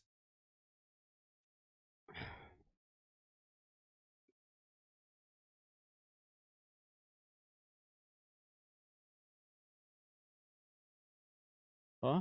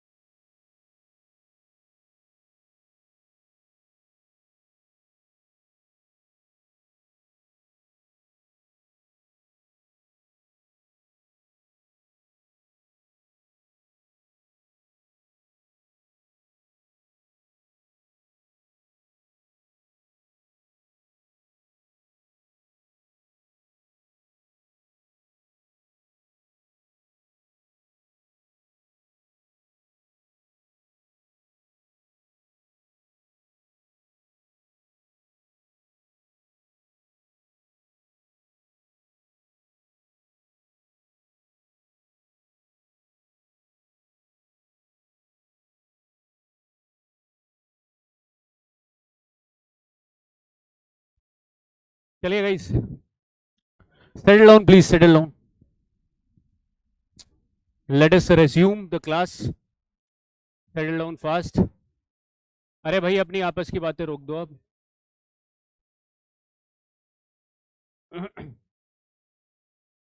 Over here.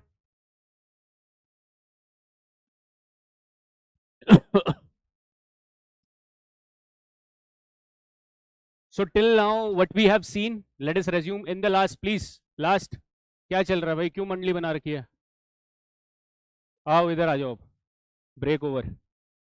So what we have till now, what we have studied in the first phase of this day, a lot of things we have covered. Started with what we started with, guys. Come in the studying zone right now.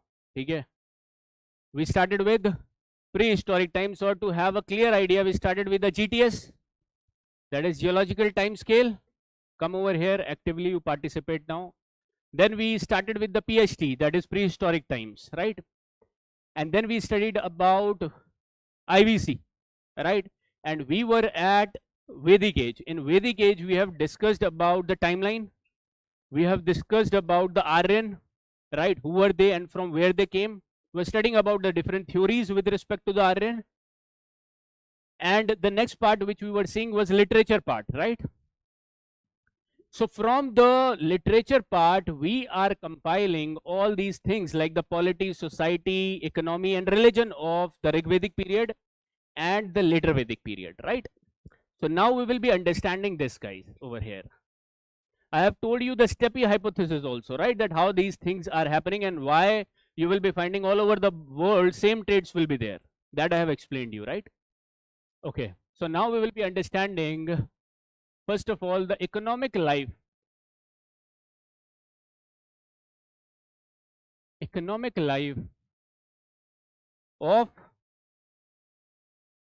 the Vedic people, or these are the Rigvedic people, and the later Vedic people. Now, first of all, before economy, let us see what was the geography of these people over here. Where you will be finding the geography of Rigvedic people.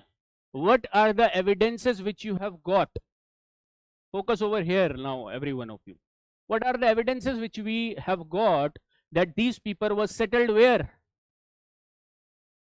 That means in the Sapta Sindhu region, right? And this is also known as, because at that point of time there was one river also used to be flowing, that is the Saraswati river, right? And then there will be 6 other rivers we will be seeing over here, and this is the Sapta Sindhu region. Though there is no connectivity between Harappans and Vedic people, but there are certain theories, certain speculation that connect these two people as well, right? But there is no concrete evidence, so we will leave as it is. So over here you will be finding that these people were first residing in the Sapta Sindhu region over here. Now last time also I told you that in the NCERTs, in your books, one map is there, and in the map there are the ancient names which are written of the rivers. Last year also I focused, and I focused in a different manner. I don't leave it up to you to memorize all the facts, right? I will be explaining you. Last year also I did the same, guys, and it appeared like last few years I'm focusing upon the rivers aspect, and it came in 2025. Rivers and with respect to Mahajanapadas, 2 topics were connected, right? So let me show you first this particular region, and this was the region of early Vedic people, or you can say the Rigvedic people over here. They were residing over this place. Then you will be finding they will be moving towards this middle Gangetic, lower Gangetic plains, and this were the region of later Vedic people, and this they could primarily were able to do it. Why? Because of the utilization of the iron over here, because now they can clear more fields, they can sow more like deep, and that is why the yield was more, the productivity was more, right? So because of this you will be finding on geography your economy is based. Like over here their primary occupation was, because of the geography you will be finding, and there was some connection with the Indo-Aryan migration which has happened. So there will be some connection in the economy of pastoralism. Later on you will be finding when the yield was good over here, what became their primary occupation? Agriculture, right? So these type of things we'll be discussing. But first of all, geography, right? Let me show you the images as well, guys.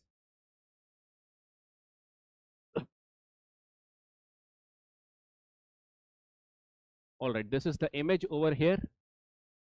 See this image. Now this is the region of early Vedic period.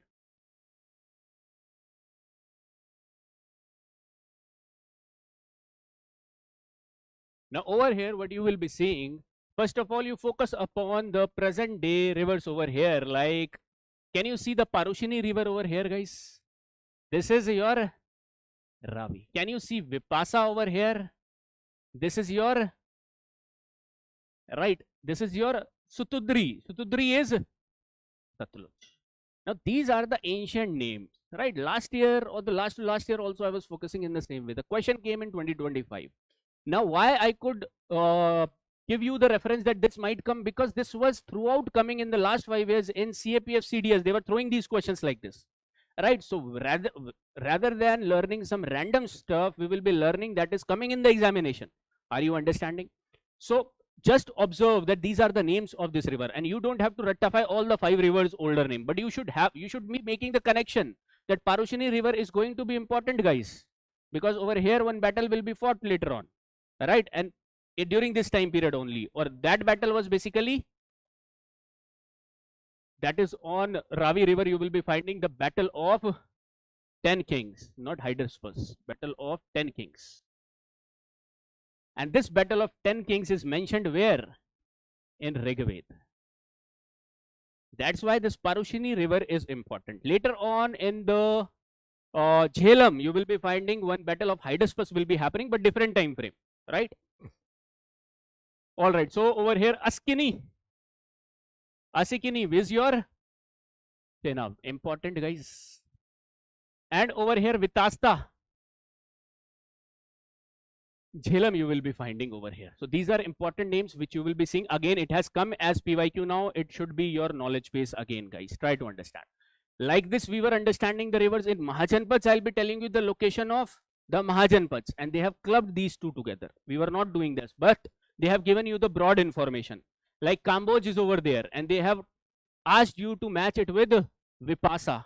So there is a huge gap between the rivers, right? So if you have a slight idea, you would have been able to solve that question. In the MCQ, I'll be showing you where you could have got stuck in that question, right? And that was the only particular statement where you might have got stuck as well, right? So this you will be finding. There was one more river which is highlighted, that is Saraswati, which is now not there, guys, right? So Saraswati river is also highlighted. This is the geography. Later on, they will be expanding over. This is called the second expansion, will be happening in the Middle Gangetic and the Lower Gangetic regions, right? Okay, so now let us discuss about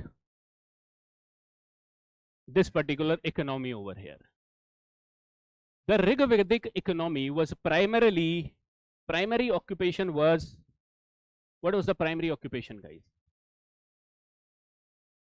Primary occupation was pastoralism, cattle herder.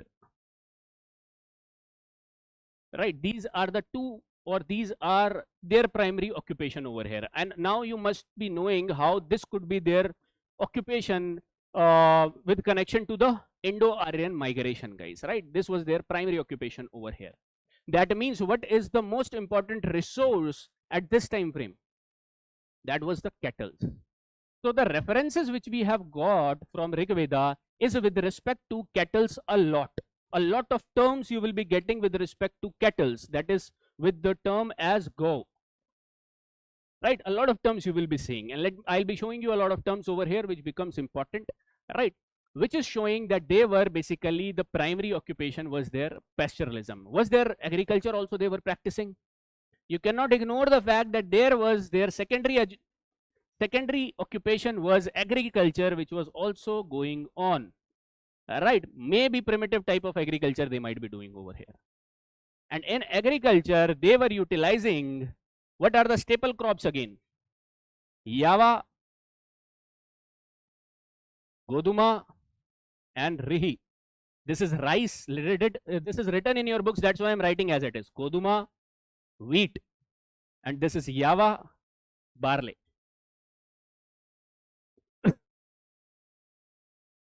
Understand carefully. Okay, I'll be showing you certain words over here with respect to Go also, right? Rihi, V-R-I-H-I, Rihi, right? Goduma and Yava. All right. Let me show you certain words with respect to that. Have you written that?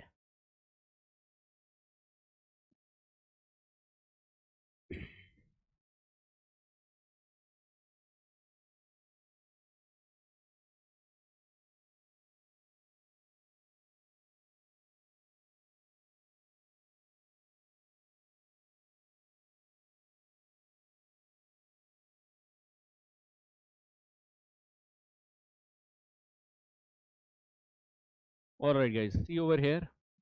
These are certain words which you have to write, important for terminology based, because over here less chances that they will be framing question from these topics, because it is easier to eliminate the statements. So statement based question will be less from here, guys, and you will be seeing less questions which are coming over here. That's why site based question you are seeing, river and sites, right? So Gavisti, that is battle carried for cattle seeking. Now you will be raiding the people, raiding the resources, as cattle is the primary resource over here. So you will be having Gavishti over here, battle for cows, battle for cattle. Gomat, wealthy person or owner of the cattle over here. Gojit, hero, winner of cows over here. Duhitri, mentioned in your 11th class old NCERT as well, daughter, she who milks. Gopa, Gopati, this is also mentioned in your books, guys. Gopa, Gopati. It is the chief protector of cattle. That means when you will be seeing in polity, you will be finding the tribal chiefs. The tribal chiefs sometimes will be also known as this Gopati over here, right? Chief protector of cattle. And then there are more terms like Godhuli, and these are also certain terms which you will be seeing over here. But these are important, present in your other NCERTs as well. Okay?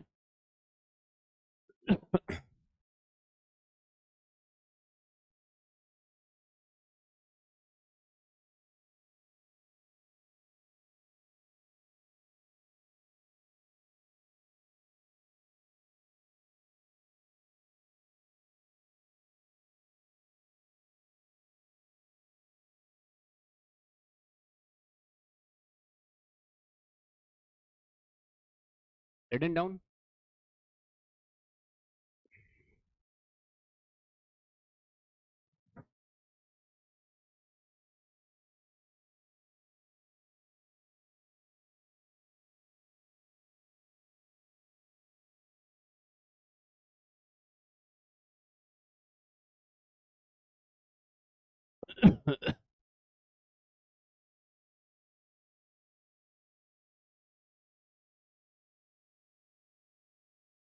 क्या बहुत सजा सजा के लिख रहे हो क्या?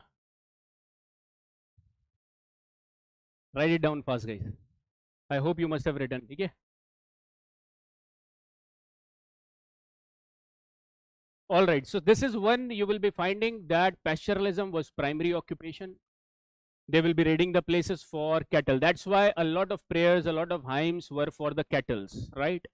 And that's why you will be finding primary occupation was agriculture for subsistence base. Was trade going on over here? Now the evidences are not huge, but there was connectivity with the outer world, and inside trade was also going on in this time frame, guys, right? Now with respect to other manufacturing industries, right, like over here chariot making industry will be flourishing in this time frame. So with the industry you can write, will chariot making goes on over here? Chariot making will be happening over here, guys. Will metallurgy will be going on?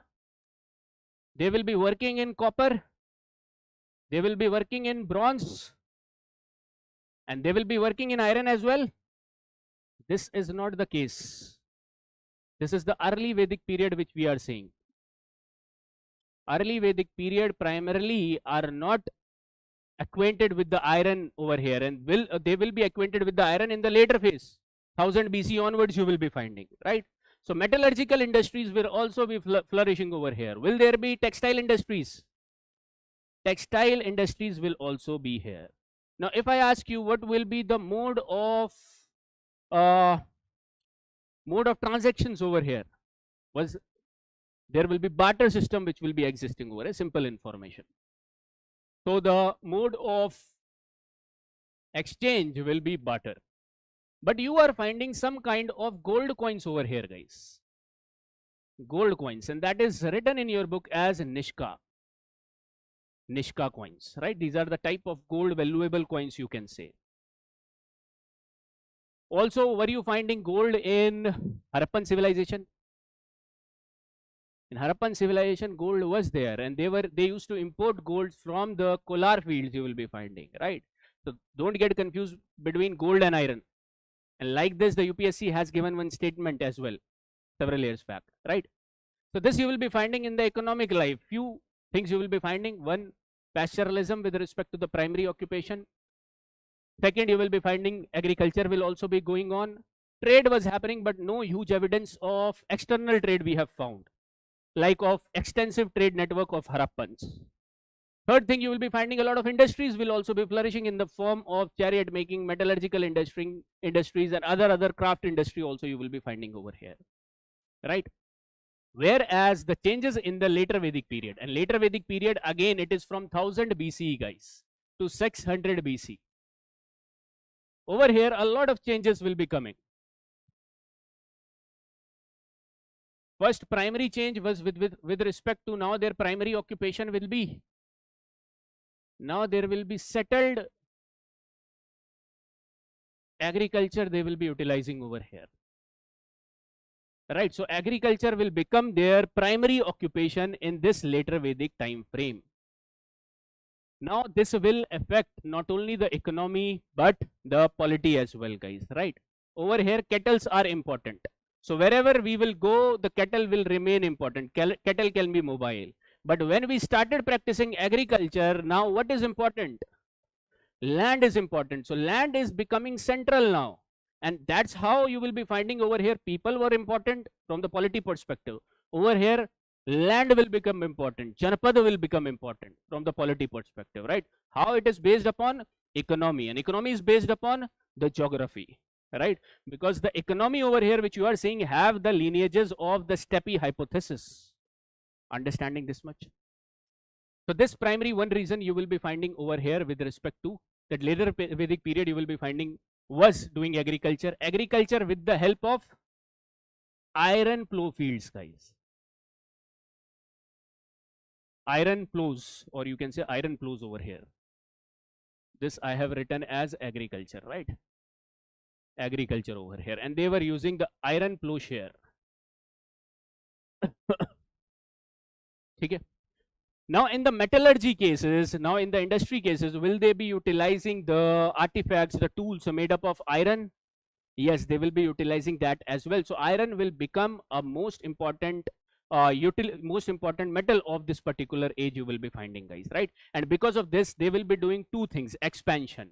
And when they are doing expansion, that is primarily for the agriculture. That means they want to produce more, right? Produce more over here. Also, you try to understand what I was telling you. Over here, land is not important, right? Over here, land is important. Now, when land is becoming more important, or the first form of private property you will be seeing with respect to land or cattle? Private property. The private property concept came because of cattle, guys. That these are my cattle. Later on, because of agriculture, the private property concept came with respect to land as well. Otherwise, the societies in early prehistoric time period, you will be finding communal societies.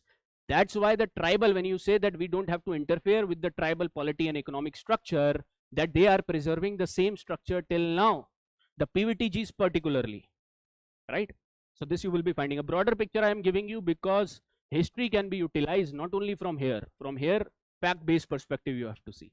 But in ethics, in your essays, the first para which you start is from the historical analysis only, right? So that's why I'm giving you a broader view over here. So over here you have seen this particular private property concept will start. Land will become important. Agriculture will be the primary occupation. Because of that, surplus will be generated, guys. Why this surplus is important and why there will be urge for more and more land now. What will this lead to? This will lead, now war is happening because to accumulate these lands, accumulate private property. But what this will lead to? Trade to hoga. You are saying Janpadas. You try to understand this particular concept over here. That when I am taking more and more lands, I am a king of a certain place. I want to accumulate more and more land. That means I am producing more and more. Agriculture surplus is increasing, so I can utilize this surplus for trade perspective. This is one perspective, guys. Now trade was not that much important at this point of time. What you will be finding, the other aspect, because of which from Jana to Janapada, from Janapada you will be finding the Mahajanapadas. Because the military organized, you can sustain military power over here with respect to this agriculture foundation you are having. Because the larger tax was coming from where? The more agriculture surplus you have, the more better standing army. Standing army mat kuch mat karo. And at the right point of time, you will be called.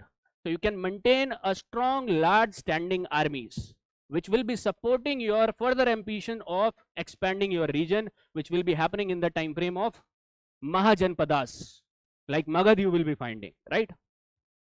So this is one aspect I am telling you. But right now, this is at the initiation stage over here, which I was telling you. Okay, agriculture, how it will lead to Mahajanpad stage, you will be understanding. Trade will be continuing over here. No different points you will be finding with respect to trade. Also, manufacturing and industries will be going on over here, guys. Manufacturing industries will be going on over here as well. No separate point you will be finding with respect to this. Okay, this is the economic part.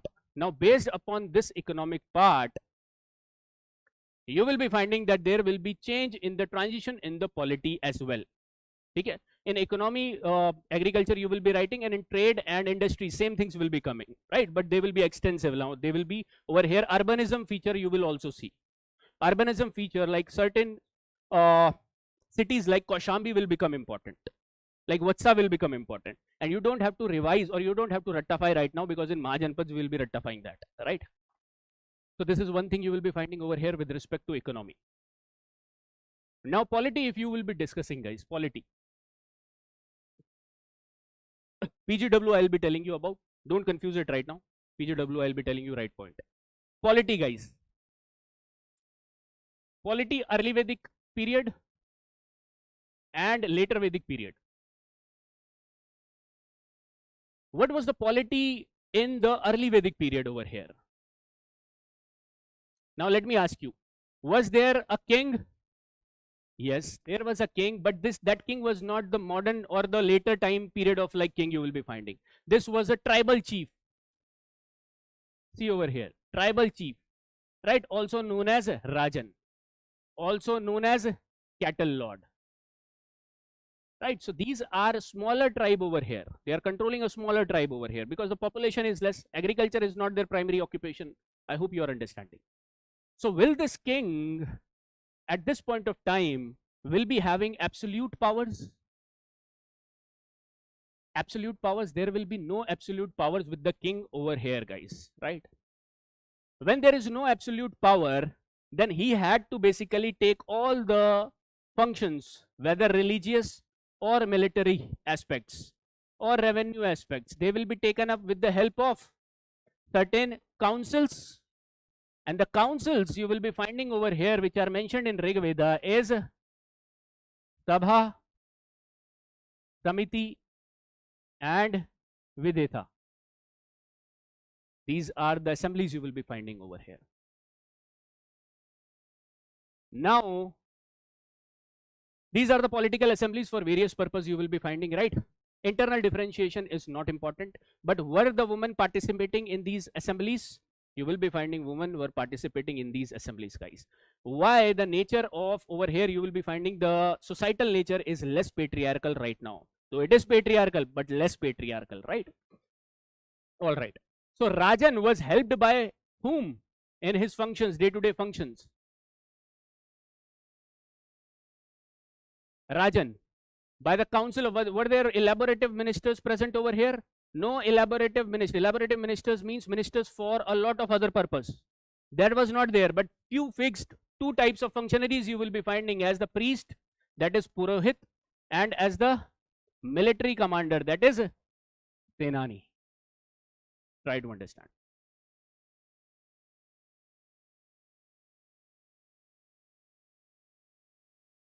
So king will be there, yes. Will he be having absolute powers? No. How he will be handling all the decisions of religious, military or revenue affairs? With the help of committees, with the help of these assemblies, that is Sabha, Samiti and Vidheta, right? And with the help of some functionaries, important functionaries, right, like priest and Senani. Over here, a lot of tax revenue officials, treasurer was not there initially in the Rig Vedic period. All of it will be coming in the later Vedic period, right? So this one thing you have to understand. Also, now you understand in the polity itself of early Vedic period, what was the smallest unit of administration over here? Smallest unit of administration. See over here, आपस में बात मत करो, एक दो आपस में बात कर रहे हैं, आवाज आ रही है मुझे. Gana. Gana is the highest unit you will be finding, right? Jana you will be finding, right? But the lowest political unit I am saying, Kul you will be finding, that is denoting the family, right? Kul. And several Kul will be coming over here and will be forming your Gram. That's why the head of the Gram was known as Gramini. And that's why this Gramini was also known as by other names also over here, because this Gramini primarily was doing the function of agriculture you will be finding. They will be seeing and observing the agriculture activities. But anytime the war is happening, they will be converting into a warrior group as well, as and when time will be asking them to come to the war, or the king will be telling them to come to the war. So they will be transforming into a fighting group as well, right? This is one feature. Then all these grams will be combining together and will be forming a district type of thing, and that we will be calling as Vis. So this Vis will keep on continuing in the later polities as well, like the Mauryan polity, Gupta polity, Delhi Sultanate time period. Thus the word will be changing over here. But Vish will exist, and the head of the Vish will be Vishpati you will be finding. And all these Vish will be accumulating together and will be coming under the highest political unit, that is Jana. And this is known as the tribe over here. And who will be ruling over this Jana? Rajan, king, with the help of priest, military commander and assemblies. Are you understanding the structure in the early Vedic period? This is the structure, guys. So who you will be finding, the people will be having the allegiance to whom over here? To the Janapada or to the people? To the land or to the people? Oh, sorry, to the land or to the king?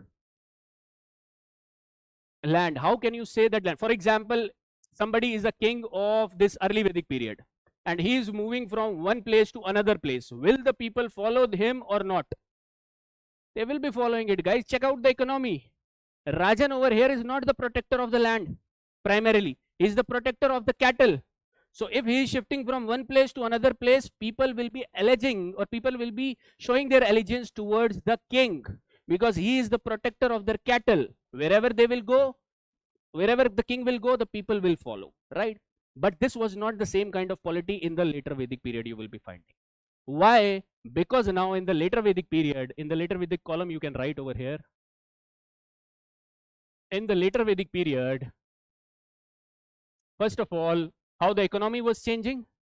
The Janapada was getting important. That means land is getting important. That means the surplus which is getting generated from here, it is important. This is the resource, and cattle is also the resource, but this will become the primary resource now.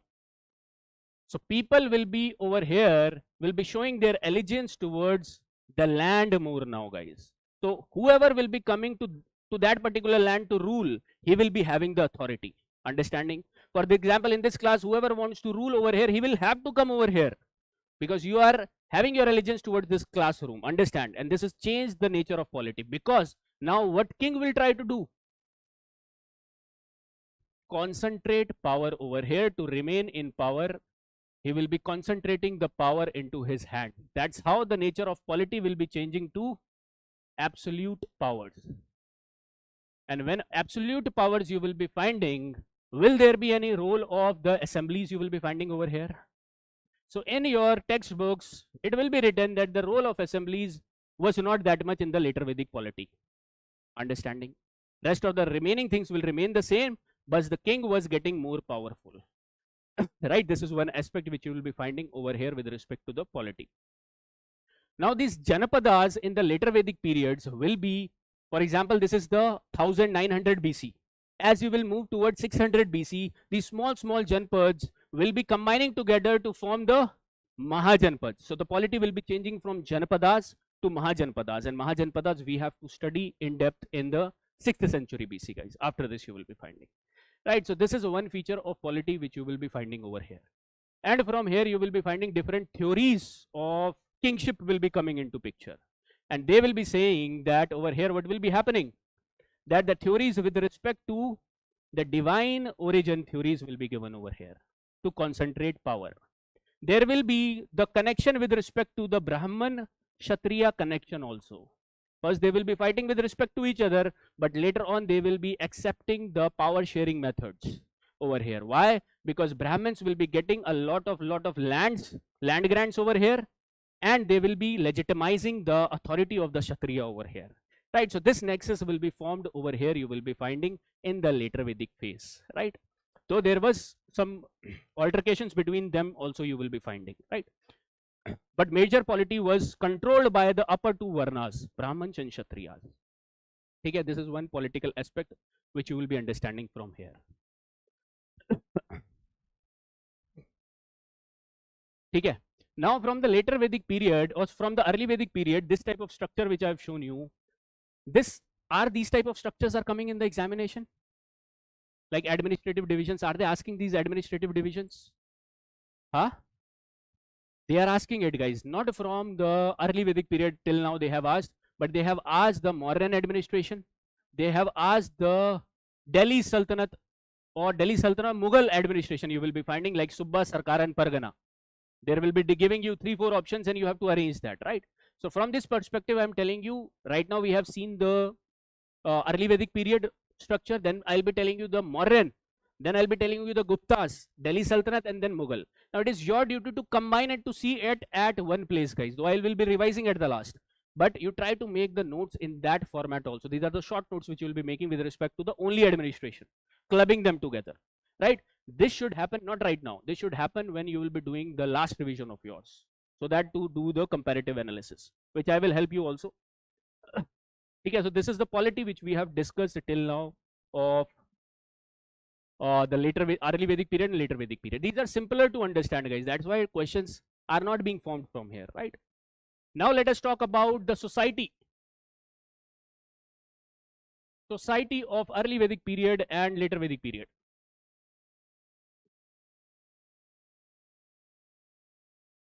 Later Vedic period.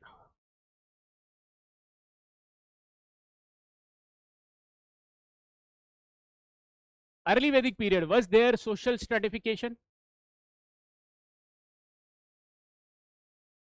Social stratification. Was there social stratification happening in the society of early Vedic period? हाँ या ना बोलो भाई, what? There was social stratification, obviously, right? The social stratification was rigid or not? This was not rigid, guys. The social classification was based on Varna. This was not based upon Varna right now. What this was based upon then? Merit based, you will be finding occupation was there. That means there was flexibility in the classes you will be finding. The priestly class, the agriculturist class and the military class you will be finding, right? Though there are the mention of Brahmans, Kshatriya you will be finding, and somewhere Vaishyas also, but Vaishyas and Shudras mention came a lot later on. It did not come initially in the book, guys, or in the Rig Veda. The primary mention was of these people. These came in the later Vedic period. As later Vedic period started 1000 BC onwards, Vaishyas and Shudras mention also was there. So what you will be doing, you will be keeping it clean that okay, Brahmins and Kshatriya they talked about. Varna based classification was not there, and this was not a rigid social stratification you will be finding, right? This is one thing you will be finding with respect to early Vedic period. Society we are seeing. In the social aspects, what else we have to see? In the society, one is social stratification was happening. Second, let us see about position of women. What was the position of women over here overall, if we ask? Egalitarian you will be finding over here, guys. Equality you will be seeing. Why? Because what are the evidences you are getting? One, participation in political assemblies. All right, this is one thing. Were women participating in the composition of Rigvedic hymns? Yes, so they were participating in the religious scriptures writing as well. So this is there. And what are the women which are related to this? Andal you are talking about a lot later on. Maitri Gargi. Good. You will be finding, and I'll be showing you that as well, right? There are certain females which are associated with the writing of religious scriptures, right? Also, you try to understand the woman at that point of time had the choice to either go into the religious discipline or to live a household life. And the women who are allowed to do these particular things like of religious discipline, they can go on. These were used to be said by a certain term. And that term is Brahmavadini. Very good. And why I am telling you this about Brahmavadini? Brahmavadini. I am getting the response from the last. That is really good. The last maybe actively people are sitting. Brahmavadini. Why I am telling you this Brahmavadini? I am just telling you because this was the PYQ asked 25-30 years back. Alright. Brahmavadini. And this was one of the difficult questions still you will be finding because you might not have heard about this, right? Brahmavadini. Lopamudra and all will be seeing, all these will be the women seers over here, right? I'll be telling you. But first of all, focus on what I'm telling you right now. Brahmavadini. Brahmavadinis are the females which were going into the religious affairs, right? Over here, Brahmavadini, right? Let me show you certain names now, guys. What I was telling you about? I was telling you about the PYQ, right? So PYQ was in the form of which I'll be showing you today in the MCQ session, but right? In that session, I'll be discussing about the Brahmavadini aspect.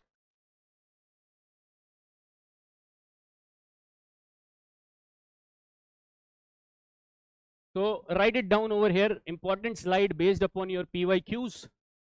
That also 30 years back it was asked. Brahmavadini. Women who studied the Vedas.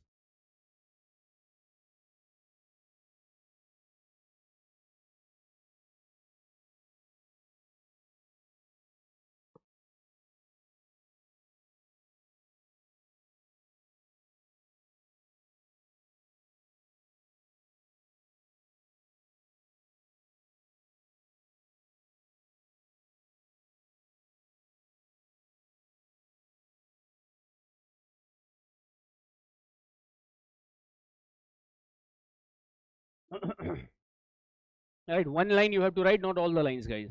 Are you understanding that they are related to the Vedic hymns? They are related to the path which they have chose as the to study the Vedas over here, right? All right, so these are Brahmavadinis. Rather, the woman who married early and focused on a household life was Sadhuvadhu. You will be finding over here. Pronounce it the way you want. But you are understanding that women were having the freedom of occupation as well at this particular point of time, right? So these are the women's associated, women scholars. We have to read it because it has been asked sometimes, right? Or sometime later in the PYQs. So over here you will be finding Lopamudra, which somebody was saying right now. You check it out. Lopamudra, the composer of a hymn in Rigveda, and the Rigveda hymn is also written over here. Will you be checking it? It is up to you, right? I would not suggest over here, but if you want to check, you can check the hymn as well, right? Associated with the sage Agastya, this you don't have to take, but you take that she was also related to writing the hymn in the Rigveda over here. Lopamudra. Ghosha composed Rigvedic hymns of this particular time frame. Ghosh. So try to get familiar with the words or with the names over here. Ghosh. Right? Maitri you will be finding over here, guys. Now, what is the difference in Maitri you will be finding? Read the statement and tell me the difference. Online also.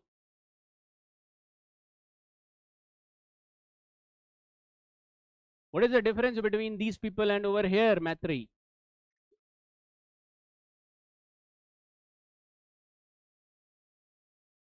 Right, one type of difference you will be finding. Second difference, it is related to, she is related to Upanishads. Try to understand the difference, guys. Because one time they have asked the question that which of the female is associated with the Rig Vedic tradition or writing the hymns in the Rig Veda. So how you will be spotting the difference? Odd one out. Right, Upanishadic tradition you will be finding Maitri. Then you see Apala, Lopamudra Apala. Vishwara over here, Rigvedic woman here, again composer of hymns to Agni. And Gargi, again you will be finding the odd one out of all these females over here.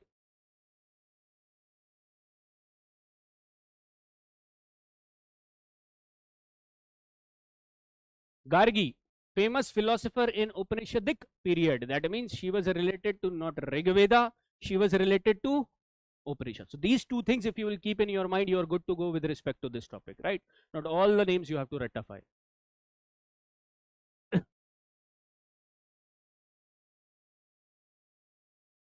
So this is one thing. Already written down, guys?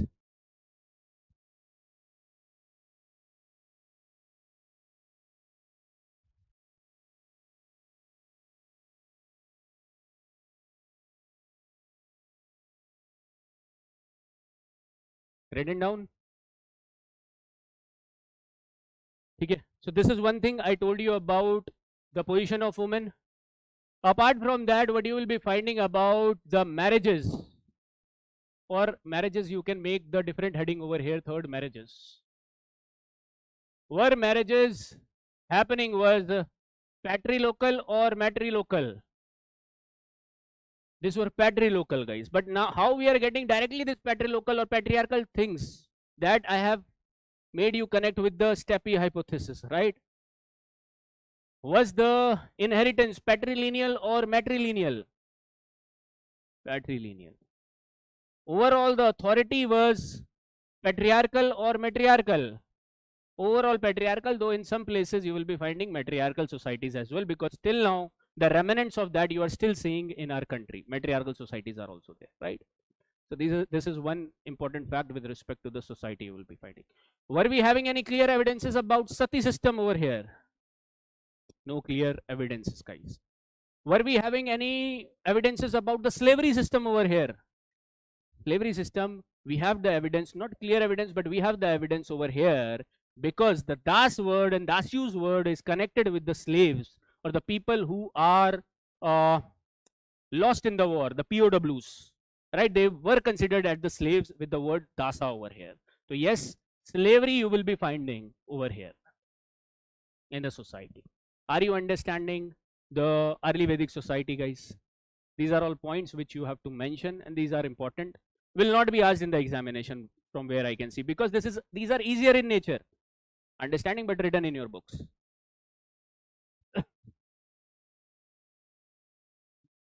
All right, I'm moving ahead now, and we are seeing the later Vedic society. Now the later Vedic society, but you will be finding in the later Vedic society, social stratification was there. Yes, that was there. Was there Varna classification came over here? This Varna classification also came. It became more rigid over here, guys, right? So also it is signifying that there was the increase of Brahmanical hegemony over here, because of the coming up of different ritualistic scriptures as well, Brahmanas.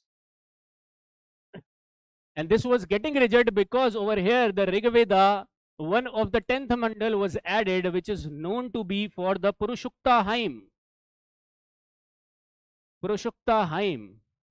And this Purushukta hymn is denoting as the classification as Brahmanas, Kshatriyas, Vaishyas and Shudras over here. Rigid classification you will be finding.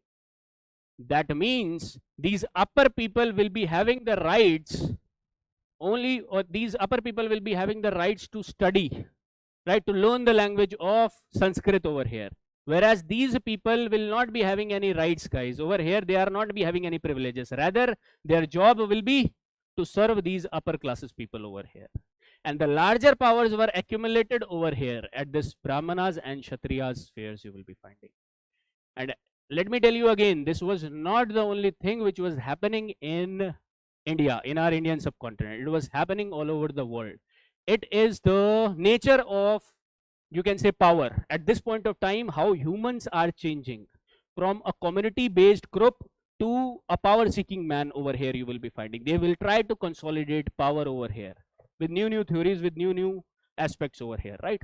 For example, when Britishers were expanding, they were coming up with their own religious scriptures, guys. And what are the religious scriptures which they were coming up, which was justifying what they were doing with respect to the different nations? And every time you will be finding, for example, these are the steppe peoples, if you will be thinking, and they are coming up with all these theories over here. This is one dimension I'm telling you about, right? When the European people were expanding, parallelly, some type of religious scriptures were also coming. Can you tell me, can you name me some type of religious scriptures? Tell me. Bible, somebody is saying. Now, Bible is related to Christianity. I'm not talking about in that sense. Basically, the European expansion was justified by the theory of evolution, which was coming parallelly, which was coming completely independent, a secular literature, right? But that was justifying that why there should be the survival of the fittest. They were justifying that why some people should rule over other. They were giving these new theories. The same point of view you will be finding with respect to the new economic doctrine you will be getting by the Adam Smith you will be finding, guys. And these were justifying the things which were done by the Europeans at that point of time when they were expanding and colonizing the other regions, guys. This is one perspective I am telling you. Again, you don't have utility over here, but you have the utility in your essays, right? So this is one thing I was telling you about the society. The society was getting more patriarchal over here, right? Second point with respect to position of women, guys. Position of women. Position of women, you will be finding degraded. How you can say the position of women was degraded over here? Because there was no participation in the political assemblies now over here. Women were basically not included in all these assemblies, rather than they were put to the or remain in the household work over here, guys, you will be finding, right? Also, their participation was seen less often, less discussed, less written in the religious affairs as well, right? So these points you will be finding with respect to the position of women in the later Vedic period. And after that, because at this particular point of time, one more thing was mentioned as a rule in the Dharma Sutras, you will be finding that women and Shudras are not allowed to have education over here, guys. Basically, to read the, at that point of time, education was the Sanskrit compilation, what was there, right? The Vedic compilation, which you will be finding over here, right? So they were not allowed to do so as well. So the society is getting more and more patriarchal,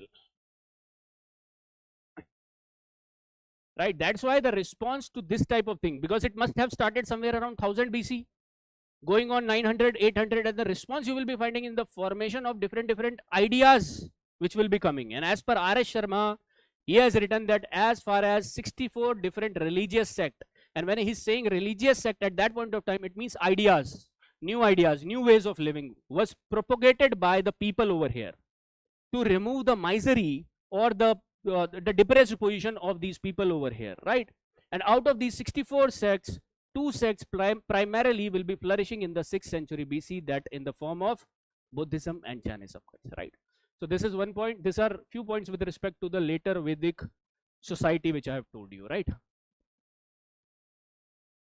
All right, guys, over here. Also, one more point you can write over here with respect to the society will be getting more ritual oriented, ritualistic, and sacrifice oriented over here. Why? Because there were several yagds which the king will be performing now. For example, Ashwamedh, Rajasuya, and Vajpayee.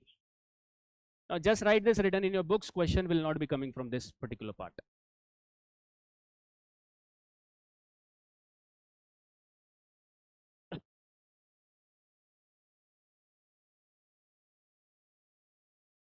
Understanding? Simple, easy points over here. Rajasuya, Ashwamedh, and Vajpayee, right? Alright guys, let us move ahead. And let us see the last aspect of Vedic age, that is the religious aspect. Let us see the religion over here.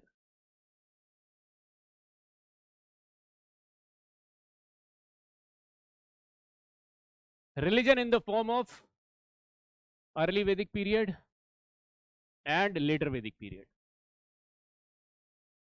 In the early Vedic period, what they will be worshipping over here, guys? Will they be nature worshippers? Yes, they will be nature worshippers over here. This will continue. You try to understand, animistic religion will sustain. When polytheism is about to come over here in the later Vedic period, and polytheism will remain for the next, like it will also be sustaining.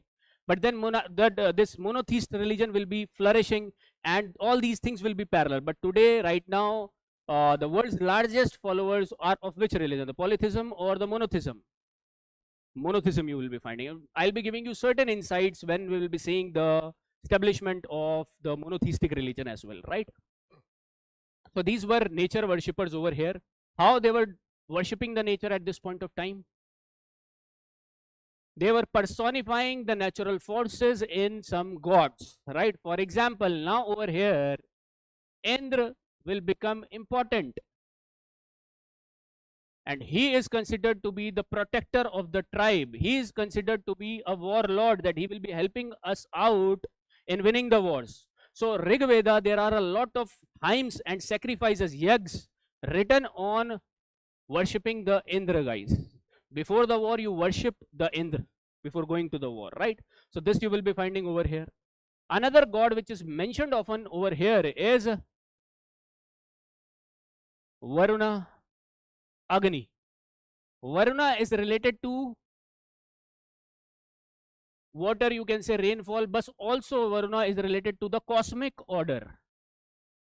Cosmic order by this religion is like to uphold the dharma, to uphold the dharma over here, right? And dharma at that point of time was that each varna must be doing their work over here, right? Not the varna concept, but each people or each class will be doing their work over here, right? This is the cosmic order you will be finding. Agni, you will be finding fire. Fire is very important in our culture, right? So fire you will be finding in the early Vedic period. There are a lot of hymns attributed to Agni. Then there is one more particular god, and that is Soma. And this is very famous over here, not only in Indian perspective, but also in other region, Mesopotamia, also in Europe also you will be finding the same god over here. Now the Soma was the god of intoxication. Right now you can say it intoxication, but this was a type of, आपस में कौन बात कर रहा है यार? Excuse me, अरे भाई आपस में क्यों बात कर रहे हो? तो पंखा बंद कर लो. सौरभ, सौरभ, एक बार देखना और वॉल्यूम थोड़ा तेज कर देना इसकी. आपस में बात मत करो यार. I also lose my concentration, right?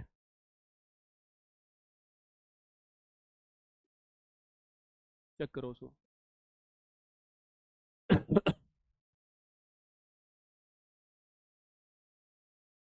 So what I was telling you about Soma. Soma is considered to be the god of intoxication, or this type of drink you will be saying, it was considered very powerful at that point of time, guys. There is no consensus about what this Soma was about. Was this a type of intoxicant plant like cannabis? Was this a intoxicant plant like mushrooms, the magic mushrooms? right? This type of speculation is there, right? And what you will be finding over here, that Soma these people used to drink Soma before the wars so that they would be getting some energy. Now there is no consensus that was what kind of plant was there, right? So there are a lot of speculation. There are n number of plants which are written in the books, not primarily in the NCRTs, but in other books you will be finding, right? But it is somewhere related to the plant which is giving us extra energy for the war, right? So this is one god also which is worshipped, that is Soma. Apart from this, were you be seeing or have you seen any in this particular time period any female goddesses which were existing at this point of time? So the female goddesses was also there, and the name of the female goddess were Usha, Aditi. You will be finding over here. You can keep it as the example.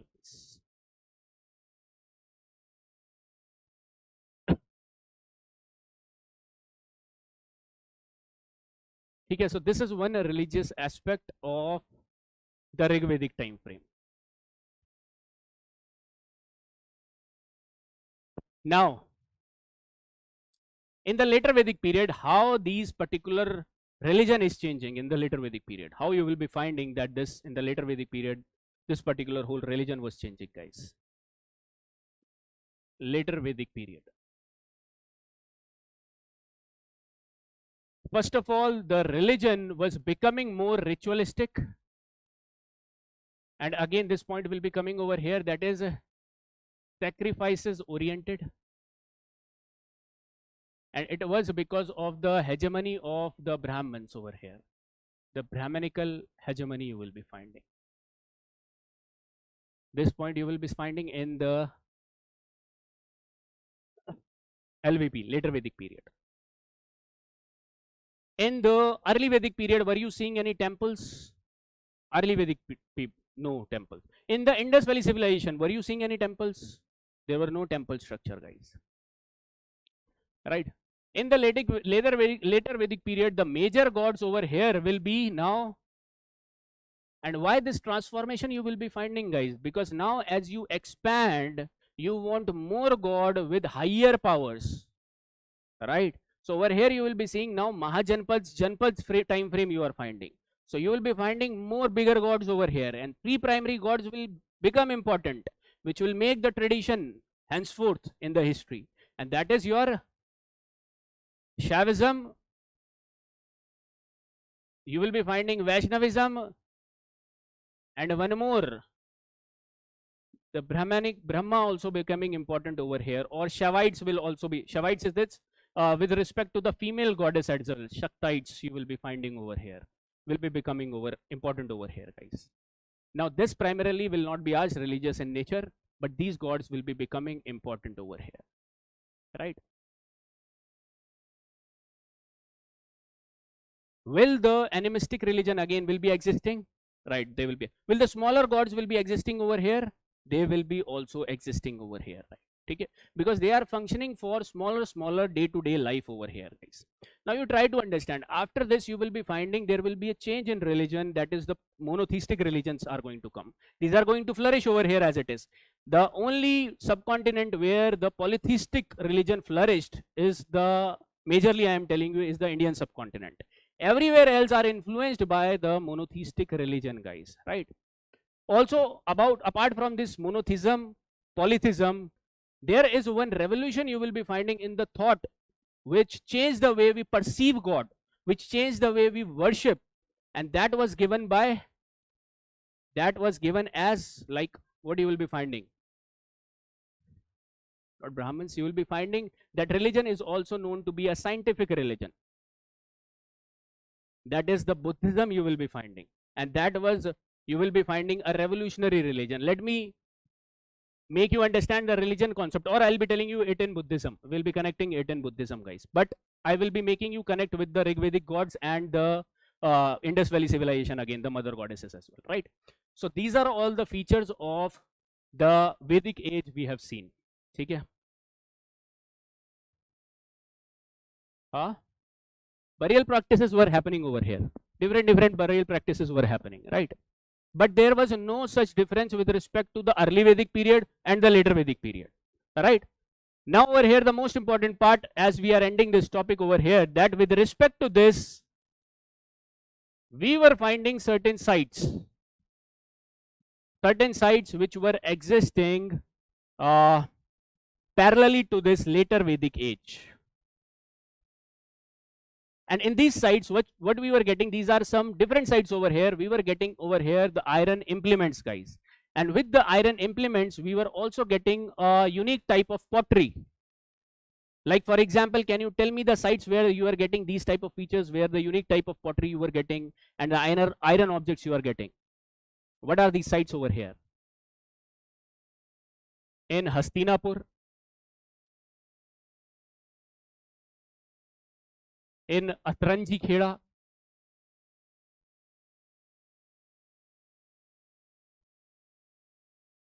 you will be getting a unique type of sites where iron implements and the PGW pottery. That's why these sites are known as PGW sites, painted graveyard sites. Let me show you in the slide as well. There are a lot of sites, but I want you to remember Hastinapur and Atranji Kheda with respect to this. This is now the dating, if you will be seeing of PGW, it is coinciding with the later Vedic phase. So what will be the timeline? And that's why historians also accept it, because this is in later Vedic phase, you will start getting the iron implements, right? So historians were also saying that this is right over here. So the PGW is coinciding with the later Vedic phase over here, right? So in the chronology, OCP was with respect to Chalco, with respect to PGW or with respect to later Vedic phase, right? Let me show you now.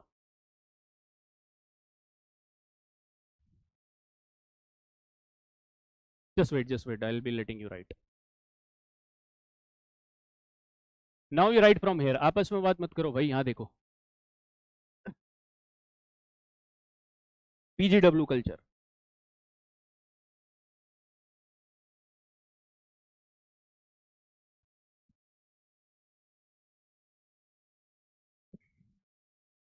Now you don't have to take all the sites over here. Just take Atranji Kheda, Hastinapur. If you want to take Indraprasth, you can take it as well, right?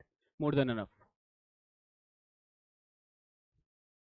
But if you want to read some other sites as well, you can have this also, right?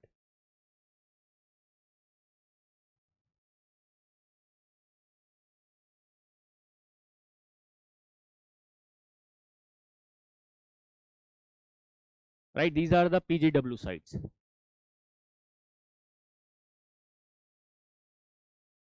So we have seen a Vedic age. Vedic age, the how we have seen Vedic age with respect to the Aryans theory, who were Aryans and where they come from. Then we understood the literature part, right? The Shruti literature and the Smriti literature. Then we understood the economic life, right? Economic life. What was the primary occupation of early Vedic? What was the primary occupation of later Vedic? Then we moved ahead, we understood the polity. And in the polity, you have to remember the structure of the polity, guys, of the early Vedic. That is more important, right? Then you will be finding that we have moved towards the social divisions, social understanding of early Vedic and later Vedic we have taken, and the religious understanding also we have taken, guys. And the last part is the PGW part, which you have seen over here, right? So this is with respect to the later or this particular Vedic age. The question with respect to this we are going to see in the MCQ class. Also, I want you to highlight one question from here. This you have written, I guess. All right.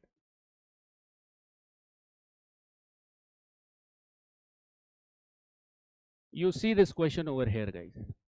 Again, I don't need the answer right now. MCQ we will be seeing, but you read the third statement over here. Third statement only, and that is why I am telling you with respect to horses, right?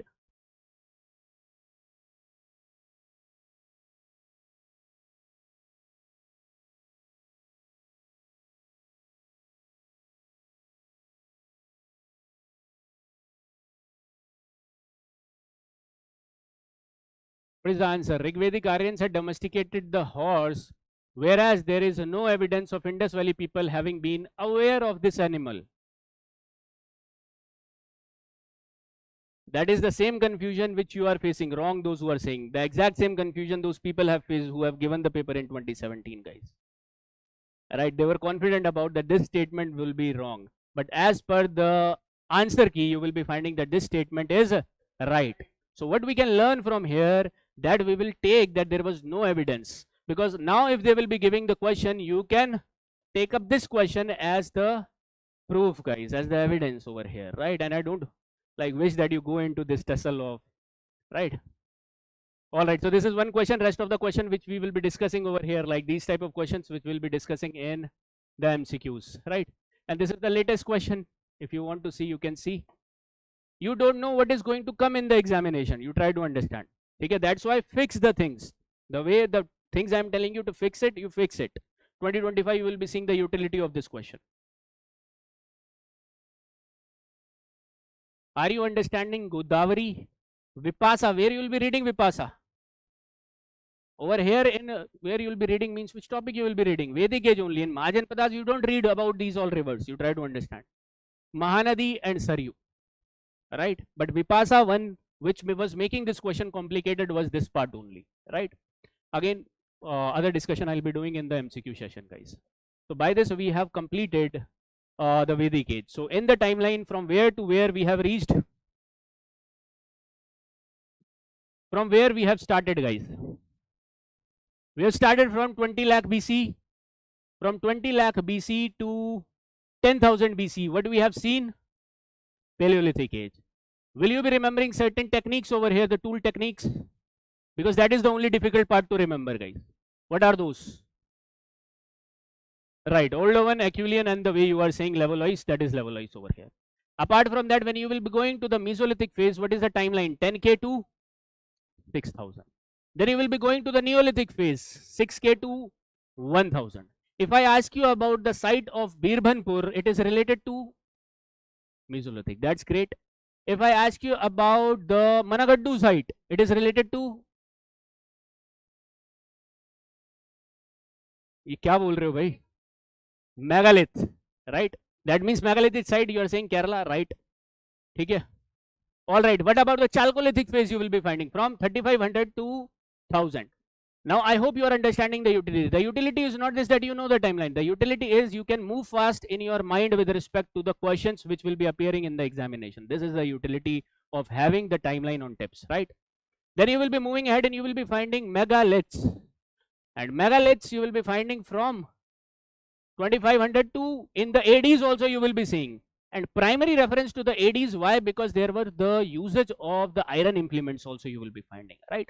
Then I told you about the important thing from the ministries aspect, that as ASI, SI and GSI. I hope you will be remembering that about which ministries they are denoting to, right? Schemes वगैरह schemes में देखना आप, right? Then we were studying about, this was the prehistoric sites which we have seen, sites also we have focused. Then we moved ahead, we have understood about the IVC. IVC primarily we have understood when Chalcolithic was going on already. You were saying in the western plains of western India, in the near around Indus, you will be finding the bronze civilization was flourishing. That is 2,300 to 1,750. Keep it fixed. Again, I am saying you. Okay. Under this, we have seen certain salient features and some important sites from where certain artifacts we have got, right? Then polity, society, though these are debatable, that's why the chances of coming the questions from here are less, or they will be forming really very extreme statements, right? So this you have understood. Now Vedic age we have seen from 1,500 to 600 BC, guys. And over here we have seen it in the form of early Vedic age and the later Vedic age, right? So slowly and slowly you are building the timeline sense, guys. Now this will become more complicated as we will move towards Maurya, post-Maurya, and we have to go till 1707. That is till Mughals. But once you have developed this timeline sense, it will help you with respect to one question fixed. That is surely going to come in 2026, the timeline based question, right? And that you will be able to solve both in ancient and medieval, because medieval will be having the same features, same themes, right? So I hope this you are understanding. The next topic we will be move on to will be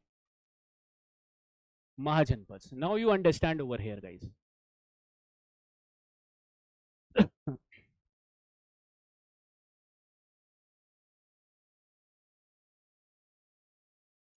Mahajanapadas. So in India during the 600 BC to 500 BC, that is the 6th century BC.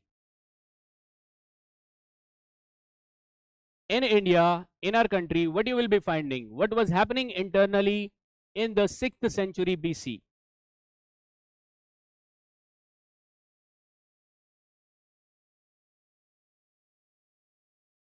Batao.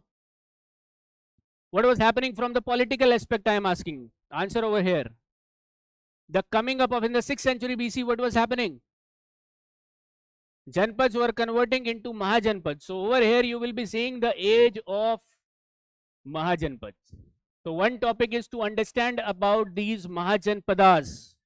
Again, I keep on focusing upon the location, because over here from this topic only one thing is important, and those who are attending from last year as well, they must be understanding I focus upon this thing only. And location came in 2025, guys, right? So location we will be focusing upon. For example, where is Asmak, where is Ang, with respect to their capital are also important, right? So one thing you will be finding, you will be seeing whenever we are internally divided like this, because there is no large empire over here, city states type of things you will be finding over here, fragmented polity. Whenever we are internally divided, you will be finding that we are always, and this is the first example which you will be seeing from here, we were always susceptible to attacks, guys. And from where attacks will be happening? Because over here we are protected, from here we are protected, from here we are protected. The only open areas are the passes in the Hindu Kush and Kirthar range. That is the KGB pass. The KGB is Khyber, Gumal and Bolan pass. Khyber, Gumal and Bolan. No need to remember these passes of other countries, but this was the part of our country at that point of time. So you will be finding that this has remained throughout our one of the weakness. So any strong ruler who will be coming henceforth, what he will try to do? He will try to work upon his weakness, and the weakness is the western frontiers, guys. So whenever a powerful ruler will be coming, he will try to tap upon these areas. For example, Chandragupta Maurya, he will be first occupying these areas. For example, Samudragupta, he will be fixing these areas. For example, Akbar, he will be fixing these areas, guys. Right? So these areas from here we are really susceptible. And whenever you will be finding there is a weak polity inside, people will be migrating, invading from here. So during the age of Mahajanapads, you will be finding parallelly what was happening. Invasions were happening, and invasions were happening from this KGB passes, and invasions in the form of, this will become your second topic, Persian and Greek invasion. These are two invasion in Greek. From Greek you will be finding Alexander will be coming, right? So when it is happening in the same time frame you will be finding, right? Not in the 6th century BC, but whenever we are internally divided over here, you will be finding Persian invasions were happening, right? This is one thing you will be finding with respect to the Mahajanapadas. Also one more thing which we have to see from the political angle, that from 600 BC onwards there was the rise of, out of these Mahajanapads, Magadha was rising. So Magadha was rising over here under certain Pre-Mauryan dynasties, and this we will be understanding in the form of Haryanka, Shishunag and Nandas. These are the three major topics, broad topics which we have to see. Right? Now the relevance of this topic is the contemporariness. You should be able to know that who was the contemporary of Lord Buddha. For example, Prasenajit, Udayan, Chetak, Avanti king over here, Pradyot, were all existing at the same time frame. And this has been one of the PYQ which I have just said. Understanding? So three topics. One, Mahajanapads will be understanding. Short topic over here. Few people will be coming over here. Contemporariness is important. Nobody will ask you about Cyrus. Nobody will be asking you about Darius, right? Nobody will be giving you a question. But contemporary question they can form. And then the pre-Mauryan dynasties over here, small kings we have to discuss, right? And after that we'll be going on to the Mauryan polity later on. But this is the political development which you are understanding, guys. Parallelly, there was the religious developments which were also happening in our country. And the religious development was in the form of Buddhism and Jainism. So after this, our topic will become the religious development in the 6th century BC, that is in the form of Buddhism and Jainism, guys. You try to understand. Now, one insight before beginning, I am giving you over here. This is just for knowledge of yours, that whenever you will be finding fragmented polity, there are chances of, what you will be finding? There are chances of attack. One type of thinking I have given you. Also, when you will be finding that when the people are divided into small city states, what you will be finding? There will be more freedom with respect with the people or less freedom with the people. When the people are divided into different polity, try to think. There are two. Over here, the people are fragmented into different tribes. Are they having more freedom or less freedom with respect to this particularly packed tight into one political frame? These people will be having more freedom. Try to understand, because their polity is tribal in nature, is city-state based. Try to understand. There is no one empire formation over them. So what they will be trying to come up with? They will be trying to come up with a lot of innovation, guys. New innovations will be happening in this fragmented polity. New ideas will be coming in this fragmented polity. Though they will be fighting, but there will be competition which will be happening in these city states, right? And this is not only in India you will be finding, this you will be finding in Europe as well. For example, in India during the time period of Mahajanapadas, when the whole India was divided into 16 Mahajanapadas, the different religious ideas were coming into picture. The different economic progress was happening over here. People were getting economically progressive with respect to their state. For example, Kaushambi will be becoming flourished over here, guys. Avanti will be becoming flourished over here. Kosal will be becoming flourished over here, right? The flourishment you will be finding. But one more thing you will be finding, and this is known as why these people are able to come up with new ideas. The possible explanation which is given in the literature is with respect to this OCC you will be finding, guys. That is open cooperative competition. Open cooperative competition will be giving these people chance to innovate, right? Over here they will be coming up with the innovations because of this. Open means people are open over here. There is no closed groups which are formed, right? Cooperative means people will be cooperating in the what? In the trade aspects. That's why in this time frame, one university was becoming very famous in the Gandhar region. That is Takshila, right? But there was no single unity. There was no single empire you will be finding. Okay? But the outcome of this OCC is that there will one hegemon will come after this OCC, guys. Open cooperative competition. After that, one empire have to come. And throughout history, what we have seen that this was the underdog of that particular region. Underdog means people were not thinking that he will be usurping the power, but he will be usurping the power over here. And the prime example in Indian format you will be finding, Indian framework you will be finding as of Magadha. Because nobody was thinking that Magadha is going to occupy the whole India or going to form the India, because the possible proponents or the possible competitors were Kosal and Avanti, guys. They were the major proponents at that point of time. But Magadha, under ambitious rulers, utilized their resources and became a hegemon over here, or the empire builders over here. The similar case was going on with respect to the Greek. In Greek civilization, which two states you might have heard a lot? Very good. Athens and Sparta. This all you have heard, guys. You try to understand. Greek history is all about them. When they were divided between city-states, they were coming up with very new ideas. The Western civilization you must be understanding over here only. In PSIR, student must have understood.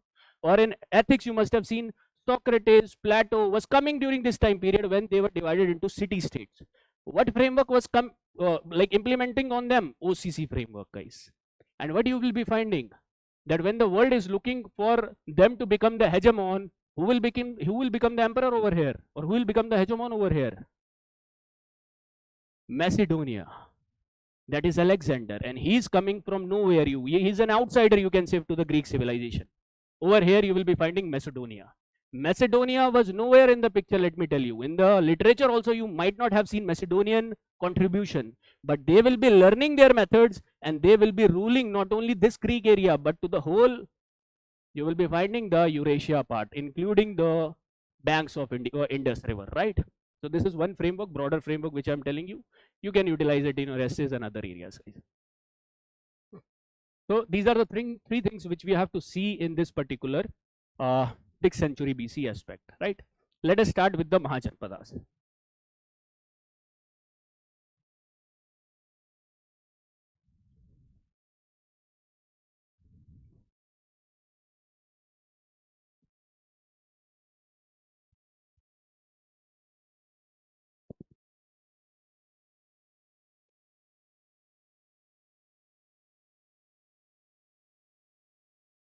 All right, guys, let us start with the Mahajanapadas. First of all, the evidences of that there were 16 Mahajanapadas. Where we were getting from these evidences of Mahajanapadas?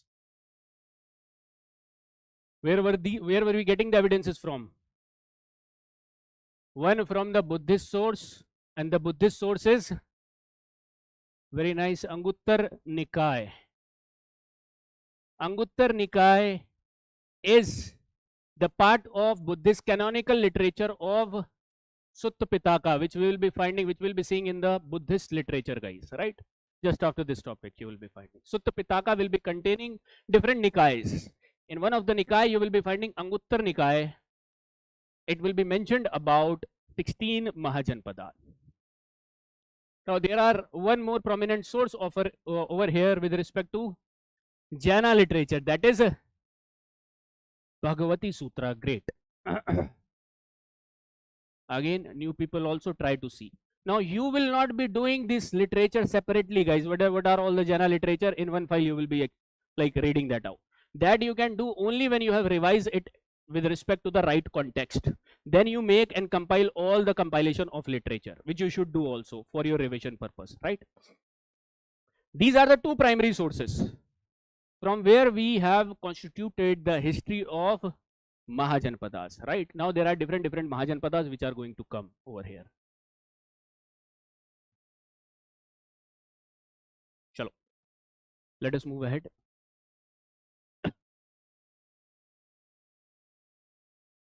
First of all, we'll be talking about the eastern sphere over here in Bihar region, guys.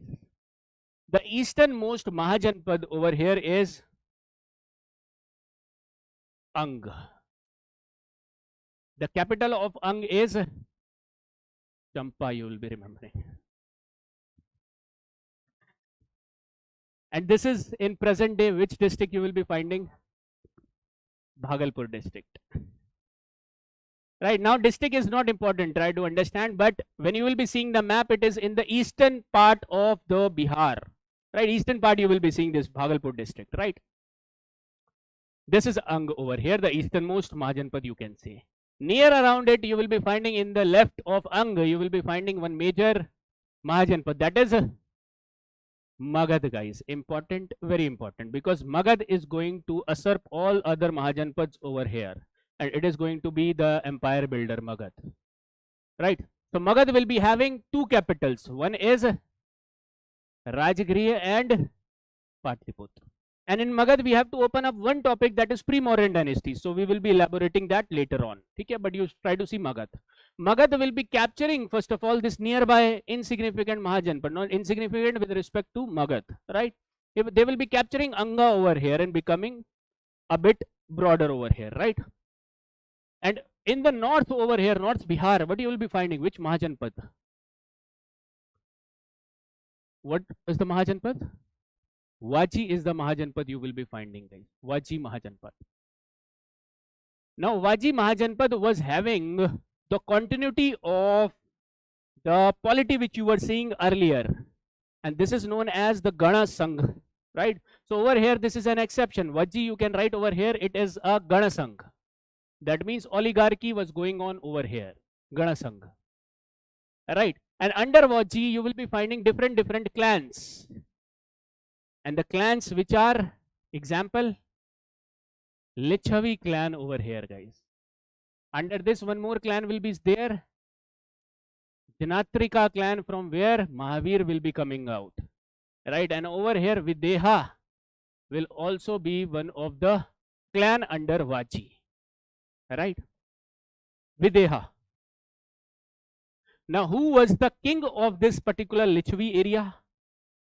This you have to, Janak, you will be finding of Videha, right? Over here, Lichvi, you will be finding Chetak. Chetak, guys. Now, what you have to see it through with what perspective? The contemporary perspective over here, right? Chetak was existing over here. Right, this is your Vaji Mahajanpad. These are the Mahajanpads you will be finding in the Bihar region, right? Then you come to the UP region over here. And Ganga is flowing, yahan dhyan do bhai. Ganga is flowing like this. Above this you will be finding Vaji. Below this you will be finding this Magadha and Ang over here, right? Now you come to the UP region. In UP, the northeastern Mahajanpad was northeastern. Kasi is middle, you will be finding Middle Eastern, northeastern over here, including the present in Nepal districts as well. You will be finding over here Mall. And Mall Mahajanpad, you will be finding what is the capitals over here. There are two capitals, Pawa and Kushinara, guys. Now I can show you by map also, but I'm writing it so that you can remember it over here only, right? So try to focus over here. Mall over here. And why Mall is famous? Now all the Mahajanpads are not having a lot of information, but few things you have to know. Mall you will be finding why? Because over here the Mahaparinirvan of Buddha you will be finding, right? Then in the eastern, Middle Eastern over here of UP, Middle Eastern of UP, which Mahajanpad will be there? You will be finding the Kashi Mahajanpad, guys. Kashi Mahajanpad. And what will be the capital? Varanasi you will be finding. Good. Kashi is important, one important Mahajanpad. Kashi will be taken over initially by the Kosalas, right? Kosalas will be taking over the Kasi Mahajanpad, right? So that's why I'm telling you, first we will be seeing all the Mahajanpads, then the later Mahajanpads who were getting prominent in these regions. Then you will be finding the Mahajanpads over here, right in the Kaushambi region, Allahabad region you will be finding. That is basically your Vatsa. And this Vatsa capital is Kaushambi. Now from Vatsa, one personality is important. From Vatsa, one personality is important, and the name of that personality is King Udayan. So keep that in mind. King Udayan is important from here, guys. King Udayana. Why King Udayana is important? I have already told you. Yes, please. Book written by Bhasa over here. Bhasha, an important scholar which is not coming right now at this time frame.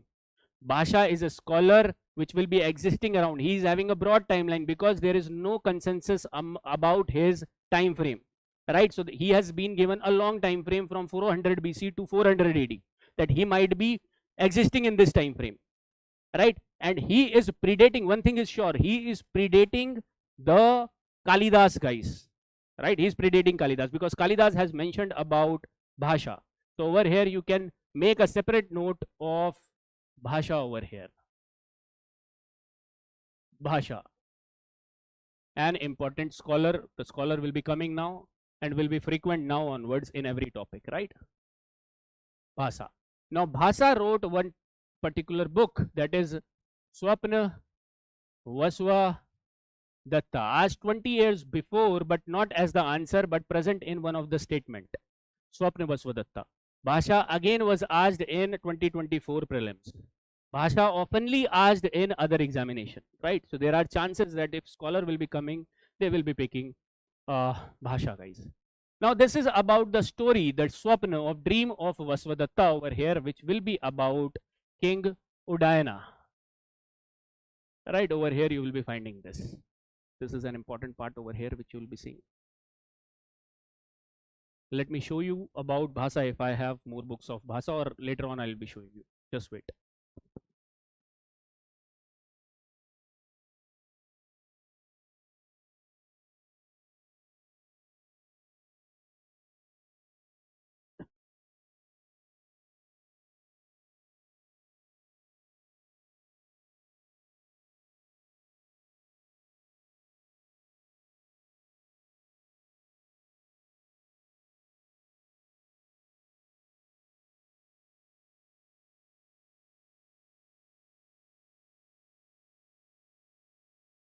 See this guys over here.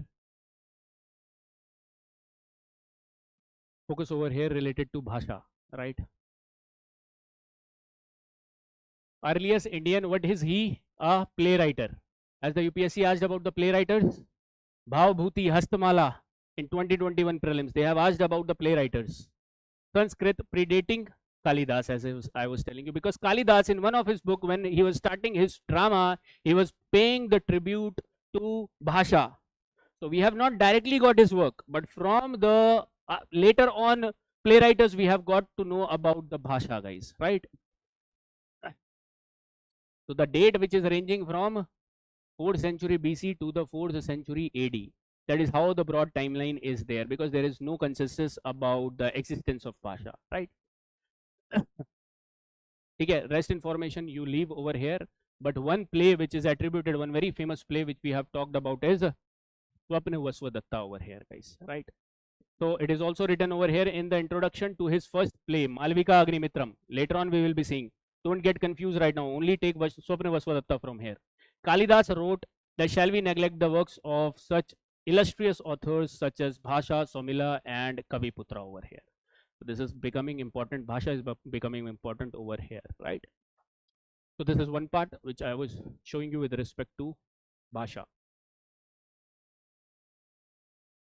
Okay. All right. See this part also, and this you try to write as it is, guys. Anyhow, they will be asking you question from here. This has been mentioned in one of the statements 20 years before. This has been came in 2024 prelims, and get ready for one statement based or one match the following type of chart they will be giving you from Bhasha. And remember all these plays. I am not asking you to remember unnecessary things, but where I am asking you to focus, you focus, guys. Anytime you will be finding the question, either in 26 or in 27 or in later years, right? But this is an important area. Okay, so what you will be finding that there was certain Mahabharat based plays. Let me tell you that these two has been asked repetitively in CAPF. Okay, Doot Ghatotkacha and over here Doot Vakya over here, right?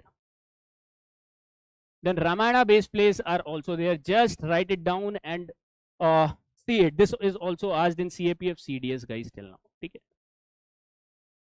So when you will be seeing the question in the test series, when you will be solving the questions of other examination, you will be finding these plays. Automatically you will be remembering them.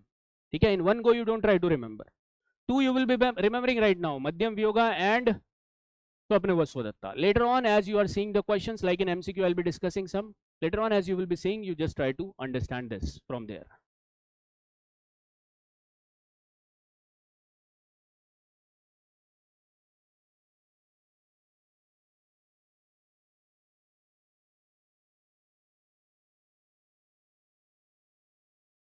Nanthani, two capitals of Magadha are Rajgriha and Patliputra. Right, I hope you have written this down. ठीक है, लिख लो आराम से.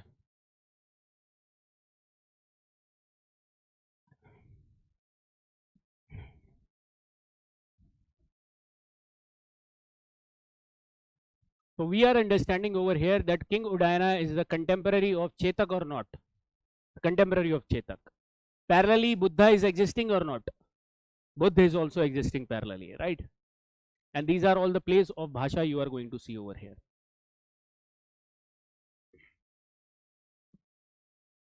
Now, देखो, from here onwards, you will, with every particular topic, you will be getting a lot of scholars and their literature.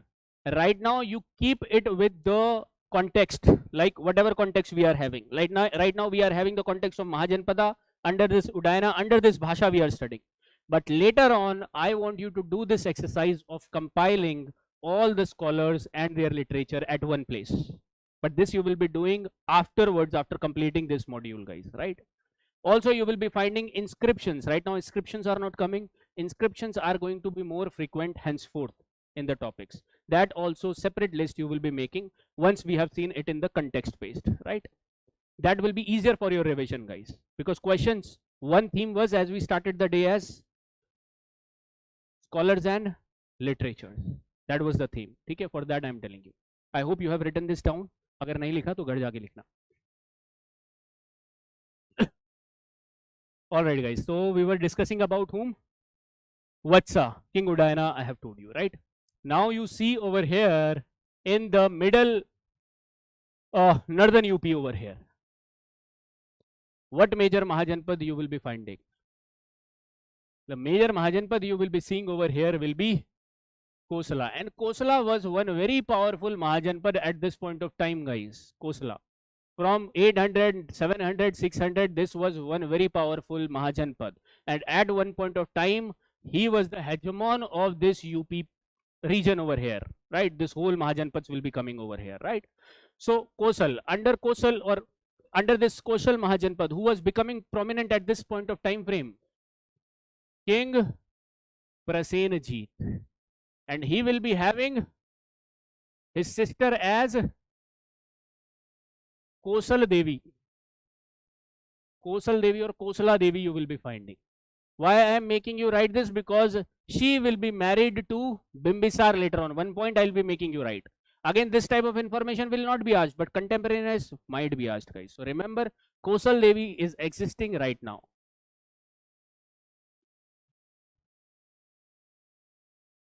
Right, Kosal from here, Prasenajit is important. Now Kosal at one point of time will be taking these Mahajanpads as well. He will be ruling over the Kasi Mahajanpad as well. That's why when he will be having matrimonial alliance with the Magad ruler, that is Bimbisar, he will be giving Kasi as the dowry to Bimbisar. That will be connecting later on, but you try to understand right now that over here one prominent rule was of Kosal, guys, right? Then you see the northwestern UP over here, including some parts of Delhi as well, present day Delhi and Rajasthan as well. And this particular part is, or Haryana as well, you will be finding. And this part is ruled by which Mahajanpad? Northwestern UP, I am saying. These are Panchalas, including Delhi. You will be finding Panchalas over here. Panchalas. Okay, Koshal, have we discussed about the capitals? Koshal capital is Ayodhya, and one more capital you will be finding, that is Travasti. So add over here. Let me draw a different map over here now. So you will be finding over here Kosal, Ayodhya and Travasti. And Koshal will be flowing near around the river of Saryu river over here, because Saryu will be passing through this Ayodhya. Then near around this northwestern part, this is UP, this is the northwestern part. I have told you about Panchal, and Panchal will be having two again territories or two capitals. What are the capitals of Panchal at this point of time? One you will be finding as Aichitra, pronunciate the way you want, right? And the second one is Indraprasth. Now let me tell you that these type of capitals can also be asked. Till now they have not been asked, just like the Mahajanpad's place recently got asked in 2025. Now they can ask you the capitals as well. They can ask you to arrange the capitals from north to west, east to west, and they will be giving you ample amount of, they will not be giving you short space Mahajanpads over here, right? Clear, they will be giving you one north, one south, one east, one west, right? Like this they can also frame the question. Okay. All right, so in the south Mathura region you will be finding one particular Mahajanpad as well in the UP, southwestern UP, where Mathura is there. Surasena Mahajanpad, right? What is the capital of Surasena? Mathura you are going to find, right, guys? So UP is having, present day UP is having a lot of Mahajanpadas, right? So this you will be finding with respect to UP. Now in the region of Haryana, Punjab, you will be finding what Mahajanpad over here? Mathura. Haryana, Punjab, you will be finding what Mahajanpad, what famous Mahajanpad? That is Kuru you will be finding over here, guys. And the Kuru's capital, Hastinapur you will be seeing, guys, again. Right, now the In the north, if I go to the banks of Indus and Jhelum, what prominent Mahajanpad you will be getting? Gandhar you will be getting, guys. So Gandhar you will be getting in the Kashmir region. Gandhar, and the capital of Gandhar is Takshila. And Takshila is situated between two rivers. यहाँ ध्यान दो, जो आपस में लगा यहाँ पर ध्यान दो. Takshila is between two rivers, that is Indus and Jhelum. Again, this is a PYQ over here. Site based PYQ will be there, contemporary based PYQ will be there, right?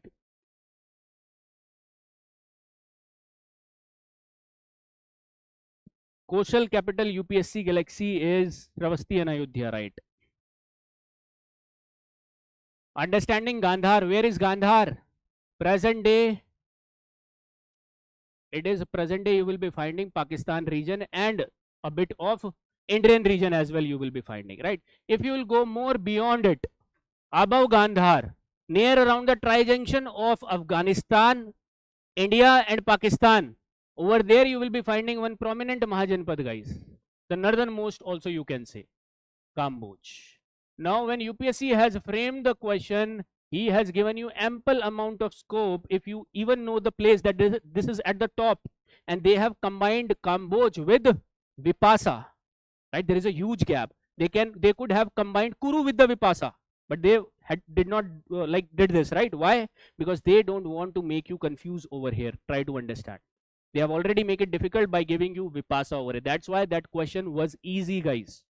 Okay. So this type of thing you will be finding. Kamboj, the northernmost. What is the capital of Kamboj?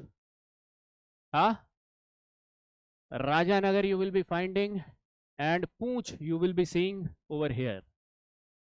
Right. So this was a broad kingdom over there you will be finding, guys. Poonch and Rajanagar.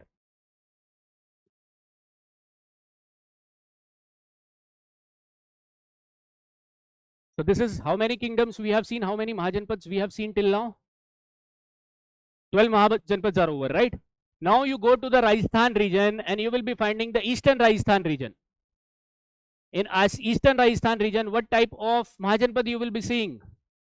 Matsya, Rajasthan. And this is your capital as Viratnagar. Okay. Now you come to this particular portion of MP. MP you will be finding two prominent Mahajanpads, guys. One in the Malwa region, and this is one prominent Mahajanpad again, which was getting important over here in this region, and that was basically your Avanti. And Avanti was having two capitals basically. One is Ujjain and the second one is Mahishmati and Ujjain over here. These are the two capitals which you will be finding with respect to Avanti, right? Who is one prominent famous king from the Avanti kingdom? Prasenajit and Pradyot mein you will always get confusion. Okay? So you will be getting over here Chand Pradyot or the king Pradyot. You can remember from here, guys, that he was the prominent king over here. Now, was he having matrimonial or not matrimonial but friendly relationship with the Magad kingdom at this point of time? Yes, they were having. Why? How do you get to know about this? Because one point you will be finding with respect to the Jivak, we will be seeing it later in the Bimbisar period, right? So this is Pradyot you will be finding. Okay? This is about Avanti we are understanding, guys. And in this particular region, Avanti was getting prominent. Now near around this Bundelkhand region, you will be finding one more Mahajanpat. And this is your Chedi. And the capital of Chedi is Sukta Mati over here, guys. Sukta Mati. Again, I'm saying you these capitals. That's why I'm spending time over here. Likewise, I used to spend last year also in the form of capital. Now you can expect the question. Okay, capitals. Sukta Mati capital you will be finding of this Bundelkhand region. You will be finding Cheti, right? How many kingdoms have happened? 15. Now the one kingdom over here near around Maharashtra and Telangana border, there will be one kingdom which will be present. Automatically, will it be flowing through, like Godavari will be flowing through this Mahajanpad or Krishna? Godavari will be flowing, guys, over here. So this particular Mahajanpad is Asmak over here. Asmak. And the capital of Asmak is? Capital of Asmak. Batao bhai. Potanna or Potali you will be finding. P-O over here you will be finding these two names. Potanna or Potali, pronunciate the way you want. Right? These two names you will be finding. Now these are the 16 Mahajanpads which you should know with the location. Right? Not just that you have marked this out. Right?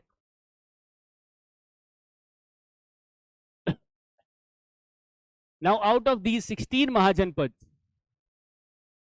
how many Mahajanpads will be getting prominent? 4 Mahajanpads will be getting prominent out of these 16 Mahajanpads, right? अरे इधर ध्यान दो, जिसको बात कर रही हो वो बाहर चला जाए. क्या कर रहे हो तुम लोग? यहाँ ध्यान दो यार, when I'm saying you something, है ना? I am also forgetting the content, what I have to teach you. So I will not be able to deliver the best to the people who are focusing. ठीक है? So what I was telling you about? All right, so these 16 Mahajanpads location wise you have seen their capitals, you have seen over here.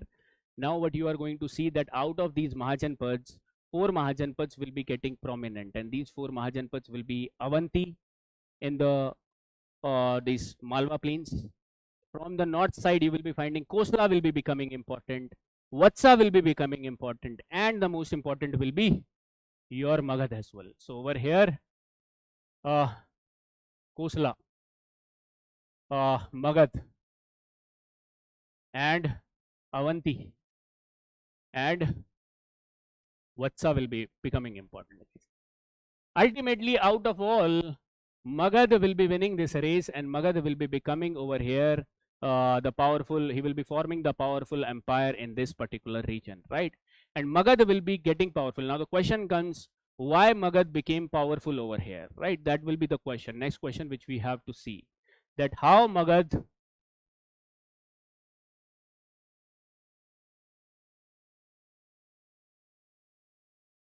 got powerful over here.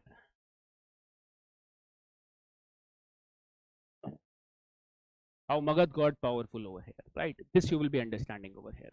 So now again, there are certain reasons, fixed reasons you will be finding with respect to that. Why do you think that Magadha came to power out of all these Mahajanpadas? Why do you think?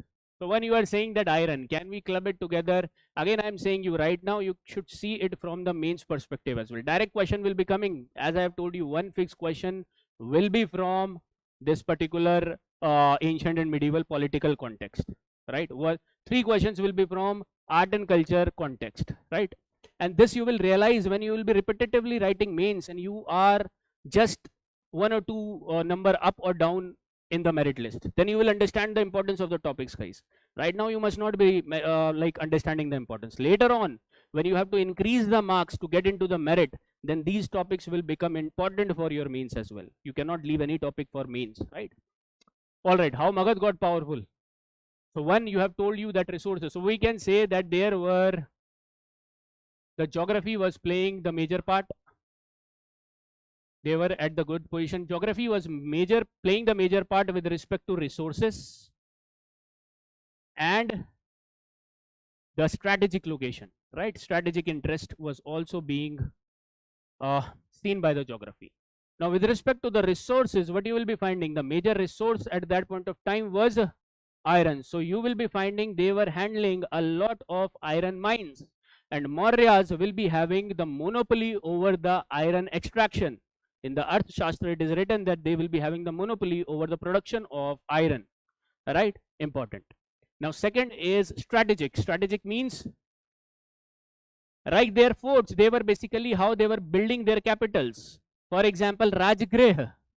Rajgriha was surrounded by hills from all sides. Similarly, Patliputra was surrounded by rivers from all sides. So this is one resources and strategic. Now if you want to expand this in one line, can you expand it? You can expand it, right? Geography point. Second, what you will be finding, right? Economic strength, or you can say economic strength with respect to fertile lands, and this was giving them the surplus agriculture produce, surplus agriculture produce over here, right? This was important, and why this is important I have explained you. I have connected it with the large standing army, because in the early Vedic period you were not seeing any standing army, guys. The role of the army, who was doing that? The Gramini, right? These were the people who were having agriculture as their occupation, was choosing whenever the time was coming of war, they were becoming the war herds also, right? But now over here they will be having a fixed standing army. Now the third most important factor which led to the rise of Magadhian, because of this factor you will not be seeing that these factors were utilized, right? Ambitious rulership you will be finding. So ambitious rulers will be coming over here, ambitious rulers, and ambitious rulers in the form of,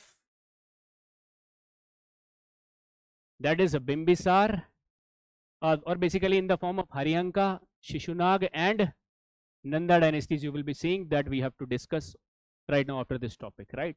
So this is one point you will be finding. One more miscellaneous point you will be seeing, that there was the popular support of the people as well.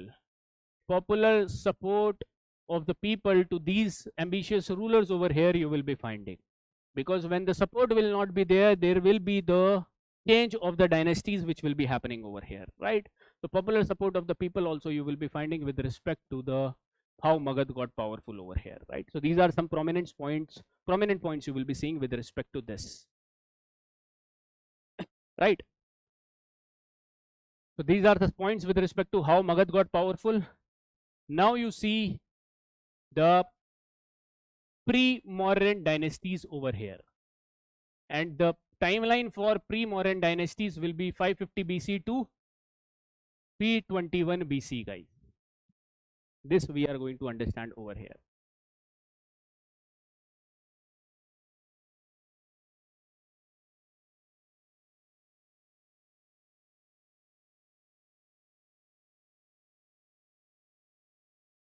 Like 550 BC to 321 BC, we are going to see the scenario.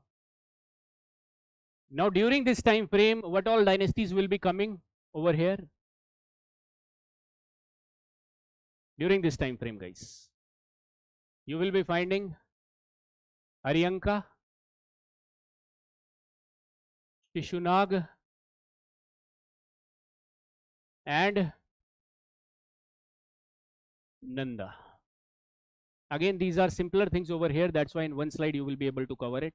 Okay, write this short only, because question independently will not be formed on these rulers, because you have major rulers waiting for you like Ashoka, Chandragupta Maurya and other rulers. So this you have to, this you cannot ignore. Again, why I am saying that, because if you will ignore, you will not be able to solve the easy question rightly. You will fumble in that, right? So don't ignore this at this point of time, right? Haryanka, Shishunag and Nanda you will be finding over here.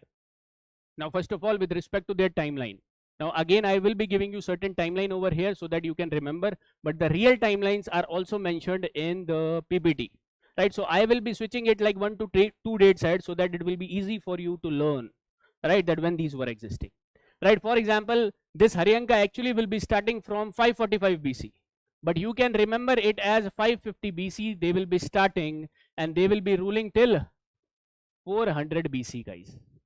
The actual rule will finish in 399 or 398 BC, right? But you have to remember it for yourself. Nobody is going to ask you when they were ruling and what was the reign of Bimbisar, right? Like this question will not come. But when Haryanka is coming in the question, your mind should go towards this timeline, because I am sure that contemporary type of questions or timeline based questions will be formed from here. Not a single question will be formed from here, right? Now Shishunag you will be finding from 400 to 350 BC. 350 BC, and the Nandas you will be finding from 350 BC to 321 BC, guys.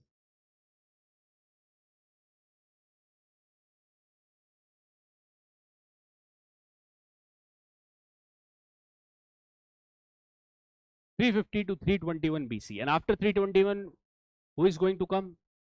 The Mauryans, Chandragupta is going to come. That's why 321 to 180, then we will be seeing the different aspect, right? So in Haryanka, now there is one line information which you have to remember, and there where they are placed. Now in the PPT I have also given you when Bimbisar was ruling. In your books also it is written when Bimbisar was ruling. But will you be remembering like now the exact dates of Bimbisar and all these people over here? There is no need. I would not suggest you to remember these dates. Rather focus upon the dates of Chandragupta Maurya, Ashoka, Samudragupta. That I will be telling you to remember by heart, not these dates, guys. But are you having a rough guess that when they were existing Bimbisar, Ajatshatru, that during this Haryanka time frame, right? That is 550 to 400 BC. All right. So over here, let me tell you about certain rulers, and the most important ruler over here was Bimbisar. Now, obviously, when he is coming in starting, so he must be ruling from 550 BC onwards, right? Exact timeline you will be taking from the PPT if you want to learn it, though not recommended.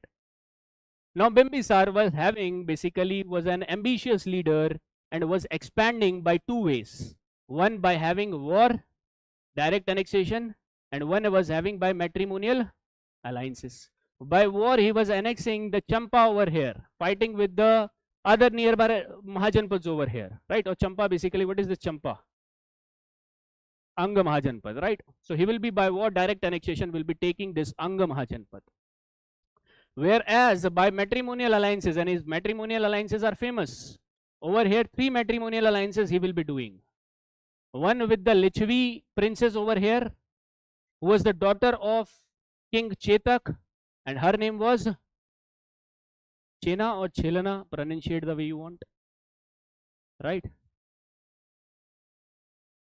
All right. The second you will be finding over here with respect to the Kosal princess over here, the sister of Prasenjit. Don't forget Prasenjit as well, because the question has come in the examination. Who is the contemporary of Buddha? The options were Prasenjit, Pradyot, and one more personality, Milind, who was not existing over here, right? Kosal. And one Madra clan princess over here, that is Shema. Now this Madra clan was a small clan you will be finding near around Haryana, Punjab region, right? So these are the 3 matrimonial alliances he did. So he maintained friendly relationships with Lichvi. With Kosal, he got, with this matrimonial alliances, he got the control over Kashi Mahajanpad, right? And in Bhadra, he got the influence over the northwestern Mahajanapads as well. So this is how he was expanding. So in the 16 Mahajanapads, he was basically having the matrimonial alliances with the Kosala. The another powerful rule was of Avanti. Avanti is major powerful ruler over here. How he had the relationship with the Avanti over here, guys. Again, a friendship relation he will be maintaining over here. How? Because one point is written with respect to Bimbisar that he will be sending his court physician, that is Jivak. Now, nobody will be asking you about in detail information about Jivak. Nobody will be asking you about what is the utility of Jivak then? He was the doctor, but apart from that, contemporary question will be asked from here. Like they will be giving you 4 scholars, Jivak, Charak, Shushrut, and Vagabhatta. They might ask you to arrange it, guys. Try to understand the utility of the information which is there, right? Apart from that, because Jivak, not a lot of information we have about Jivak over here, right? So this you will be finding with respect to Jivak over here. He was sent to the where? Avanti Mahajanpad you will be finding, guys, right? And who was ruling in the Avanti? Pradyot, King Pradyot. So this one information which you will be finding with respect to Bimbisar. Okay. Next in Haryanka, who will be coming? This was the first ruler over here, Bimbisar. Okay. These are the important points which I am writing, guys, right? So when you will be reconciling it with the PPT, ignore other points, but read and ignore, right? Second, that is your Ajat Shatru, very important, and he is primarily important. First, why? He will not be transferring the capital, right? One with respect to the, he will be convening the first Buddhist council, guys. And first Buddhist council will be happening when? 483 BC. So automatically you are understanding that he is existing in 483 BC, Ajatashatru, right? So the most important thing, and that I'll be discussing in the Buddhism. When we will be seeing the Buddhist council topic, then we'll be discussing about these Buddhist councils, guys, right? The second important fact is with respect to the expansionist point of view, the territorial expansion. And the territorial expansion, he did it in the form of by annexing Kosala. So he is responsible. Now he will not be maintaining any friendship or friendly relationship with the Kosala, guys. Now this is a story nobody will ask you, but understand over here. After Ajatashatru killed his father, that is Bimbisar, Kashi was taken back by the Kosal, right? And that is how he will come in direct confrontation with the Kosala Mahajanapada, and he will be annexing Kosala in this time frame. That's how they were getting powerful, because they have defeated one of the powerful dynasties in that region, right? So this is one thing you will be finding over here. The third, Udayan, you will be finding, and this Udayan is different, guys. UPSC will not confuse you with respect to this Udayan and King Udayana of Vatsa, right? So they will not confuse, they will clearly mention you, right? So why in history, what is written about this King Udayan, guys? That he will be building one new capital over here, that is Patliputra, and he will be transferring the capital from Rajgriha to Patliputra. Only one line is more than enough over here, guys. Otherwise, the contemporaneous you will be finding over here, right? This is with respect to Udayan you are seeing. Okay, so these were the Haryankas rulers over here. Haryanka rulers, Bimbisar, Ajatashatru and Udayan. Now you come to Shishunga.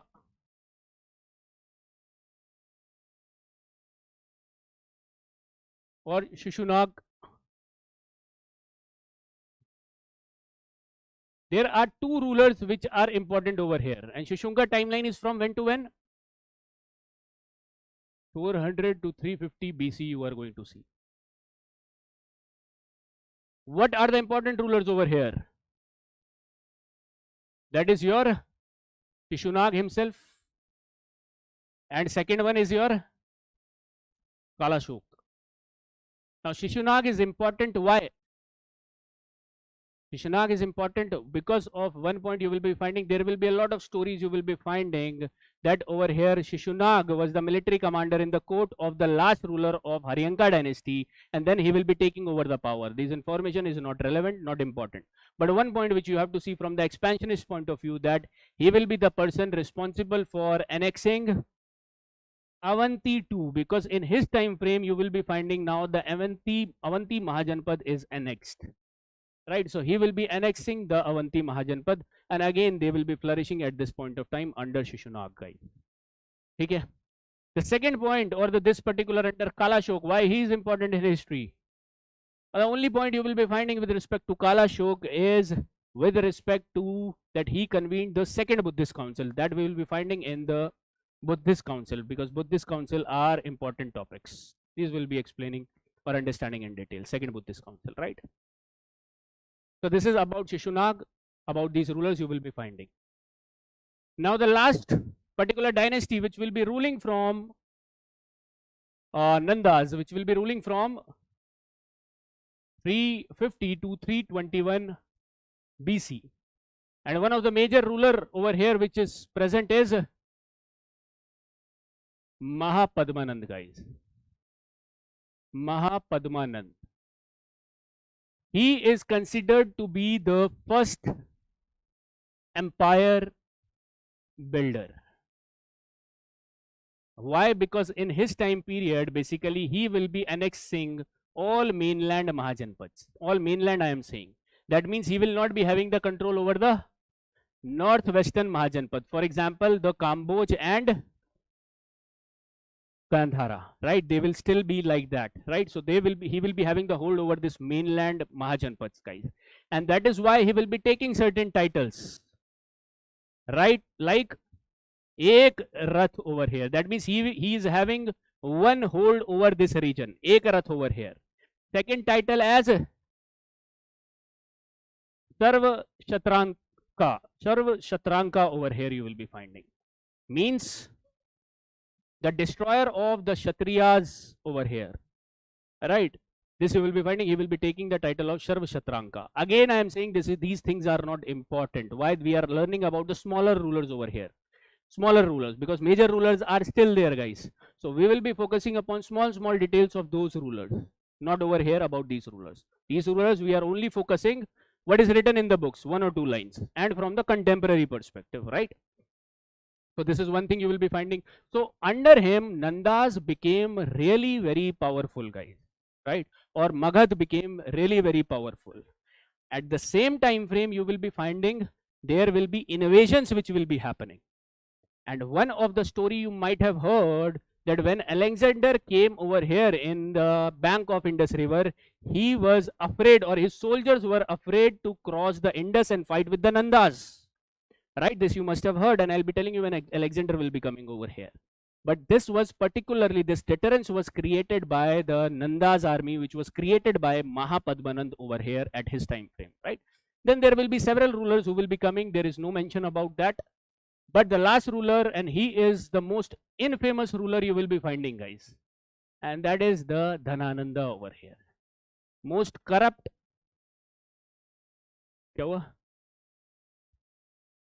Most corrupt, and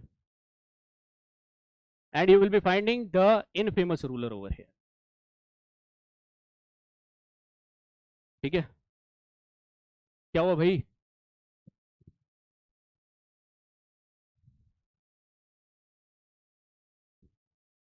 ठीक है, and after this you will be finding from 321 this particular dynasty will be toppled, and one major dynasty will be coming over here in the Indian subcontinent, right? From this you will be understanding this particular part.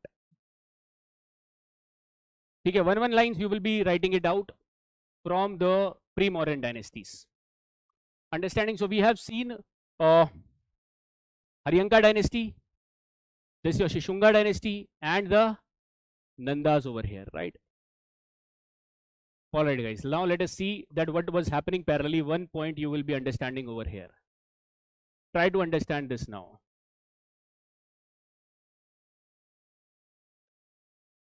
This is what time frame going on? अरे इधर ध्यान दो भाई, कौन सा time frame चल रहा है?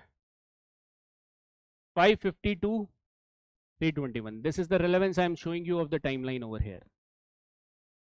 Now West Asian polity, I will be telling you a bit about, this is just the starting. West Asian polity you will keep on learning at different topics, right? For example, right now I am telling you because it interfered with the Indian polity. Because of that only we are focusing upon what was happening in the West. Likewise in the Kushana's time frame also, most modern time frame also will be going in and looking in the West, what was happening in the West. In the Arab invasions time frame also, when tripartite struggle will be going on in India, we will be focusing upon what was happening in the West, right? So the thing is starting from here.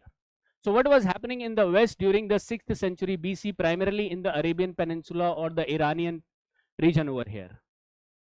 Which primary dynasty was rising over here, guys?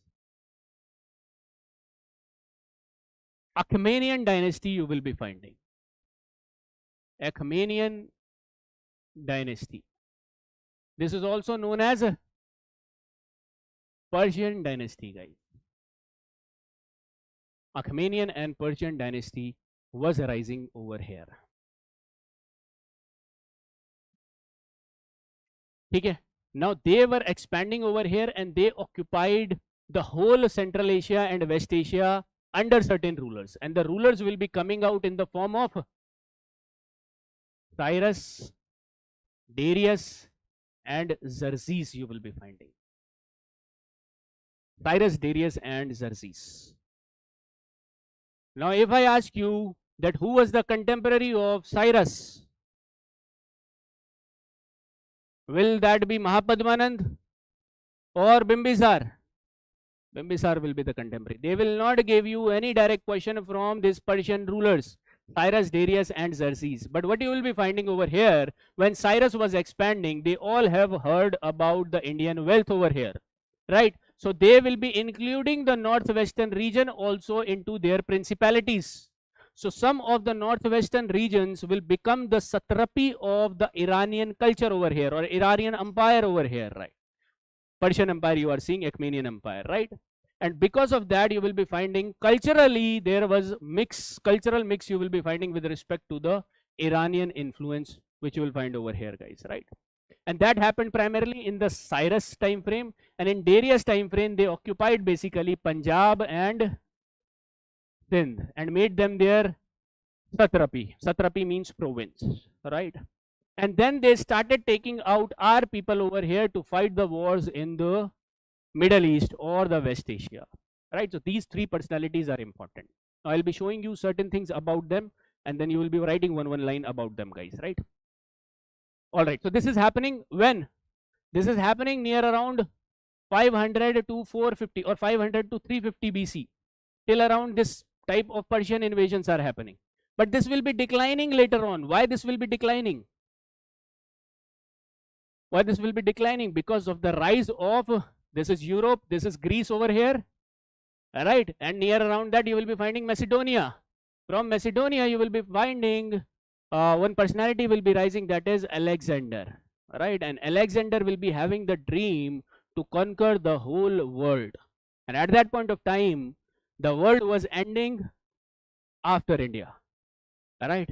Because as per that geographical knowledge of those times, there was that at the end of the world is India only, or the Southeast Asia only, right? So this you will be finding that he will be expediting over here and having the 10 years warfare in this particular region, guys. No one was thinking about that Macedonian king, one Philip and second Alexander will be rising so much, will be becoming the Central Asia, West Asia hegemon over here, guys. So they will be occupying, they will be defeating these Achaemenian over here, and they will be becoming powerful in this region. When they will be becoming powerful in this region, now there will be altercations of the Alexander on the Indus river you will be finding. There will be several tribes which will be over here, guys, right? So let me just tell you about the Alexander invasion as well. So over here you try to understand. So Alexander is coming over here and you will be finding Indus. In Indus and Jhelum, you will be finding one principality over here, one Mahajanapad over here, that is Gandhar, and one capital that is prominent was Takshila. Who was the king of Takshila at that point of time? You will be finding that was King Ambhi, guys, right? Everyone, King Ambhi. Now initially when he was coming over here, you must be knowing that over here till now the tribal polity is there. Tribes used to live over here, right? So he will be winning over the tribes very easily over here. The tribes will be submitting to him. Will king of Takshila, Ambhi of Takshila, will be offering resistance to Alexander while he will be passing through his territories? There will be no resistance. Rather, there will be acceptance of his suzerainty you will be finding over here. So what he will be doing, he will be letting him to rule over this place. Now as he will be moving ahead from Jhelum, they will be fight. There will be one principality, small principality, and over here, who will be ruling in this principality, guys? King Porus you will be finding. And then there is one story which you all must have read it from your books, that in old NCERT it is written that Alexander, while crossing this Jhelum, had to fight with King Porus, and this battle is known as Battle of Hydaspes. Hydaspes is nothing but Jhelum river, right? So on the banks of this river, they had a huge fight. And what you will be finding, who was the winner of this fight? Alexander. But Alexander was quite impressed with the bravery of Porus, guys, over here, right? And with the respect to their, with the respect to the bravery he has seen of Porus, he will be giving back his kingdom, the Porus kingdom, back to him to rule, right? This type of story you have seen over here. Now let me tell you, this is the story which have references not from the Indian sources. This is the story which has the reference only in the from the Greek sources you will be finding. Understanding? There are no references. Why? Because this war has not been discussed anywhere in the scriptures, anywhere in any writing you will be finding this is not discussed. Not in the archaeological evidence also. Also Takshila, which was so famous, which was famous for education at that point of time, is not having any account of war of King Alexander and Porus. Rather, one account says that King Porus defeated Alexander over here, and because of this humiliation, they had to move back, right? Because there is no explanation. Because when they have won over this whole region, the possible explanation which the scholars are giving is they did not move forward. Is why? Because there was a deterrence created by the Nandas war elephants. So the soldiers were not ready to now more go into the fighting mode with the Nandas, right? So they decided to retreat back. Right, this is one story you will be finding, but this is not the acceptable story largely, guys, right? But this is written in your book, so you will be keeping that in mind. So this is one thing I have told you about Alexander. Now let me show you certain content with respect to this.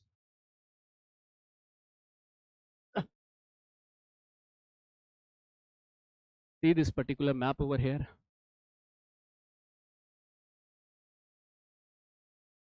Okay, this is all the map, how he was coming, no need to focus upon over here. But these are the points, one points. This will be your homework, don't write it right now. One point you will be writing about Cyrus. Now you see the timeline, just observe the timeline. 550 to 530 you will be finding. Darius 522 to 486. Xerxes till 450. That means 100 years of rules you will be dividing between Cyrus, Darius and Xerxes. And 450 till 450 who was ruling in Magadha?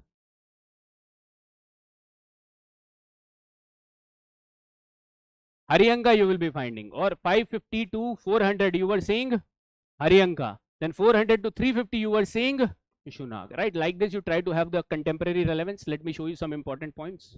For example, he captured the Gandhar region over here you will be finding. Okay, one important point. Other than that, he was the first conqueror. These are not very important over here, guys, right?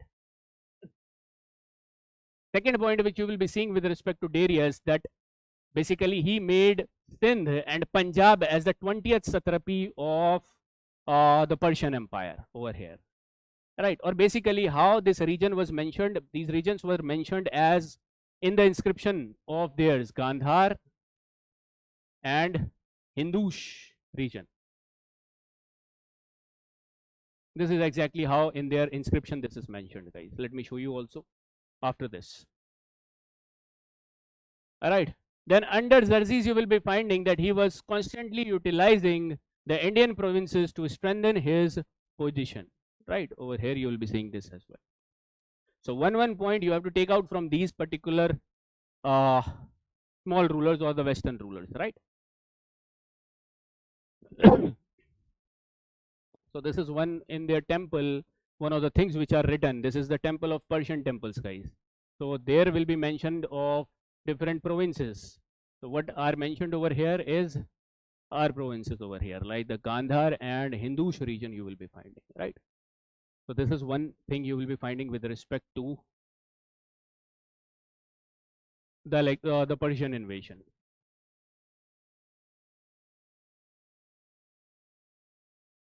Now I will be telling you about this Alexander campaign over here.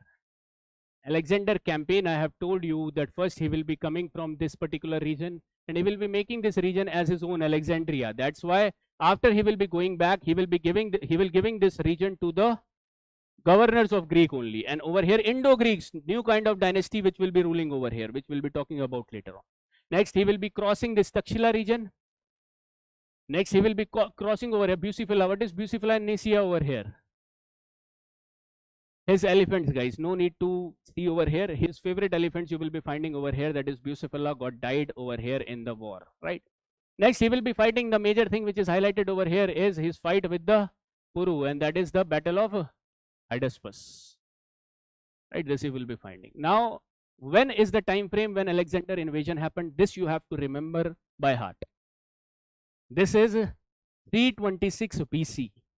Who was ruling over here in 326 BC at Patliputra? Dhananand was the ruler over here, guys. Alright, Dhananand was the ruler. And was Dhananand sent his army to defend these areas? No, he was not concerned. Rather, he was waiting for the Alexander armies to come inside and then he will initiate the war over here, right? But you will be finding there is one rise of one personality also which will be happening parallelly, who was concerned about these people who are living over here. That is Chanakya, and Chanakya under his student, that is Chandragupta Maurya, will be rising, and that story we will be seeing in the Mauryan Empire, right? So these things you will be seeing over here. Now, because of this Iranian invasion and the Greek invasion, there was, apart from this political ruckus you are seeing over here, there was influence of social and cultural too. So over here, there will be the development of new type of scripts you will be finding. For example, Kharoshti script will be coming over here. For example, Greek and Aramaic script will be coming over here. And this we will be discussing with respect to Ashokan scripts, not right now over here, right? So this is one topic which we have seen with respect to Mahajanapads, guys. So we have seen the Mahajanapads, Pre-Mauryan dynasties, and the innovations which are happening over here. This is the political condition over here with respect to the 6th century BC. So 6th century BC to 5 or 6th century BC to 321 BC we have seen, right? Now take 5 minutes break. You will not talk, just see what you have seen, and then we will be starting one important topic, that is the religious development, that is Buddhism and Jainism, the most important topic.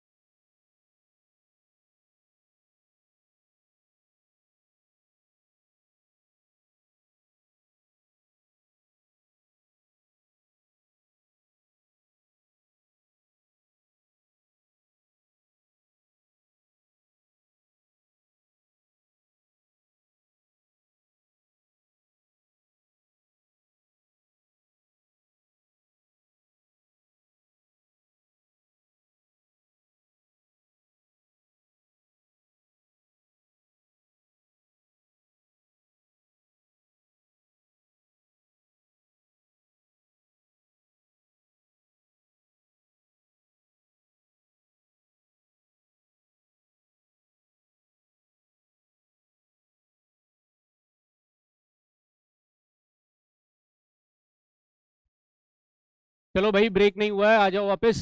We are going to start the most important topic, and deliberately I have kept it for the last. Right? Break कहाँ हो गया? Break आ जाओ इधर. अब break नहीं हुआ.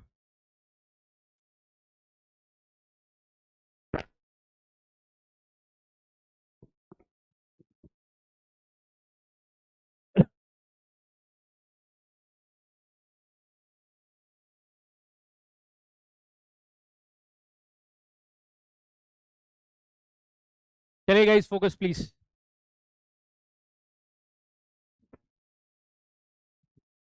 चलो भाई, चलो चलो इधर. हाँ जी, आ जाओ इधर. ज्यादा बातें करनी है, गेट से बाहर चले जाओ. Focus over here, the most important topic, Buddhism. One question fixed, 1 or 2 questions you are finding over here with respect to Buddhism.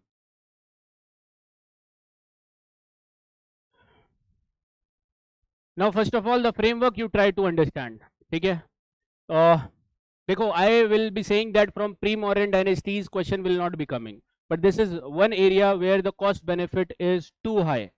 Okay? So whatever we will be studying, and let me tell you, the stuff which you will be reading or which you would have taught by earlier people will not be the same, let me tell you right now. So you will be finding that automatically, right? So I want you to again rejuvenate yourself, but not by break, but with respect to the content, right? So let us start, and we will be finding the Buddhism over here first of all, the most important part. And Buddhism is more broad than Jainism, guys. Okay, so we'll be spending some time, some good amount of time on Buddhism. Okay. All right. So in Buddhism, what all aspects which we will be seeing, guys? What all aspects which we will be seeing over here? One aspect, first of all, that is the early life aspect you will be finding of Buddha. Two people's early life you have to see, one of Mahavir, one of Buddha. We will be seeing over here. Second part which you will be understanding is renunciation to enlightenment. This you will be finding over here. Renunciation to enlightenment. You try to understand that questions are not asked from these two dimensions, but we have to understand it, right? It will be giving us a broader understanding of Buddha. Then the third aspect which is most important is the doctrines, the philosophies, and the teachings of Buddha. Quite important, one question fixed every year you will be seeing from here, right? Again, 2025 was an exceptional year. Then over here you will be finding about the Buddhist councils. Overrated topic, means a lot of people must have understood this topic a lot of times, right? Overrated topic, Buddhist council. But we will be seeing it again over here with the dimension of the another aspect, that is Buddhist schools, different types you will be finding of Buddhism. Like the major Buddhism schools which you must have heard about is Hinayan and Mahajanapadas, right? But we will be studying over here about more schools like Mahasangika, like Thavirvadin, Tantrika, and other schools as well, right? Those who have like studied it well and good, those who have seen my lectures, but new people also try to engage. And the old people should not get confused. This is the time where you will be concreting your or making the information which you have already with you, making it concrete, right, by multiple revision, because there are chances of confusion in the Buddhist schools a lot. Okay. Then one more, what type of questions you will be seeing over here from Buddhism? You will be finding Buddhist scholars and literature. This we will be understanding, guys. And the last part you will be finding over here, which will be done in your art and culture, but a very small part you will be finding, that is art and architecture of Buddha. Buddha, art and architecture. So what you are finding from here, questions are going to come, guys, from these major headings which we have made, right? Now we have to fill up the information. Apart from these two, which are for understanding, from everywhere else questions are coming, right? And you must have analyzed too. If you want to analyze, let me show you some questions.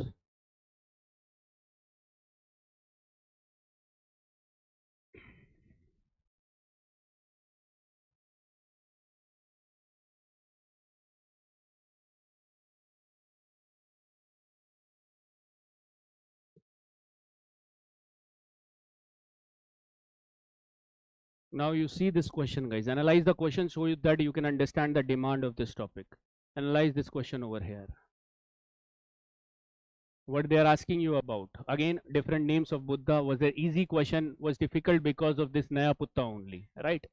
But again, an easy questions you will be finding. All right, this particular question is related to 2023. What type of question is this? Site based question, art and architecture, when you will be finding different sites of Buddha stupa you will be finding, right? There it will get covered, art and architecture position, right? You try to tell me the heads which we have make, where these questions will fit in, right? This particular question try to read and tell me, not the answer, but in which head we will be able to solve this question. Art and architecture, about stupa they are asking, there you will be fitting it. This particular part, though it is from Jana, but it is coming under teachings and doctrines. This is 2023 or 2022 question. एक बार देख भी लो भैया. Literature questions you will be finding over here. Literature type. So one heading I have made of literature. From there you will be able to solve these type of questions. This. Let me tell you, nowhere you will be finding Aryadev and Dingnang. But when you will be understanding the scholars of Madhyamika and Yogacara, which I'll be letting you understand, then you will be getting these names. Otherwise, nowhere else you will be finding. Because the sad part is the content which you are reading in the books is the same content which I have read 5 years before. So there is no change in the content, guys, in any book you take, right? So whatever I'm telling you over here is quite contemporary and quite relevant for the examination. Right, so this is Aryadev, Dingnang, we will be seeing who are these. See this particular question.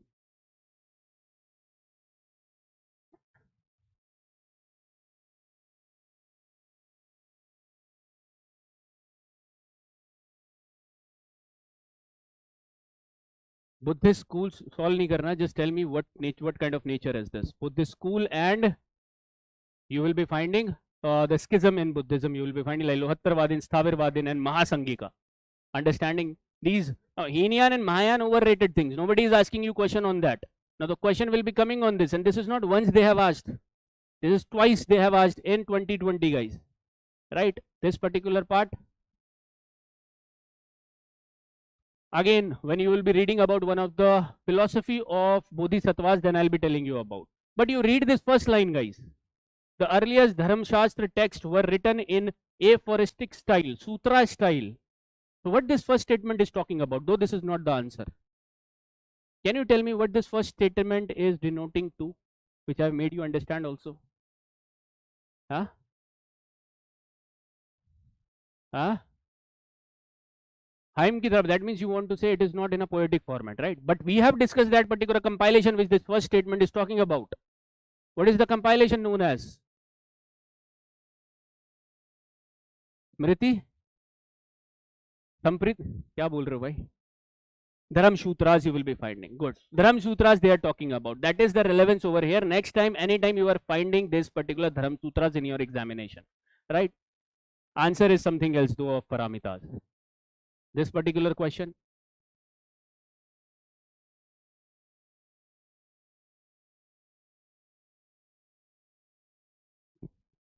What is this related to? What heading you will be understanding? Schism of Buddhism, or when you will be understanding about the Buddhist philosophies or Buddhist schools and their philosophies, then you will be understanding about Mahayana philosophies over here, right? All right.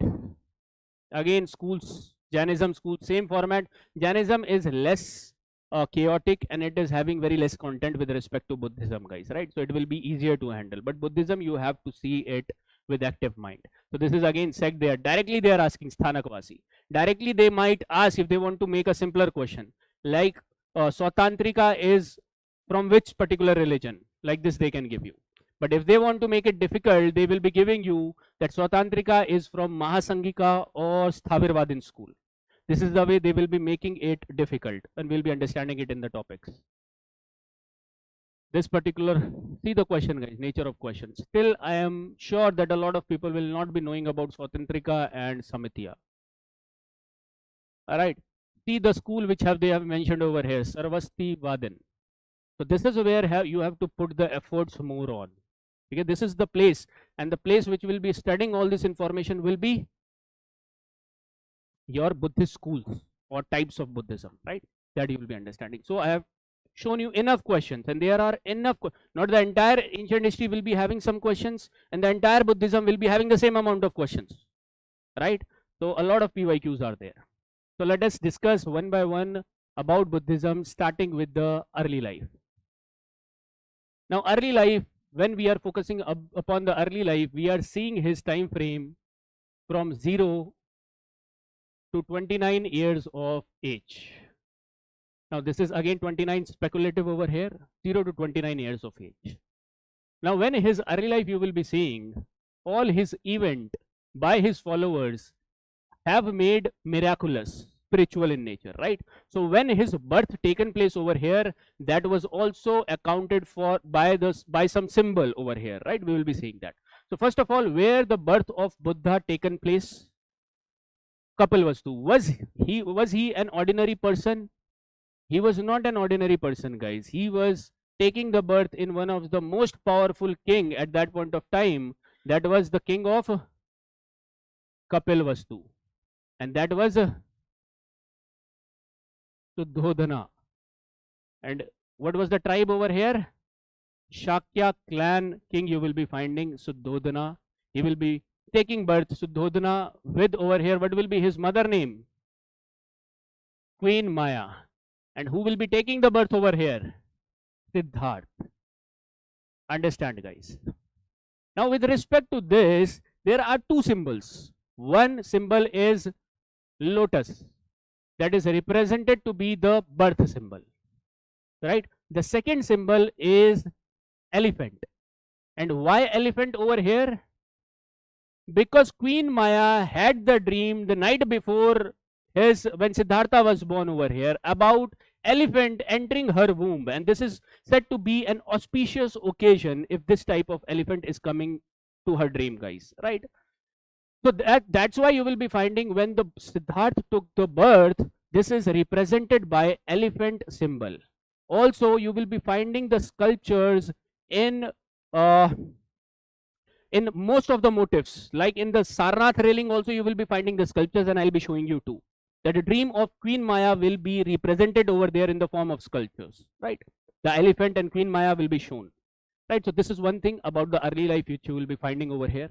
So when Siddhartha was born, there was one philosopher or one great ascetic also visited his kingdom over here, guys. And the name of this ascetic was this. Who is the ascetic over here? You will be finding Asita, no need to remember. But this Asita over here will be doing some prophecies. And he did one prophecy over here, that this particular personality will either going to be a great conqueror or going to be a great renunciator, right? Either he will be a great sage or he will be a great conqueror over here. So he did this, and Suddhodana was basically having a huge respect for this personality over here. So he got terrified, right? Because Siddhartha was taking birth after a long time period of their marriage over here. Now the followers of the Buddhism religion have made this a miraculous event. So whenever you will be seeing some original sculptures, they will be making this particular event as really elaborative. That when Siddhartha was born, a lot of things started to happen in the nature. Like hawaएं चलने लगी, पत्ते झड़ने लगे, like this you have seen. So now this is not about like what they have written, but they want to make the occasion more beautiful, right? This is about that. This is about the inference. Okay? So you will be finding this over here. Siddhartha was taking birth over here. So from his 0 to 29 years of age, his father did not want this personality to become a great sage, to not renunciate the home, right? So what his father will be doing, he will be supplied with all the luxuries of that time, right? So from 0 to 29 years of age, he will be having, he will be living the life of opulence, right? Self-indulgence you will be finding. He was married really early in the time frame of 14 years. By 16 years, he will be having his son, that is Rahul. Now, he is the only personality which we have to see certain personal life as well. He was married with Yashodhara over here, right? And he will be having the son as Rahul, guys. These are certain personal details you will be finding of Siddhartha. Now, again, you will be finding 0 to 29, extreme prosperity, extreme opulence, and this you can call it as self-indulgence also. Self-indulgence. Right? At the age of 29, his journey, this was his personal life, early life you will be finding. At the age of 29, he will be seeing certain sites over here. And after that, he will be renunciating his home. Right? And this event in Buddhism is known as Mahabhinish Karman. When he will be leaving the home, Mahabhinish Karman. Right? Overrated things over here. Mahabhinish Karman you will be finding. At the age of 29, when he will be leaving his home. Why he will be leaving his home? It is said that he saw the foresight. Again, when you will be seeing certain original scriptures, they will be writing as when Buddha left his home, you will be finding that all the people in the kingdom, all the soldiers which were there at the entrance gate was in deep sleep, as if the universe wanted the Buddha to renunciate his home and find certain philosophies for the world. This is the way that is written, right? That the universe is supporting also his decision to renunciate the home, guys, right? Now try to understand why he left home. Now these are overrated things, all must be knowing. At the age of 29, age of 29 to 35, here he will be getting his renunciation to enlightenment. At the age of 29, he saw 4 sights, and these 4 sights were basically a diseased person, a dead body, and one more thing, an old person over here. Disease and sick you have seen, dead body you have seen, an old person also you will be finding over here. Now seeing exactly all these events, he was coming up with various thoughts that what he was seeing from his early age till the age of 29 was not the entire truth. People are going to die. My own parents are going to die over here, right? So he was realizing that whatever he know is not the truth, guys. So in search of truth, he will be meeting the 4th personality over here, that will be ascetic, and this ascetic will be knowing or will be telling him that the world you are living is full of illusion. You are not knowing the truth. So how he will be knowing the truth? How? He asked that how to know the truth. He was saying that first you have to renunciate from this worldly affairs which you are involved in. Alright? Like you are involved in eating the samosas. Hello, pehle aaram se. We'll be taking 5 minutes and then we'll be beginning.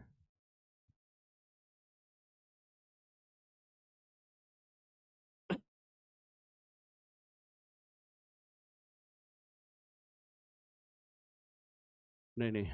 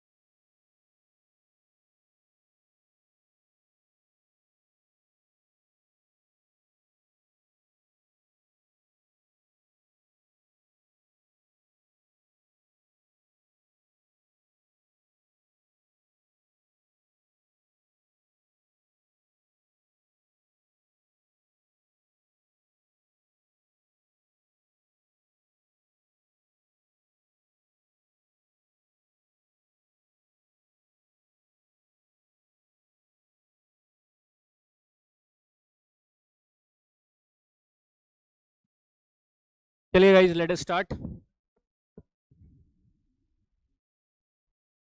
मेरी घड़ी गड़बड़ है, सही में गड़बड़ है, ठीक है. Let us start guys, because then I will also lose the connection with the topic, right? ठीक है. तुम खाने से ज्यादा तो बातें कर रहे हो. All right, what I was telling you about, so he will be seeing these 4 sites over here, guys. You try to understand.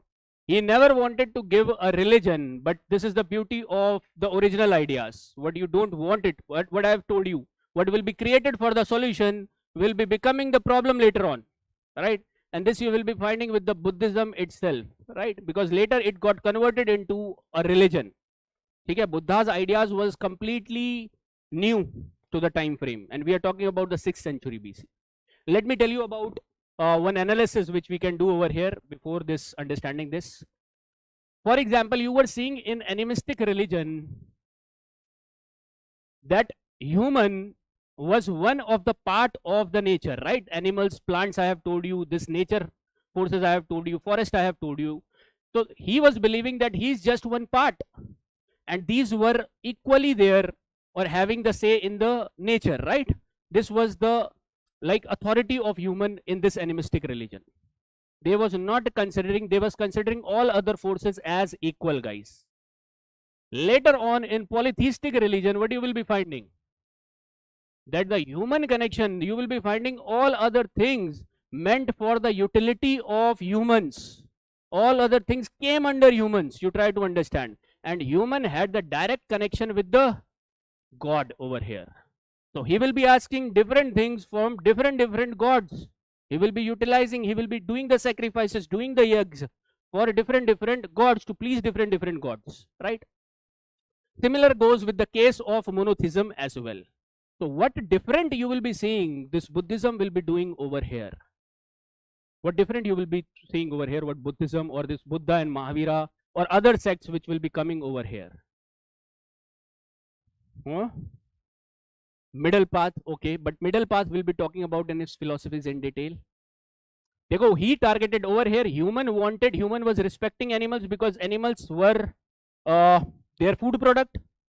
They were respecting nature because nature was their food product over here. So they were respecting over here these forces because they were getting something out of it. You try to understand. Their interest got changed. Their interest was now to have more kettles, now to have more land. So their gods change over here. What Buddhism will attack, Buddhism will not attack or will not give a new god. He will be attacking that god. That's why he will not talk about gods. He will attack over here that what and why you are wanting something. He will attack on the desires, guys.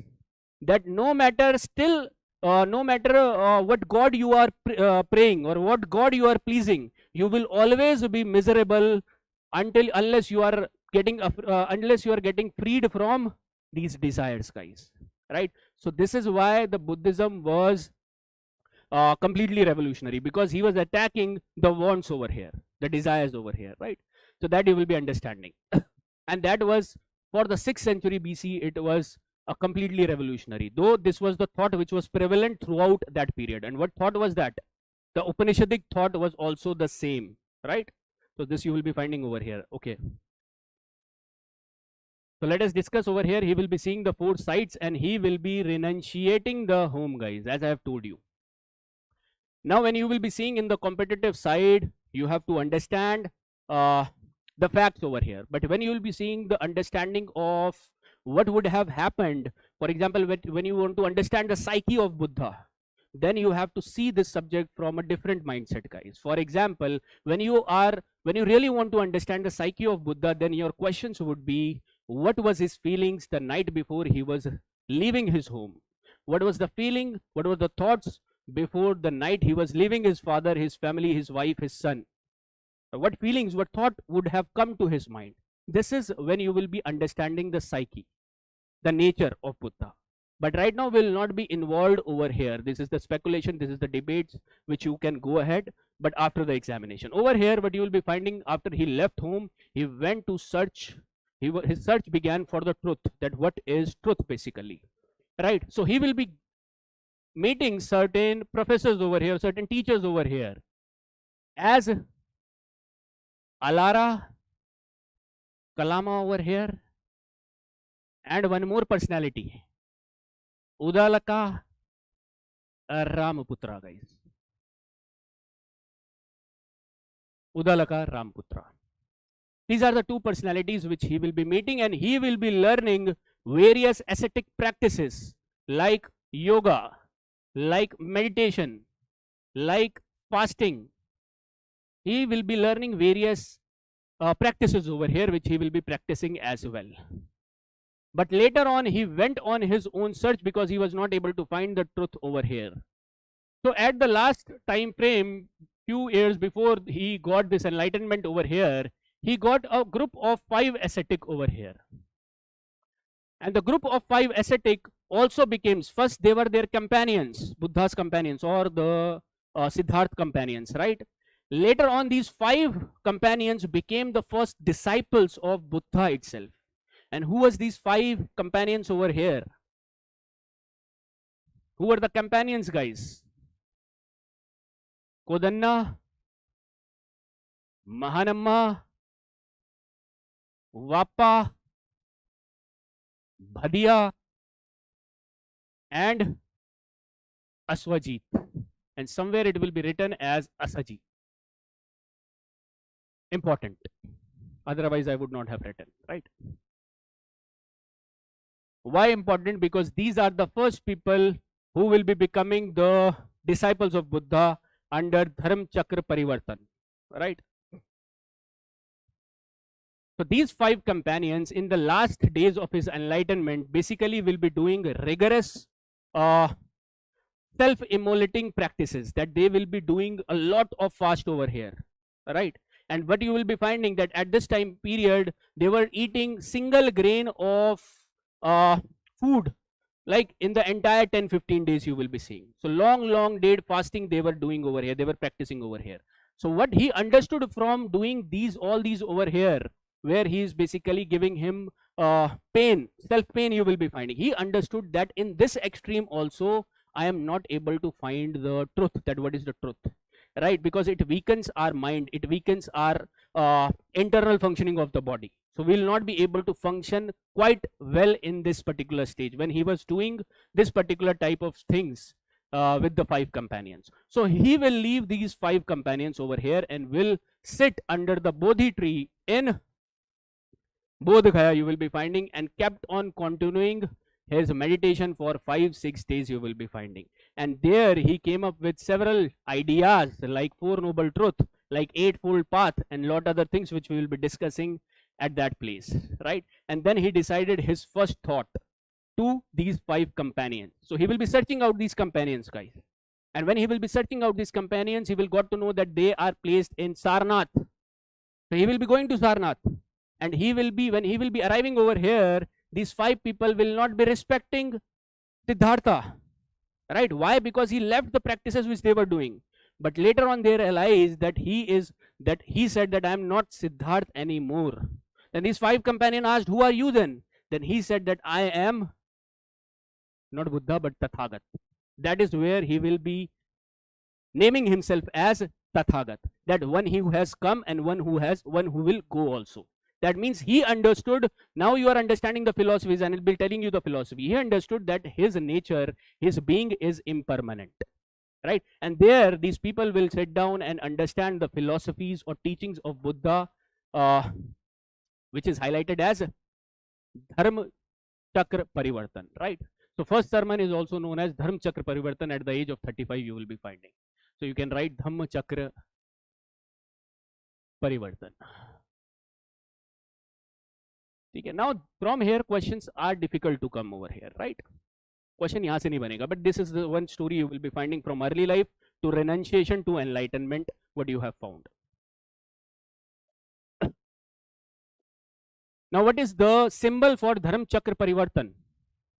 Wheel. What is the symbol for birth? Lotus Element. What is the symbol for Mahabinishkarman?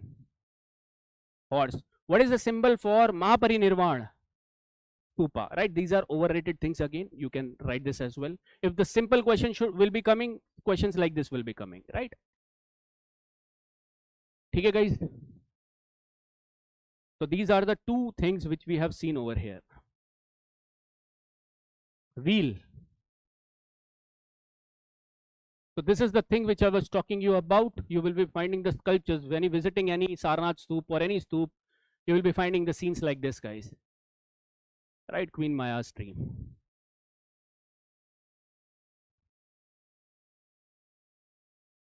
Right, this is his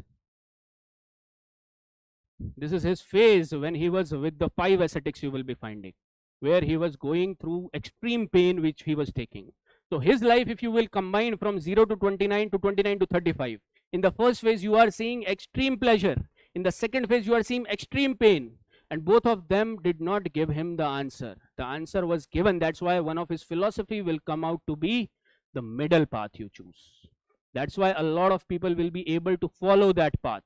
Because at that time, a lot of ascetic religion was basically propagating hardship, was propagating long days of fasting, right? On the contrary, when you will be finding Jainism was more tough to follow, rather Buddhism over here, right? So this you will be finding over here. This I have told you. I hope you can reconcile with the information. Mahanamma, Kodanna, Bhadiya, Vappa, Asvachita. These were the initial 5 companions, later on converted into disciples during Dharma Chakra Parivartan. You will remember it. How question will come from here, we don't know. But questions, if they want to make questions, they will be making from here, right? These were the later on disciples who will be involved and becoming prominent in Sangh, like Sariputta, Mogalanna, Ananda, Kaspa, and Upali. Okay, out of this, you have to remember Upali and Ananda, guys. Mahakaspa, you will be remembering because he is related to Buddhist council. Sariputta, you will be remembering because it is related to one of the book I will be telling you, Sariputta Prakarna. Right? Later on, Ashwaghosh, I will be telling you, then we will be reconciling this information. Okay, so this slide will be by heart done by you with respect to companions. Okay, now we will be learning about the teachings, guys. The third aspect, teachings. And from here, question will start coming up, right? Questions will come from this particular slide. Teachings. Doctrines. Teaching, doctrines, and philosophy.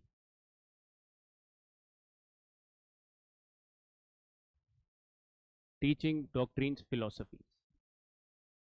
So the first teaching, what he will be giving over here, guys. First teaching, guys, over here. What will be his first teaching to the people, that what he got out of this enlightenment? Right, that means he got to know about the 4 noble truths. Right, so he will be talking about 4 noble truths over here. And 4 noble truths, what you will be finding? That world is full of suffering. And the root cause of this second noble truth, the root cause of this suffering is desire. Because no matter, and he was basically attacking the root point, core point. If you want to win the war, why do you want to win the war? And then you will want to win more and more wars over here. So how you will end this all desire over here, right?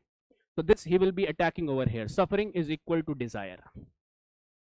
Third, that there is, third noble truth, that there is surely a way to end this suffering. And this suffering, there is surely a way over here which you will be getting. Fourth, to end this suffering, you have to follow the 8-fold path, also known as Ashtangik Marg, guys. Right? Now this is overrated over here. All must be knowing this. 8-fold path.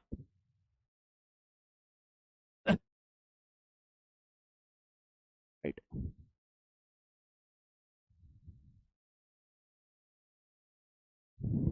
This is first teaching you will be finding with respect to 4 noble truths. Simple things but hard to follow. Right? When I'll be showing you 8-fold path, right speech, right action, right intention, simple things hard to follow. Right? Second, over here will be what you will be finding over here will be with respect to middle path.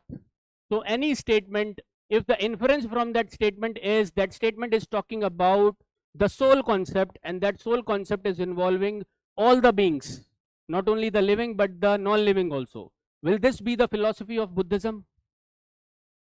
It will be the philosophy of Jainism, because it has come in this way. Now if any statement is highlighting the importance of middle path, will that be related to Buddhism? That is how they are going to give you this middle path, if they will give you this middle path, right? The third you will be finding over here is with respect to, what will be the third philosophy over here, guys? That is a doctrine of dependent origination. And this is known as over here Patika Samupada. Patika Samupada, guys. Doctrine of dependent origination. Only the name is enough. But what do you understand by this doctrine of dependent origination is Buddha has opened up the entire framework that how your desires are coming. And he has connected the past, the present and future in the explanation of this dependent origination. Dependent origination means any thought, any idea is interdependent upon something, right? So in this he has explained that if you are coming up with the desires, why you are coming up with the desires. So he will be talking about 12 nidans over here, which you don't have to read. 12 nidans, which I'll be showing you over here as well. Let me show you. Right. See, this particular part, if you want to write one statement over here with respect to doctrine of dependent origination.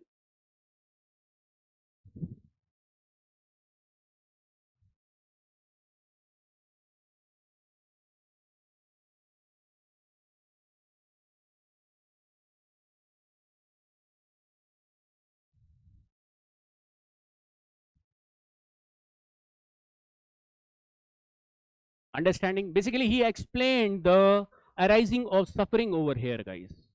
No need to go into the detail of it, but I'll show you the chart where in the way he wanted to explain what is suffering and how it is arising, right? Just one line will be all right. So these are the ways he will be explaining over here, guys. This is the way, like there will be your past causes, there will be effect related to that, then there will be present which will be having causes, and there will be effect for that which will be converting into the future. So your past causes will be the delusion, impulsions and actions, which will be containing certain name and form over here, which will be taking the identity, right? All these things will be coming over here. And in the future, it will again, because then you have a feeling of craving, you will feel having a feeling of being over here, and that will be converted into your rebirth. So you will be in the cycle of birth and rebirth throughout. And if you want to move away from this cycle of birth and rebirth, what do you have to do? You have to extinguish the desire. And what is the way he has given to extinguish the desire? Eightfold path, four noble truths, and one more thing which I am going to tell you.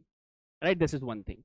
So when he is saying, when Buddhism is saying enlightenment, what do you understand by enlightenment? New people. One is extinguishing of the desires. Second, what will be happening when you will be curbing these desires? End of suffering will be happening. After that, what will be happening? New people should answer. Moksha will be. What is moksha? Wisdom. End of birth and rebirth you will be finding. So with respect to Hinduism, with respect to Buddhism, you will be finding that there is a concept of birth and rebirth. So when you will be attaining moksha, or when you will be attaining enlightenment, that you will not be taking birth again, because this world is full of suffering. That is how he is giving the path to end this. No need to remember this, right? This is just, I have put it for you. So all right, this is one case you will be finding over here, guys. Doctrine of dependent origination. Over here, the fourth teaching which he will be giving you over here with respect to the impermanence. Impermanence.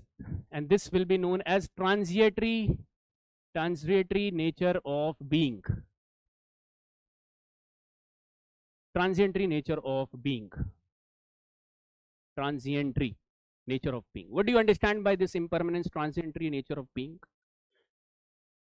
Right. So any statement which inferring to nothing is permanent will be having this component, right? That impermanence component. Now from here, will they be believing in the soul concept? Why they will not be believing in the soul concept, guys? No, right? See it carefully. No, they will not be believing in the soul concept. Online also. Soul they came at Dekhna, they will be believing in the soul concept, right? So why they will not be believing in the soul concept? And this is connected to their philosophy of impermanence. Because soul is considered in all the philosophies of the world, either early humans or all the humans at that point of time, soul is considered to be the permanent thing. And they don't consider anything to be permanent over here. So what they will be saying over here, they will be not at all talking about the soul concept. Whereas on the contrary, Jainism was believing that even the non-living things are having some kind of prakriti, some kind of soul, right? This is one difference you will be finding over here. One more thing you will be finding over here in the teachings, and that is the 5. This is 5 percepts. And what are these 5 percepts, guys? 5 percepts.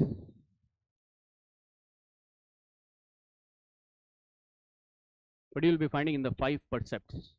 You remember non-killing, non-stealing, non-lying, abstaining from sexual misconduct, and renunciation. These 5 points you will be finding in the 5 percepts, right? Let me show you now.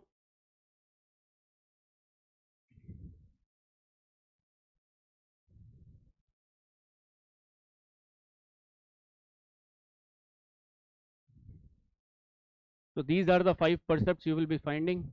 Again, these are same as of Jana. When I'll be telling you Jana, there will be 5 Panch Mahavrat. So Panch Mahavrat will be same as of this, right? So just have an idea about this, and this you have to see it, guys. ठीक है, ये याद होना चाहिए, because questions will be from here. Though this is overrated.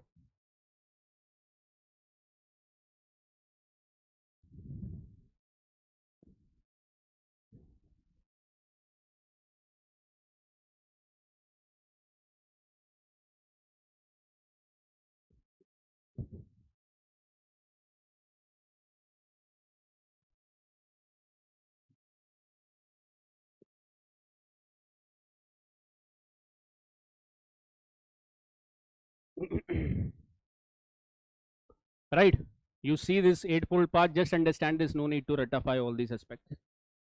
Right view, right intention, right speech, right action, livelihood, effort, concentration, and mindfulness.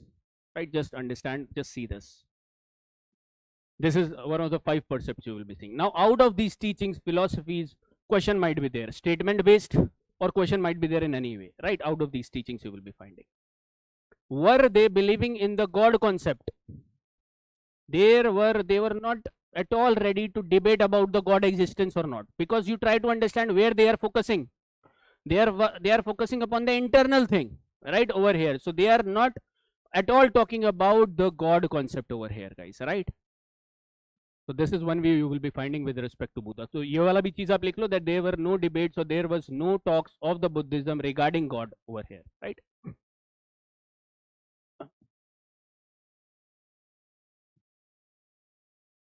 ठीक है, guys. So this what you have seen, all these teachings, his followers decided that all these teachings should be given in an organized way, right? There should be one system where this should be spread, and this should be known to all the people who are suffering, who want the solution to their suffering, right? So they will be creating and they will be asking during the Buddha's time frame to form an organization which is known as Sangha. So see over here now the Sangha concept. So they will be forming over here the Sangha, guys. Sangha. Now, who can join these Sangha, guys? Who can join these Sanghs over here? First of all, to join these Sangha, you have 2 ways. One way is you have to renunciate your home. And when you will be a renunciator, you will have renunciated your home, you will be known as, not directly Bhikkhu. Bhikkhu you will be knowing when you will be getting the entry into the Sangha. Right, someone is remembering. Tell me, that is known as Parivarjaka. Parivarjaka.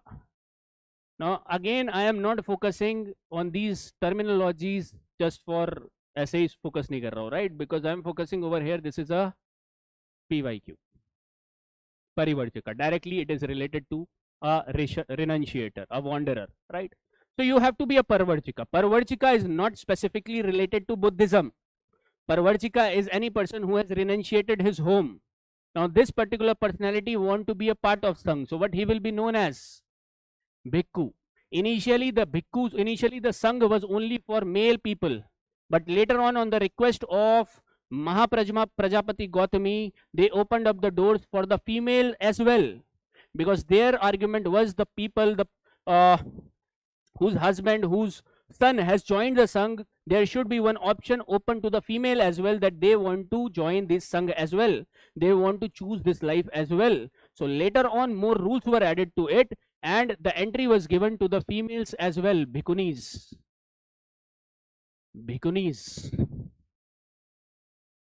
Alright. Now the second option you will be getting over here, that you don't want to leave your home. You want to participate in the household activities, but you want to join the Sangh. What option there is for you, and what will you will be known as over here? New people try to answer. What you will be known if you want to live as a family householder and you also want the teachings of the Sangha. At that point of time, there was option for that as well. What is the terminology for them? Upasaka you will be finding, right? Upasaka for male, Upasika for female, PYQ. Terminology based PYQ. All right.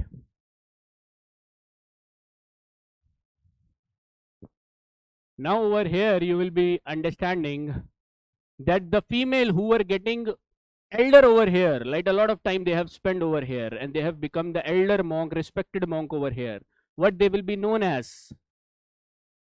They will be known as Theres. The terminology again. Now all these people who are joining Sangh, what they are joining for? Because other people are joining? Herd mentality was still prevalent then too, right? To get the enlightenment, right? So some people will be getting the enlightenment over here as well. So those some people or very few people which will be getting the enlightenment, what they will be known as? New people. They will be not known as Bodhisattva. Don't mix it. That is what I am saying. You are mixing the concepts. Bodhisattva is related to Mahayana. We are talking about the Buddha's time frame right now. Mahayana is going to come in the 1st century, 2nd century AD, right? So they will be becoming not Buddha but Arhat, a possible PYQ.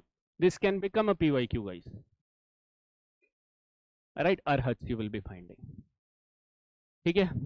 Now the Sangh you will be finding which during the Buddha's time frame was really good. But as you know, any organization after the leader goes, you will be finding there will be separate ideological pathways you will be finding in this, and there will be a lot of corruption also will start happening in the Sangh as well, because now the people are not concerned about getting enlightenment. The people will be concerned, but the people will be concerned about having the concentration of power. So there will be the egalitarian Sangh later on will be becoming the discriminating Sangh as well, and there are documented proofs as well, right? But we will not go into that debate. Okay, so this is one thing which you will be understanding about the Sangh concept, right? All right, guys. So this is one part. Now, what we have seen in our Buddhism and Jainism, early life, renunciation, doctrines, philosophies. Now we will be understanding these Buddhist council. Again, overrated topic, but let us see what we have to find over here. Buddhist council, simple, you must have heard about or read about it more often, right? So Buddhist councils.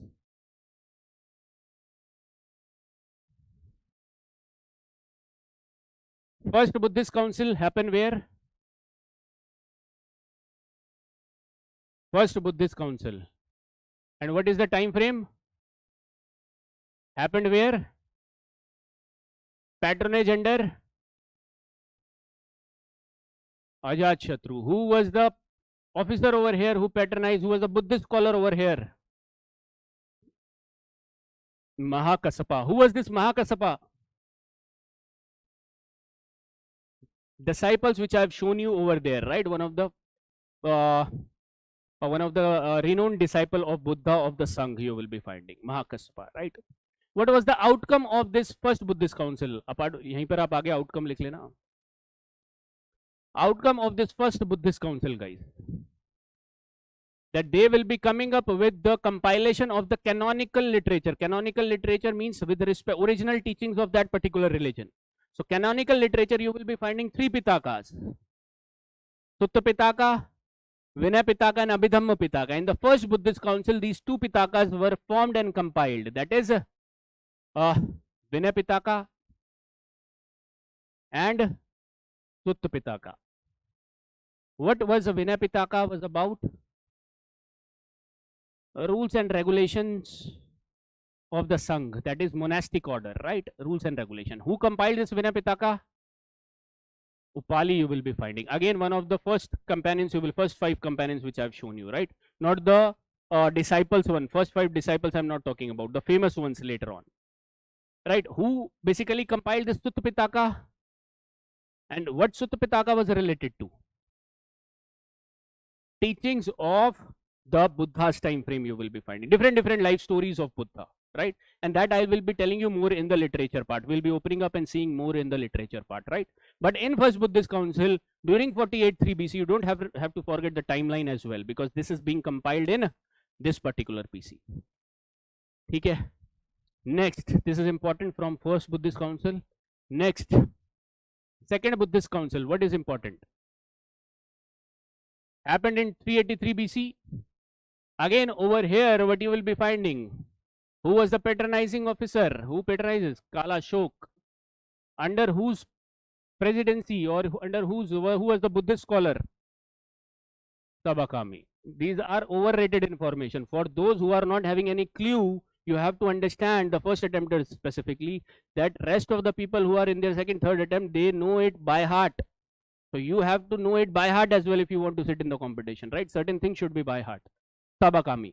But what is the outcome over here? And the new people I want the answer from. What is the outcome? Because this is not mentioned in your original, whatever sources you are reading. You will be finding that in the Second Buddhist Council, there will be the major schisms which will be happening. So this will be major schism. And this major schism means the division of the Sangha. And this we are talking in the time period of Buddha? Not at all. 100 years after the death of Buddha. That is 383 BC. So what will be happening? And this is important. From here it is important, guys. Now, see, the Sangha basically got divided over here. And this is known as the Great Schism. And the Sangha got divided into Mahasangika and Havirvadan.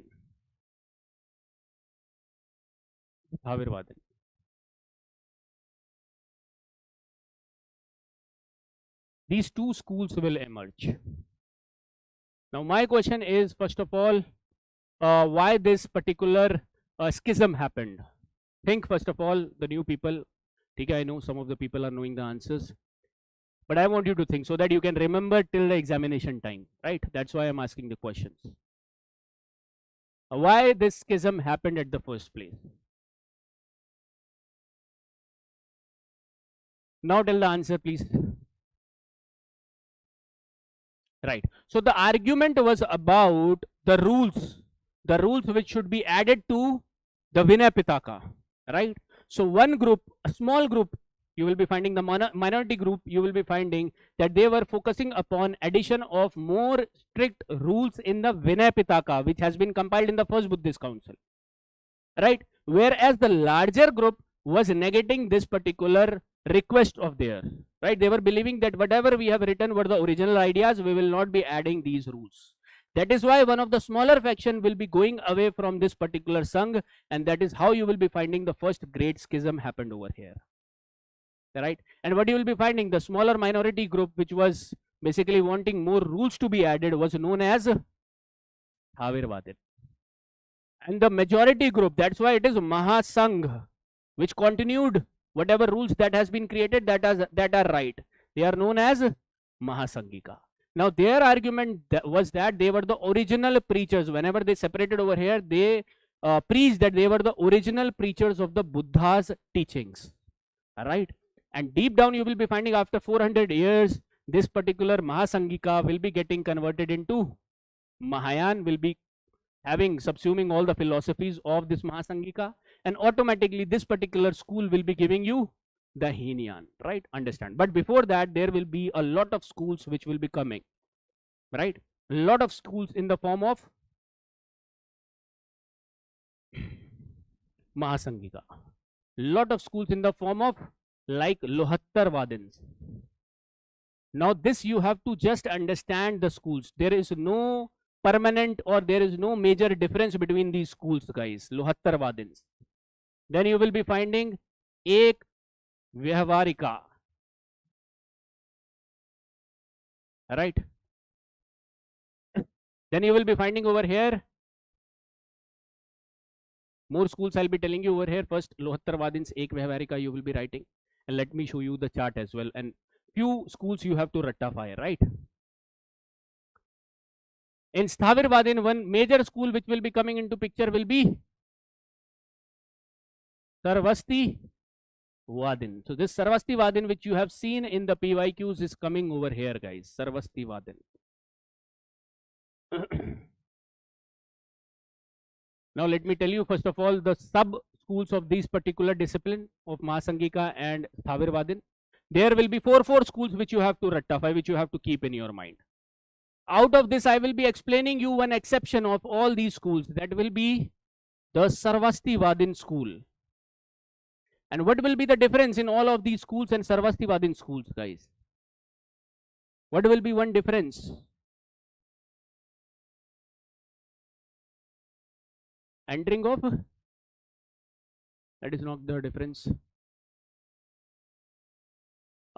That is one good point you will be finding. Dekho, what Sarvasti, the whole philosophy of Buddhism is with respect to the permanence or impermanence. They believed in impermanence. But this school is coming over here and will be advocating that some things remain in the past also, present also, and future also. So some things remain in latent form in all the timelines, past, present, and future. So what this school is signifying?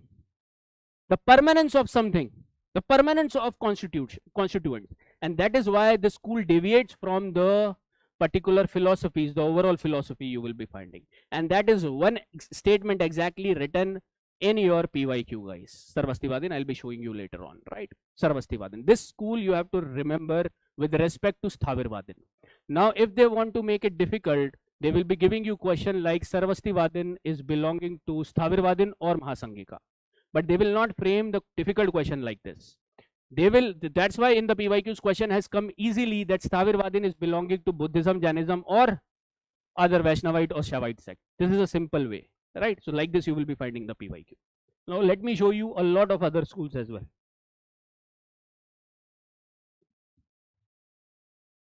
So this is the chart you will be finding, guys, right? And in this chart, I want to focus first of all what we have discussed, Sarvastivad. This you will be remembering from here.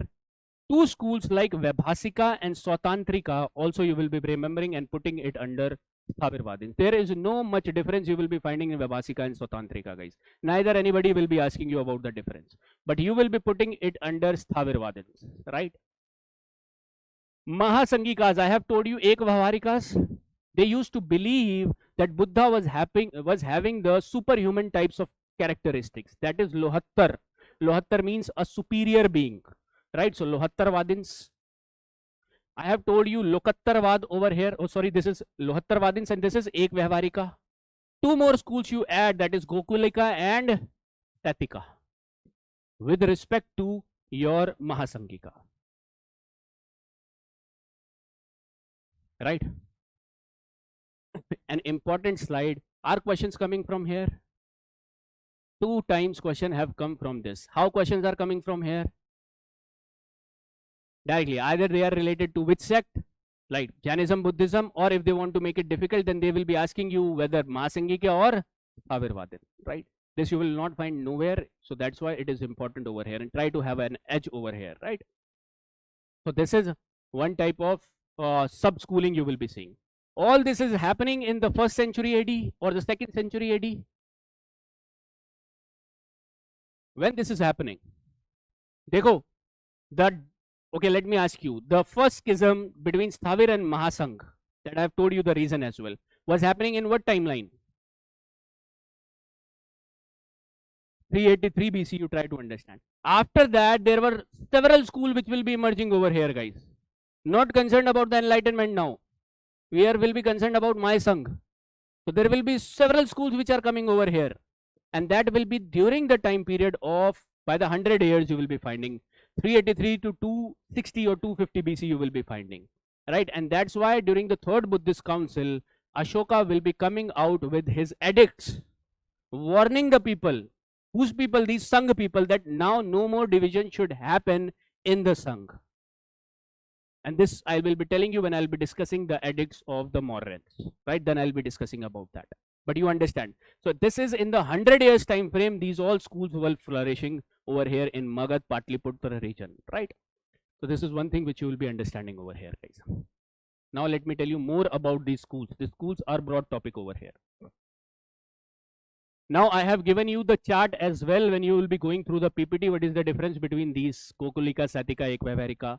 Let me tell you, don't try to read it. You will not be able to understand because this is not the clear way which is given anywhere. Okay? This is not the clear way which is given, right? Also, these are major philosophies. This is a religion, guys, right? So you will not be able to understand, neither they will be asking you these type of philosophies from here, right? So this is one thing you will be seeing.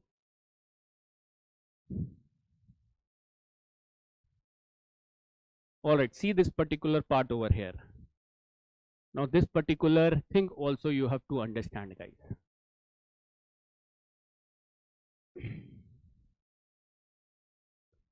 First, are you understanding some of the school's initial things you see? Only see where I'm telling you. This you are able to understand. What they have written over here, split at second, not third council.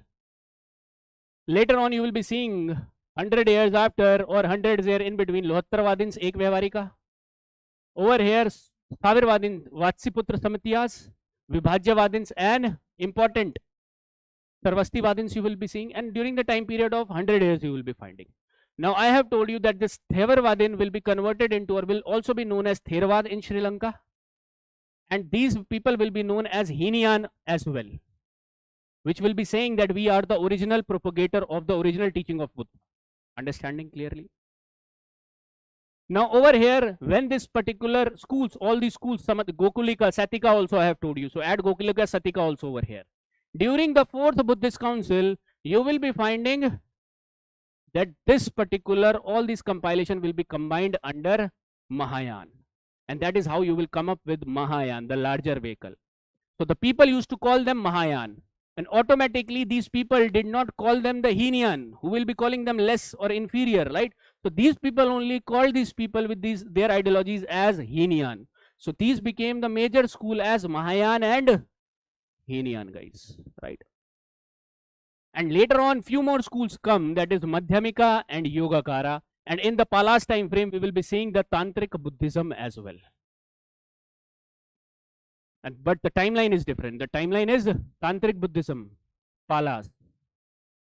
This Madhyamika and Yogacara, 3rd to 4th century AD, you are going to find. Understanding, first of all, these are schools you have to focus upon, right? So we were seeing the Buddhist Council. Second Buddhist Council, all these things happened, right? Third Buddhist Council. Now these are simpler in nature. Third Buddhist Council is 250 BC. Who was the presiding, who patronized it? Ashoka. And who was the presiding officer, Buddhist scholar? Mogli Pissa. And what was the outcome of this particular council? Abhidhamma Pitaka.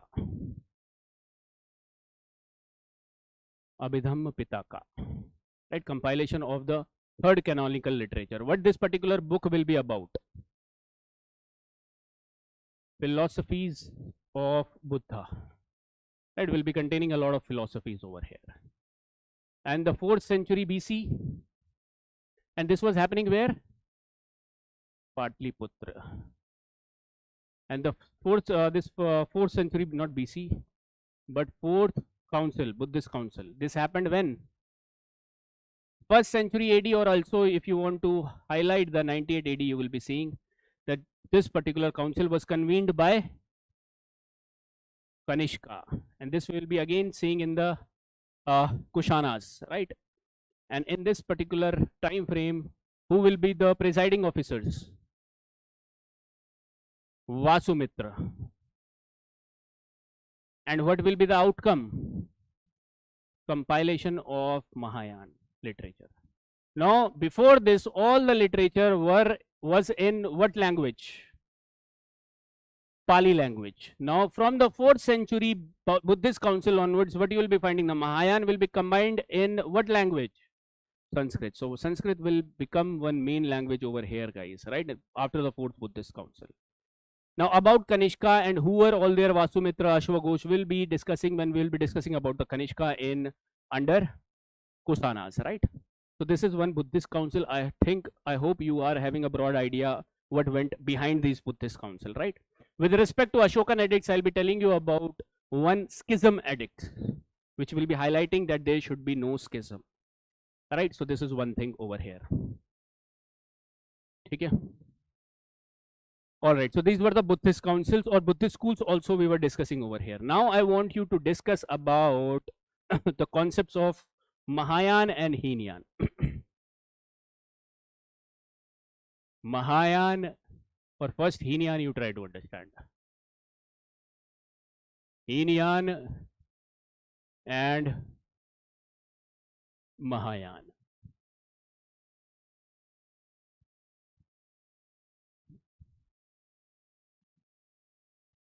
The concepts of Mahayana and Hinayan, guys.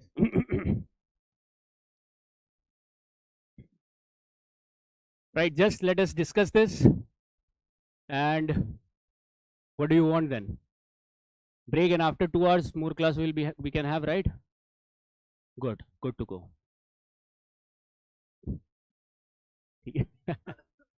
Right. So Hinayan and Mahayana, let us discuss this first, right? Then I will not be overburdening you. I will be having this MCQ session so that we can like do some practice as well, right? So after 15 minutes break, after understanding this topic, we'll be stopping it over here. Take 10 minutes break, and then we'll be resuming with the MCQ, right?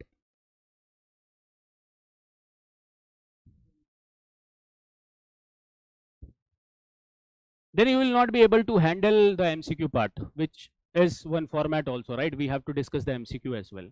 Okay. Chalo guys, over here, Hinayan and Mahayana.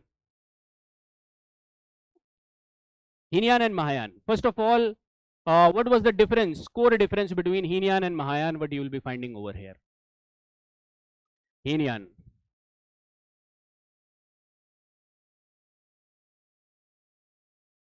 Idol worship was with respect to Mahayana. So they were basically not doing the idol worship. They were basically the symbol worshippers over here. Whereas they were doing the idol worship over here. Idol worshippers. Now this is also not the very core point you will be finding. That means they were believing in the statues, right? That's why after Mahayana, or in the time frame of Mahayana, the Ellora caves, a lot of statues you will be finding. Ajanta caves, a lot of statues you are going to see, right? Over here, the Hinayan people were believing in the symbol worship, that there should be no idolship, there should be no this idol worship which should happen inside the Sangh or in the followers of this Buddhism. The second point you will be finding with respect to this Hinayan.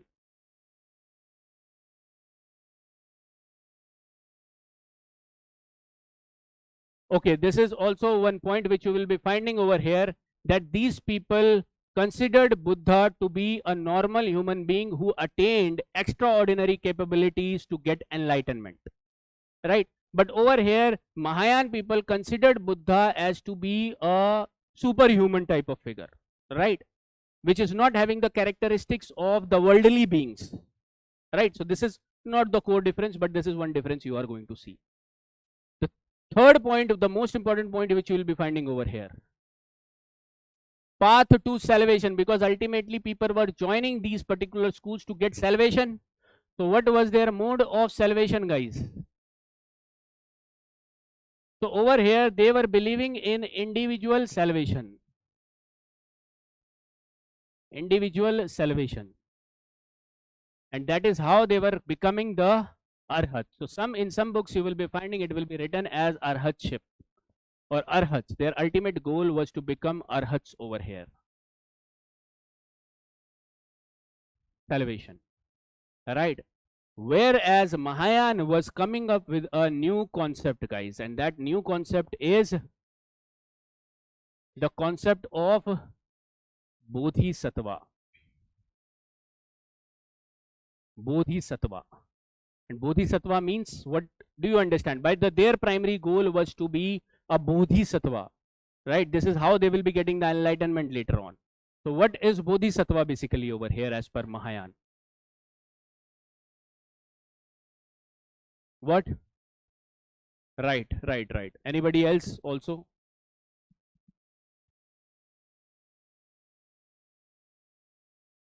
Yes, guys. So what was Bodhisattva over here? The people will not be achieving the enlightenment over here. Rather, they will be having the qualities to achieve enlightenment, but they will be delaying the enlightenment. And why they will be delaying the enlightenment? So that they can help others achieve enlightenment, guys, over here, right? So this is the Bodhisattva concept over here, right? Bodhisattvas.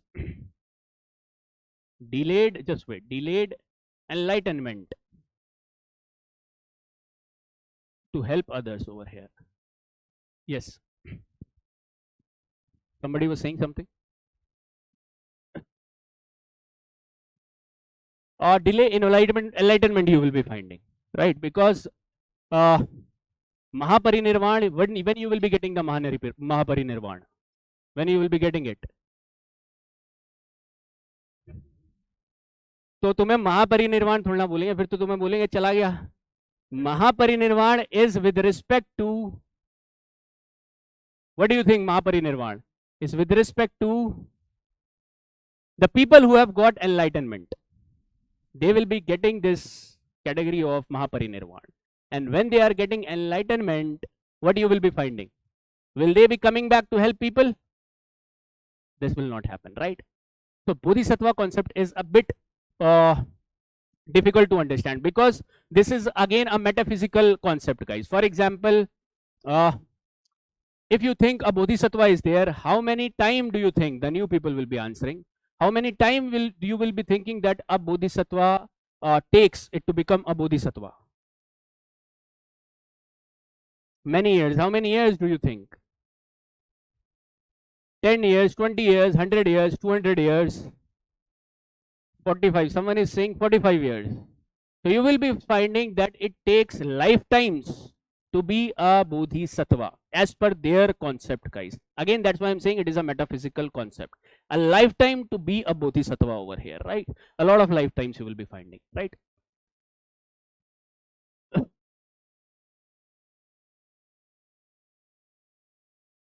Good question. Good question. Now that is why I am saying a good question. And from here, 2 PYQs I will be telling you. अरे इधर ध्यान दो भाई, आ जाओ इधर. Important कुछ बात है तो बाहर जाके करो. Focus over here right now. So what your question will be that when these persons are not enlightened themselves, how they will be enlightening others over here.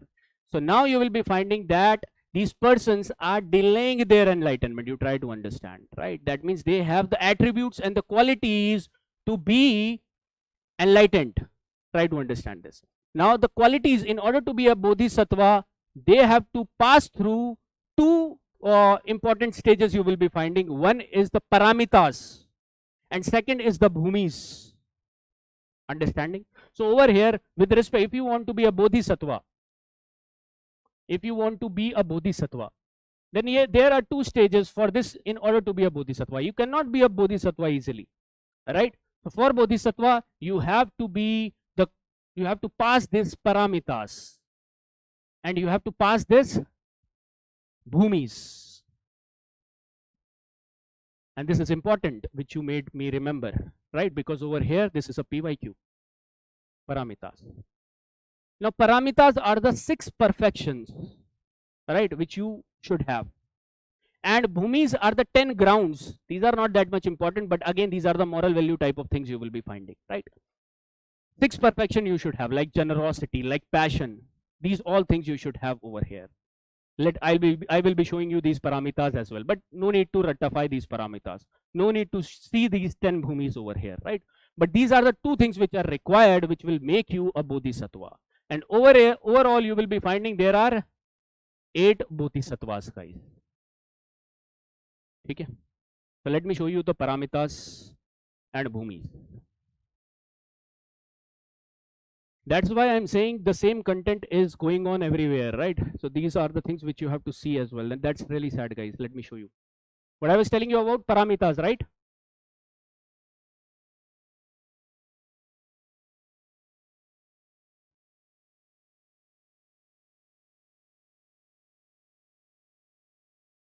What happened?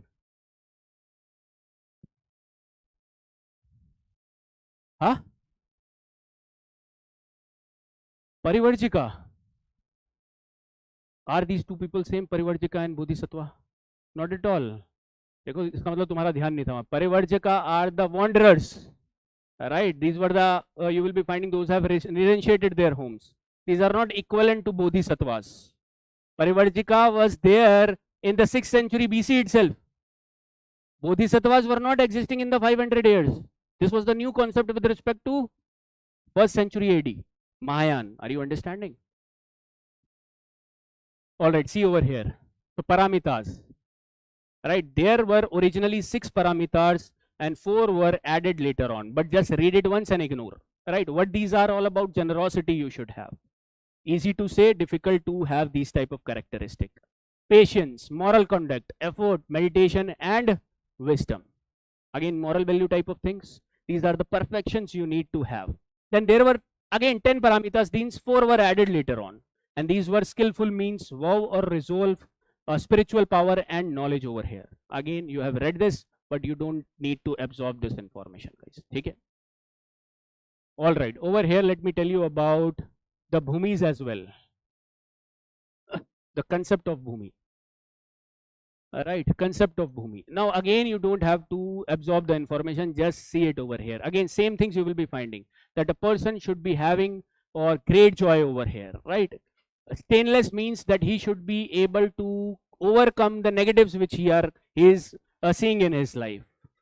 Luminance over here, these type of things you will be finding. Radiant, the bhumi, it is said to be like a exhibiting light that consumes everything which oppose enlightenment.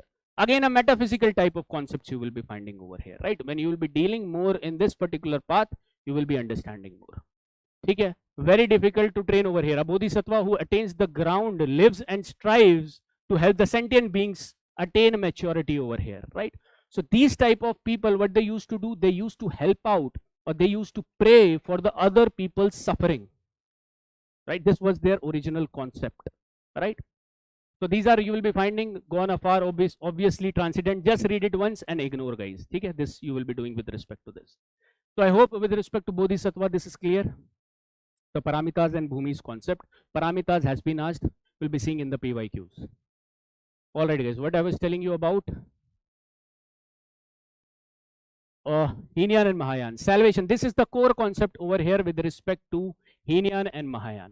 Later on, Mahayan spread it into various branches as well. And one of the two of the prominent branches in the 2nd, 3rd century was your Madhyamika school. Madhyamika school and Yogacara tradition. Yogacara tradition. Okay, these schools was basically this Madhyamika school who was highlighted over here. Nagarjuna. Important personalities, PYQ is based upon his name. Nagarjuna. Yogacara was given by Vasubandhu over here. Now, Madhyamika school will be focusing more upon the middle path over here. Middle path, that means mind also and physical strength also is required to do the meditation and to achieve salvation over here. Whereas Yogacara was completely depending upon the mind aspect, the yogic aspects over here. Yogic aspects you will be finding. Right, Vasubandhu. Now, one line you will be writing about Madhyamika, one line about Yogacara you will be writing, right? And then there will be a list of scholars, 2-3 scholars you have to write in Madhyamika and Yogacara. Mind and physical strength of the body. Both things were focused over here, right? One is mind. Their doctrine was Sunyata doctrine. They believed in emptiness of the beings, right? Or everything which is existing, right? So this is one thing you will be finding. Let me show you also.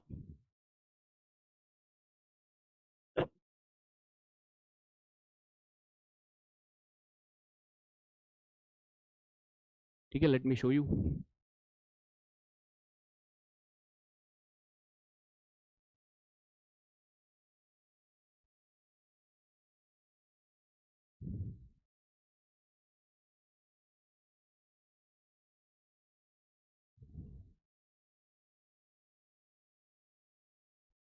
Alright guys, just write one line about Madhyamika school over here.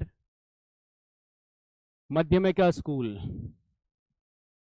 one of the most important school tradition of Mahayana, only that it is the Mahayana school branch only you will be finding. Systemize the idea of Sunyat, right? Sunyat means emptiness, that is there is no that there is basically impermanence, that was the original idea of Buddha, right? So this you will be finding same core ideas you will be finding. Reality has no independent and permanent essence. All phenomena are empty of inherent existence. That means they are dependent upon origination. Theory of dependent origination again. Patika Samupada. Avoid both extremes again over here. They were focusing upon middle way. And how they were focusing upon middle way over here? By the mindful activities and the yogic activities, physical activities as well. Right? Because in this time frame now the religion are showing you the yogic features. Why? Because in Brahmanical religion also you will be finding Panini and basically Patanjali was getting famous during this time frame. He was coming up with his Mahabhashya. He was coming up with his Yoga Sutras, right? So this you will be finding. And other religions will also be coming up with these ideas. Who was the founder? The time frame you can see 2nd, 3rd century AD you will be finding, guys. Quite important. Nagarjuna.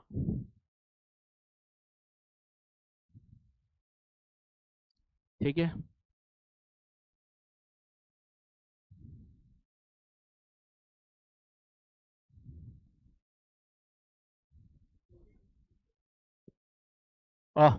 This is mind over here. Yoga will be including both, guys. ठीक है. Yoga will be including your mind also and physical as well, right? This is what yoga does.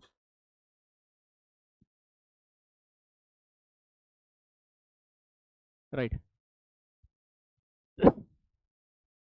That means they were only focusing upon the mind aspect of the yogic whatever positions were there, right? Yogic positions, right? So this is what I meant. All right. So what I was telling you about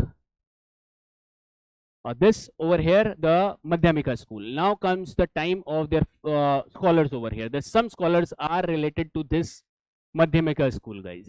And over here, these scholars are Nagarjuna, first of all. And his book is Madhyamika Karika. No need to remember. No need to remember.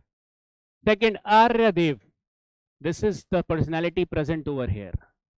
So suppose if you have done this particular slide and you just know that Aryadev is belonging not to Mahayana, not to Hinian, but you just know that you have heard this Aryadev in Buddhism, will the PYQ was solvable with this information? Simply they have asked that Aryadev was a Jaina or a Vaishnavite scholar. Simply try to understand. So that's why I'm saying see it with active mind. Okay?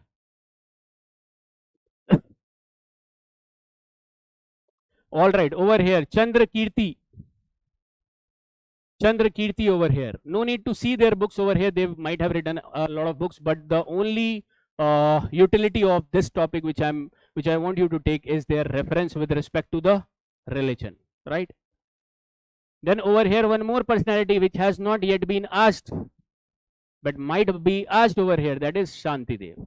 So these four scholars with respect to Madhyamika school. Good. Good, guys. Now you will be finding what? The Yogacara school, right? Let me show you the Yogacara school. So they will be focusing upon the mind only aspect, guys. What I was meant by that, only write about the doctrine of consciousness only. That means they understood that everything arises from the mind over here, and the external world does not have independent existence. Only this is important. Rest you can read, and later on you will be reading these PPTs. You can ignore this particular aspect because you have to feed more important things, more relevant things for the examination, right?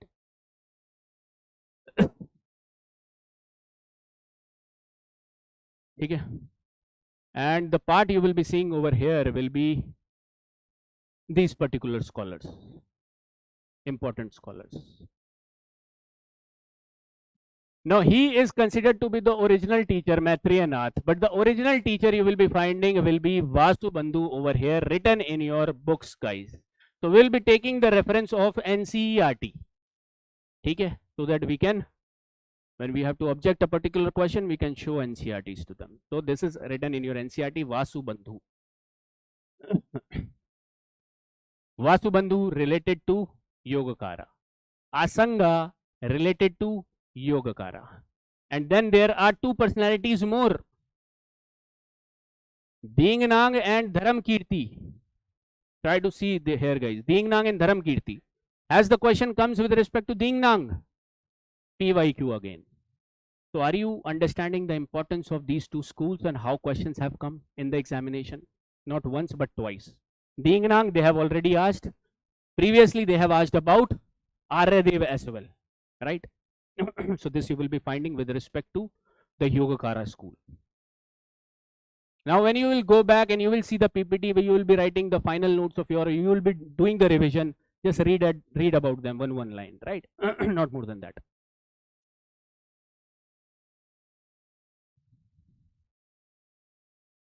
Okay. So where was our chart? What have we seen? Can you go through that framework which I have shown you? This we have seen the schools of Buddhism, guys. Schools of Buddhism, a lot of schools we have covered, starting from the Madhyamika to Sthavirvadin. Then we have seen the sub-school as above the Madhyamika. Can you, sorry, of the Mahasangika. Can you tell me the schools of Mahasangika? Ek Vyavaharika, Lohattarvadin, Gokulika and Satika. Can you tell me the school of Sthavirvadin? Great. Sarvastivadin, Vaibhashika, Swatantrika. Right, good. More than enough, guys. More than enough. Now later on these schools will be converted into Mahayana and Hinayan. The difference you know about the Bodhisattva and Arhatship. This is the core difference you will be finding. The symbol worship and the deification you will be finding, idol worship. Later on this Mahayana will be further divided into Madhyamika and Yogacara, where you will be finding the Dingnang scholar, Yogacara. If they want to make it difficult, they will be giving you the distinction as the Dingnang is the Yogacara or Madhyamika. If they want to go one step higher and make it difficult. If they want to make it simpler, they will simply specify that this scholar is related to what. Understanding? This way we have seen the scholars part. And what we are remaining with now? Literature and scholars part we are remaining, and we are remaining with the art and architecture as well. So art and architecture will be done in your art and culture class, though it is very simple over there, right? So literature also let us cover, and then we will be ending at least Buddhism over here, right? Literature. After literature we will be having the break, okay? After the literature part, and then we will be having 10 minutes break, and then we will be continuing with the MCQ. तो में से कुछ लोग भाग भी जाओगे MCQ के time पे, right? So see the literature part as well.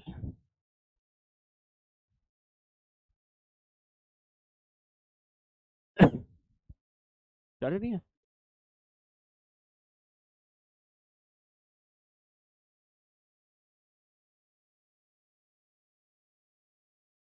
Alright guys, see over here. Let us complete the literature part as well. Literature part is simple.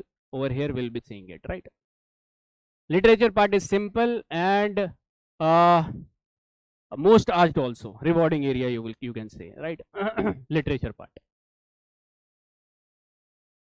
So basically, Buddhist literature is divided between canonical literature and non-canonical text. Canonical literature means original teachings which are compiled under Vinaya Pitaka, under Sutta Pitaka,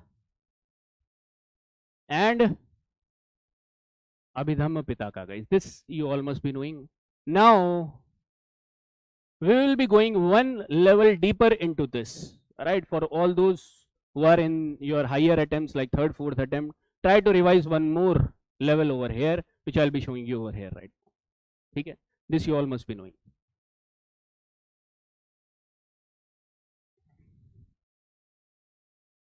सब attempts के लिए कुछ ना कुछ है मेरे पास, right?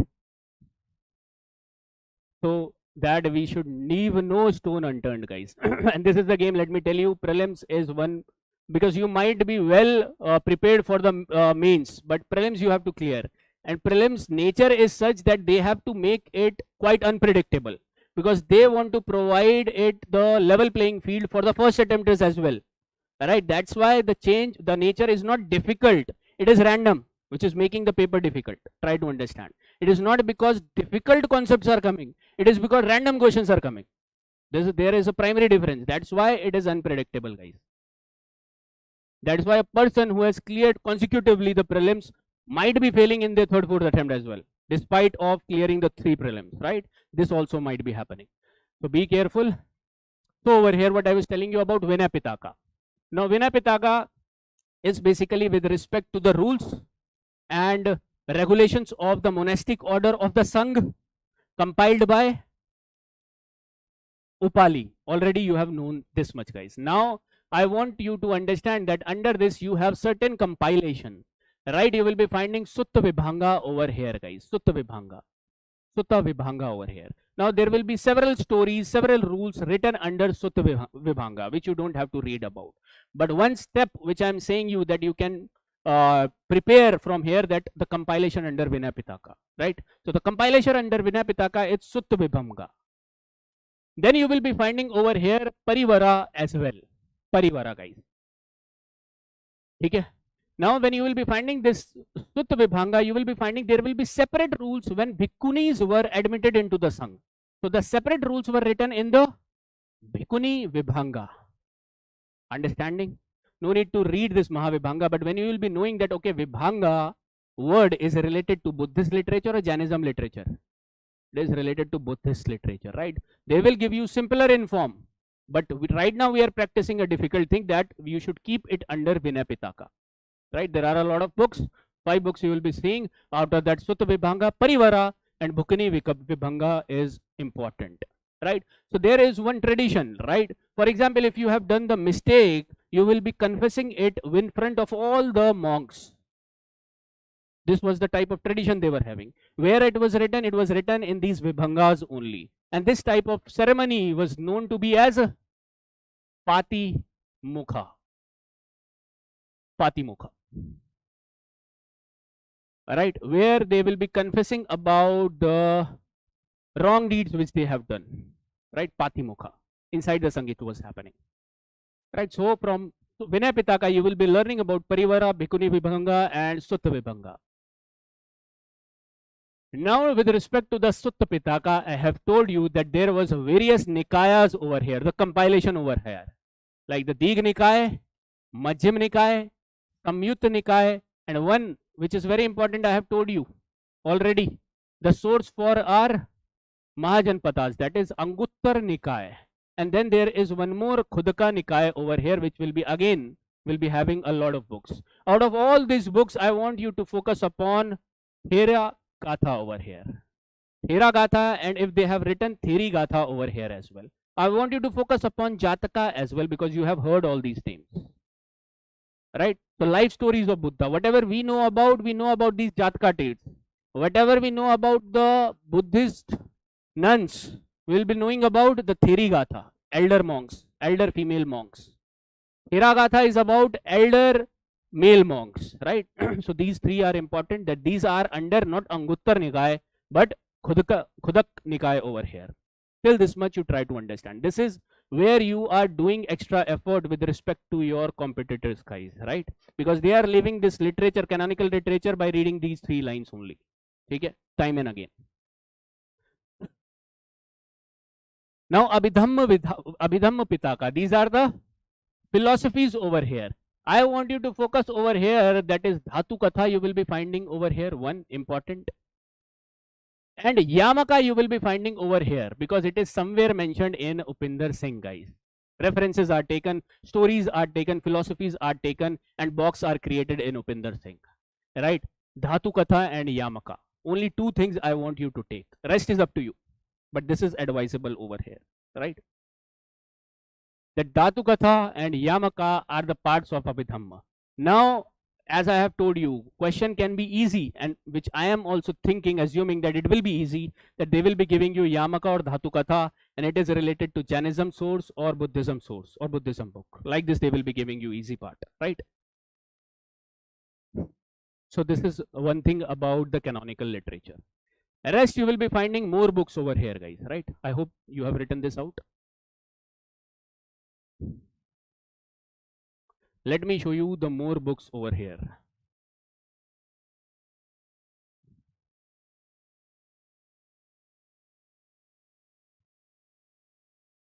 Like first of all, see over here, guys, last few books you are seeing over here.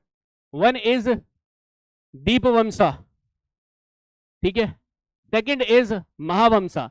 So this Deepavamsa and Mahavamsa are the chronicles of Sri Lankan, Ceylonese chronicles you will be finding. And they have paid their tribute to Buddhism by writing these compilation about Buddhism. And this Deepavamsa and Mahavamsa will also become our sources of information to compile the history of Ashoka, Mauryan Empire, right? So just one line you will be finding. Deepavamsa over here. Subject matter just you see. Oldest historical record of Sri Lanka, gives fuller account of the arrival of this Theri Sangamita, daughter of Ashoka. So the events of Ashokan's life you will be finding more about in these Deepavamsa and Mahavamsa, right? One line you will be seeing this. Second, Mahavamsa. Again, it will be containing the stories about the founding of the Sinhala kingdom by Vijaya, who migrated from India during the 6th century BC. And there will be now list of the Sri Lankan history you will be finding. But again, we utilize this source first to find, because in this particular source, Ashoka was mentioned as Devanam Piya or Piyadasi. And that is how we have reconciled from these sources and from the edicts which we have found that what they are denoting it to. And the edicts are saying the same things, Devanam Piya and Piyadasi, right? That I'll be telling you in the Mauryan itself. Okay. So two books you will be finding over here. Milind Pano, the existence I'll be telling you greater in detail during the time frame of Indo-Greeks. But right now also you have to basically you try to understand this also, that this is also one book you will be finding. Was it written in Sanskrit? Pali you will be finding, guys, right? Neti Prakarna, important, highlight it because this has been asked in the examination now. Though that question was solvable because of the other books. Okay? Those questions were solvable. But in that particular question, you will be finding Neti Prakarna as well. Milind Pano is also a PYQ, just for reference, right? So what this is related to, it is a mythological Buddhist scripture, sometimes included in the Khudak Nikaya of Theravada Buddhism over here. Khudak Nikaya you will be finding Neti Prakarna, the book of guidance. Nobody will be asking you the subject matter, but Neti Prakarna is related to Buddhism you will be finding. Now, one more book I want you to take as of Ashwaghosh, guys. This is one independent scholar. Again, I will be telling you it in the time frame of Kanishka, but right now also you try to write it down because these are the important areas. This Ashwaghosh I will be telling you about in the Kanishka time frame. Okay, there also you will be reconciling this information and we will be revising again. So he will be writing this famous book as Buddha Charita. He will be writing as this very frequently asked question in other examinations, CAPF, CDS, and any time you will be seeing Sondarnanda again in your civil services as well. Again, I am telling you this. Right, it is a Kavya poem written with the theme of conversion of Nanda, Buddha's half brother, so that he might achieve salvation over here. Sondarnanda you will be finding.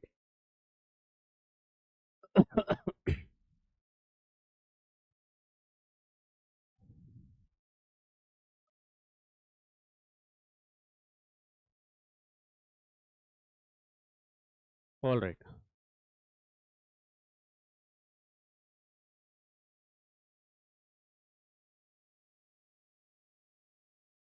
Okay. Maybe we cannot adjust it, but you see Sondarnanda over here. Conversion of Nanda, Buddha's half brother, so that he might achieve salvation over here, right? One more book you will be finding over here will be Sutra Lankar. Sutra Lankar over here. And the most important, another book which I was focusing upon, written on the Buddhist disciple, that is Sariputta. There is Sariputta Prakarna, guys. This is written over here, Sariputta. It was with respect to deal with the Sariputta, the disciple of the Buddha over here. Again, what is there in the stories? You don't have to waste time in understanding these stories, but these are related to the author Ashwaghosh. Right? Like, remember Bhasha, you are getting Ashwaghosh. Ashwaghosh, again, I will be telling you in the Kanishka time frame. So these are certain important scholars you will be finding with respect to Buddhism topic, guys, right? So now you are remaining with your, what all we have seen till now in Buddhism.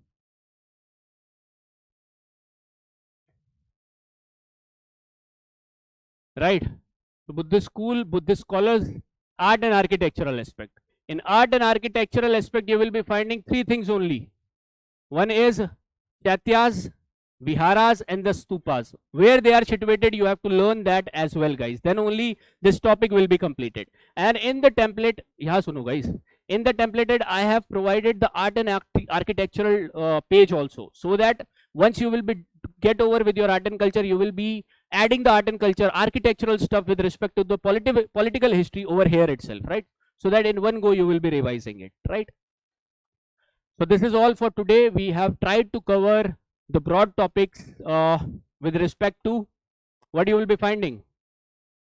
Either dhyan do, we are ending this particular aspect and then we'll be going ahead with the MCQ. Prehistoric times, second topic. IVC, third topic. Vedic age, fourth topic. Mahajanapadas, invasions and pre-Mauryan dynasties. And the final topic for today was Buddhism, guys. Next class will be starting with Jainism, Mauryan, post-Mauryan and Guptas. We will be seeing tomorrow's class. Okay? Alright guys, thank you so much. We'll be meeting just after 10 minutes. 10 minutes break is there.